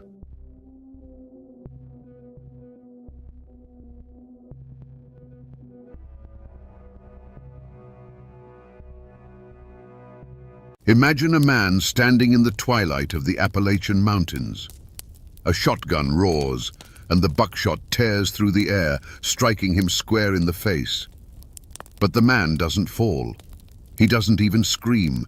He simply spits the lead pellets onto the ground as if they were cherry pits, a cold grin spreading across his face. This wasn't a scene from a movie. This was the reality for those who dared to cross Tally Iron Jaws Hall. The whispers in Wise County said he was more than a man. They said he was enchanted, that bullets couldn't kill him. But was he a demon born of mountain folklore? Or was the truth something far stranger, something hidden in the very marrow of his bones? Today, we separate the legend from the man to find out what really made Tally Hall the bandit who couldn't be killed. To understand the man, you must first understand the mountains that made him. In the late 19th century, Wise County, Virginia, was a world unto itself. It was a labyrinth of steep hollows, dense forests, and rushing creeks where the outside world felt 1,000,000 miles away. The land was both a provider and a tyrant. It gave families corn from the bottomlands and game from the woods, but it demanded back-breaking work in return. Life here was simple, hard, and governed by unwritten laws older than any courthouse. Family was everything, and an insult to your kin was an insult to you. In this world, Mabra Tali Hall was born. He wasn't born a monster or a legend. He was just another mountain boy, learning the ways of his people. And in these parts, the most important craft, the very lifeblood of the local economy, was turning corn into whiskey. Moonshining wasn't seen as a crime by many. It was a tradition, a skill passed from father to son. It was how you turned a surplus crop into cash, how you paid for medicine, tools, or a piece of land to call your own. Tali learned the trade early, mastering the art of the still, understanding the subtle science of fermentation and distillation under the dark Appalachian night. He was a big man, powerfully built from a life of hard labor. People knew him as strong, quiet, and fiercely protective of his own. He worked his still, provided for his family, and lived by the mountain code. In these early days, he was just a distiller, respected for the quality of his product. He was part of a community of others just like him, men who saw the federal government's whiskey tax not as a law to be obeyed, but as an intrusion by a foreign power trying to steal the bread from their tables. The conflict wasn't just about money, it was about pride and independence. The people of these mountains had always taken care of themselves. They built their own homes, grew their own food, and settled their own disputes. The arrival of federal marshals, the revenuers, was seen as a declaration of war on their entire way of life. These outsiders didn't understand the mountains or the people who lived in them. They saw moonshiners as simple criminals, not as farmers and family men trying to survive. And in this simmering tension, the seeds of Tali Hall's future were sown. He wasn't just making whiskey, he was making a stand. Every barrel he sold was an act of defiance. But this quiet rebellion couldn't last forever. The government was determined to enforce its laws, and men like Tali were just as determined to resist. The calm of the mountains was about to be shattered by the crack of rifles, and a simple moonshiner named Tali Hall would soon be forced to become something far more dangerous to survive. The world was coming for him, and it would learn that he would not be taken easily. The law came for Tali Hall not with a polite knock, but with the splintering of wood and the cold gleam of rifle barrels. It happened on a misty morning, deep in a holler where the smell of sour mash hung heavy in the air. Tali was working his still with his brother when two federal marshals, led by a man named Red Blevins, crashed through the undergrowth. They weren't there to talk, they were there to make an example. With a sneer, Blevins kicked over a barrel of fermenting corn, the lifeblood of the Hall family business spilling into the dirt. For a mountain man, this was more than the destruction of property. It was a profound insult, a strike against his pride and his ability to provide. Tali stood frozen for a moment, his massive hands clenched into fists. He didn't say a word.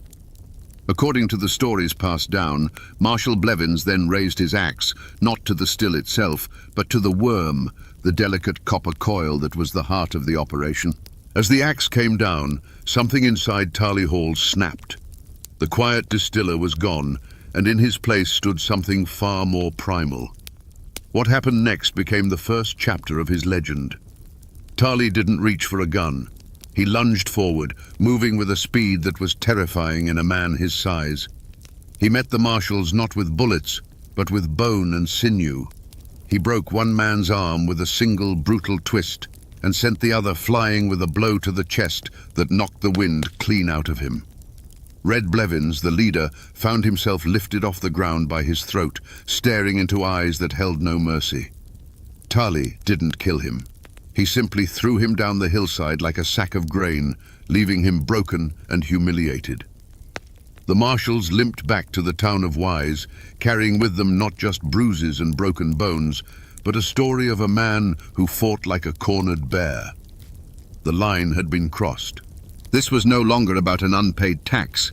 Tali Hall had assaulted federal officers. A warrant was issued for his arrest, and his name was no longer just whispered among moonshiners. It was now spoken with fear and anger in the courthouse. He was officially a fugitive, a wanted man with a price on his head. Tali knew what this meant. There was no going back. He couldn't return to a quiet life. He had stood his ground, and now the full weight of the law was coming for him. But instead of running, he dug in. He gathered his brothers and his kin, men who believed in the same code he did.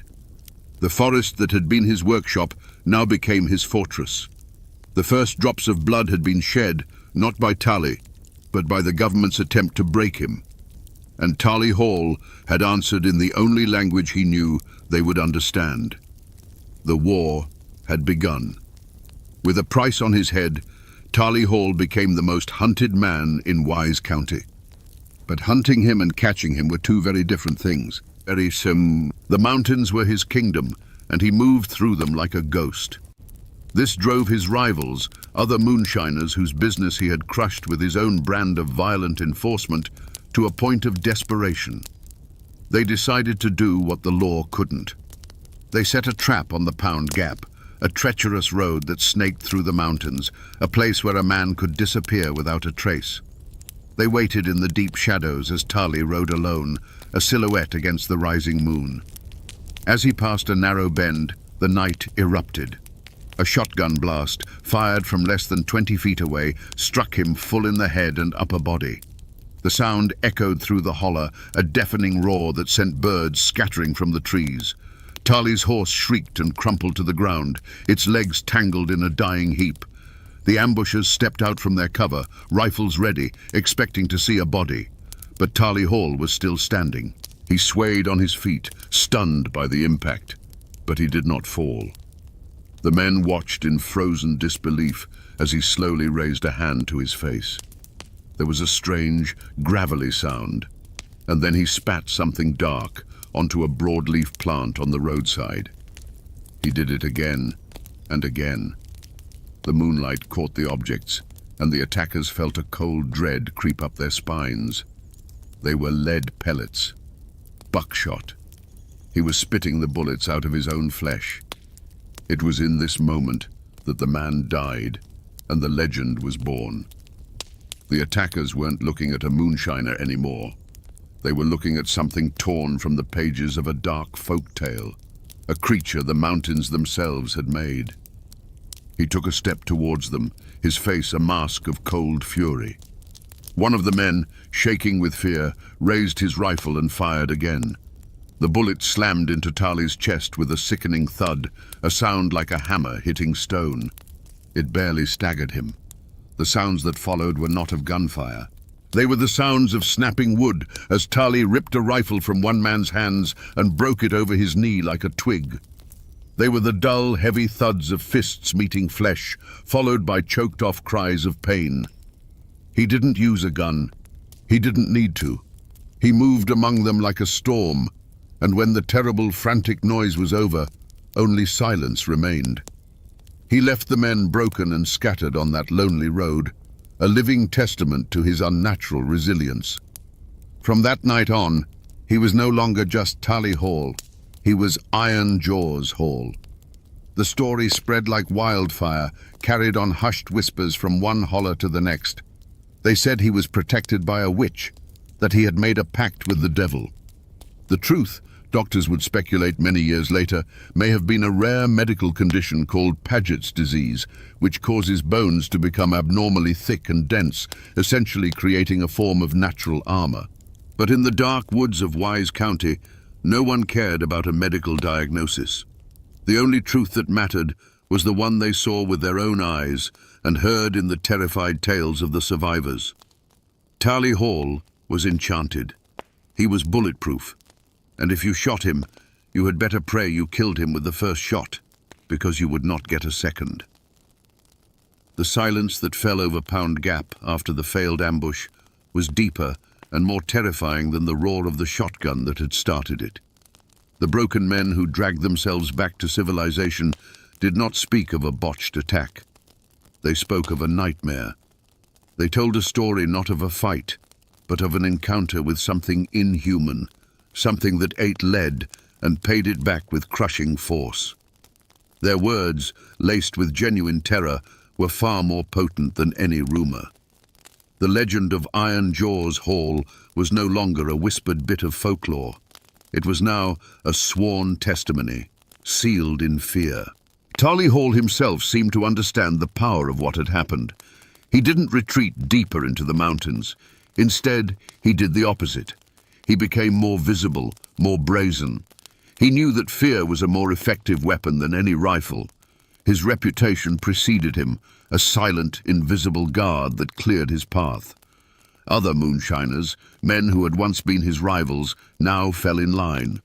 They either paid him a tribute to operate, a tax of their own, or they got out of the business entirely. To defy Tarley was to challenge a man who bullets supposedly couldn't harm.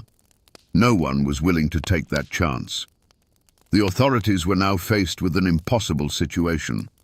The reward for Tarley's capture was increased, becoming a small fortune for the time. But money meant nothing against superstition. Deputies who were brave enough to face a dozen armed men would hesitate at the thought of confronting Tarley Hall alone.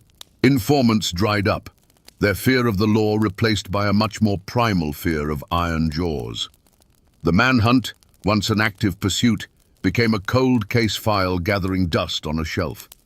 They were hunting a ghost who was very much alive, a man who ruled a shadow empire from the heart of their jurisdiction. The community became a landscape of fear and fascination. On one hand, Tarley was a boogeyman. People would lock their doors a little tighter at night, and his name was used to frighten misbehaving children. He was the embodiment of the violence and lawlessness that festered in the deep woods.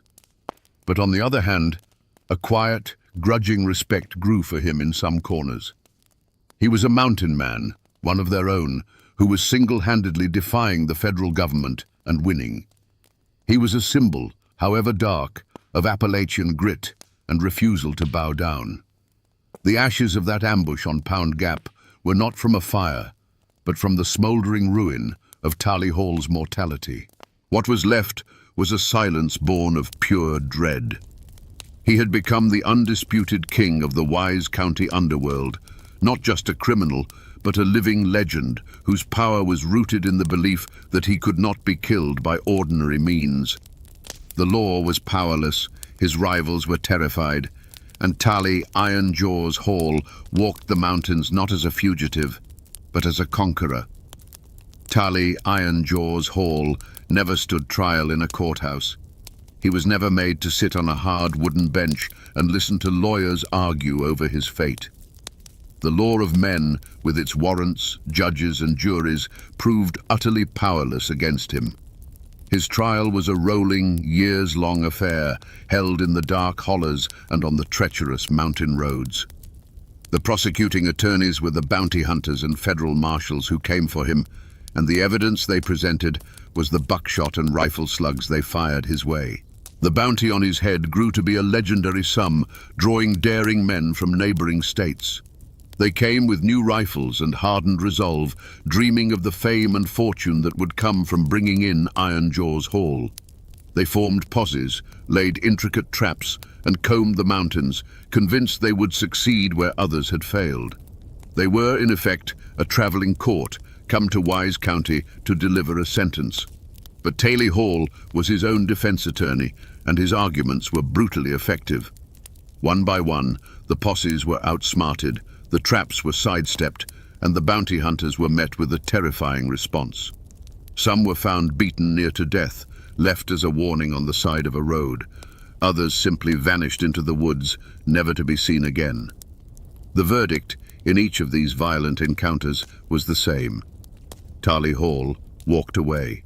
He was judged by the laws of survival, and in that court he was consistently found innocent by virtue of being the last man standing. This was not justice, it was dominance. Tarley had replaced the law of the land with his own law of fear. But the justice of the mountains is a patient, cruel thing.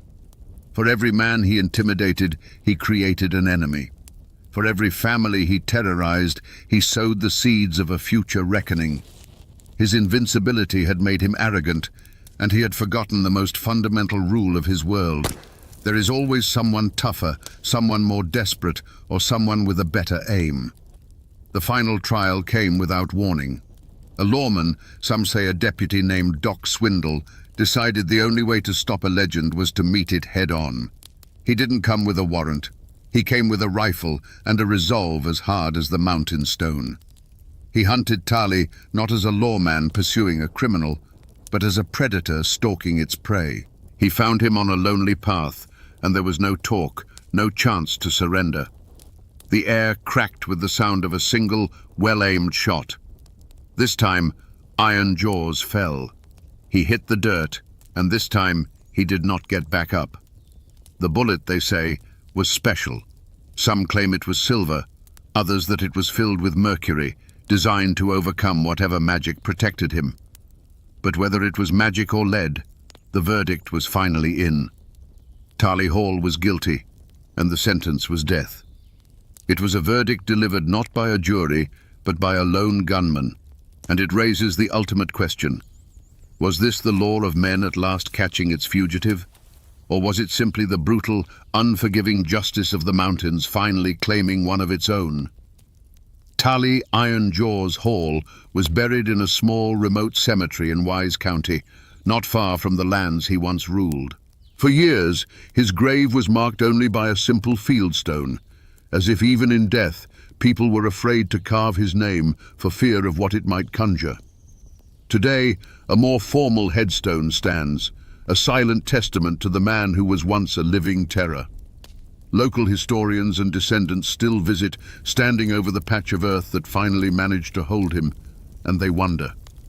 The physical landscape has changed. Pound Gap is no longer a treacherous dirt track, but a paved highway, US Route 23, that carries thousands of cars a day. Commuters and truckers speed through the cut in the mountain, their minds on schedules and destinations, completely unaware that they are passing through the very spot where a man once stood and spat buckshot back at his would-be killers. But for those who know the story, a drive through the gap, especially as evening falls, feels different.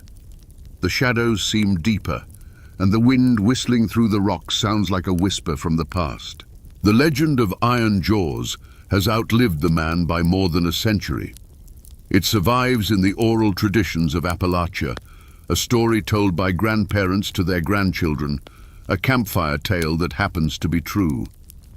While modern science offers a plausible explanation in the form of Paget's disease, that dry medical term has none of the power or romance of the legend. In the mountains, the story of the enchanted moonshiner who couldn't be killed by bullets remains the preferred version. It speaks to a deeper truth about the region, a belief in the extraordinary, and a deep-seated suspicion of simple explanations. The name Hall still echoes through Wise County and the surrounding region. The descendants carry not just the name, but the complex legacy of their infamous ancestor.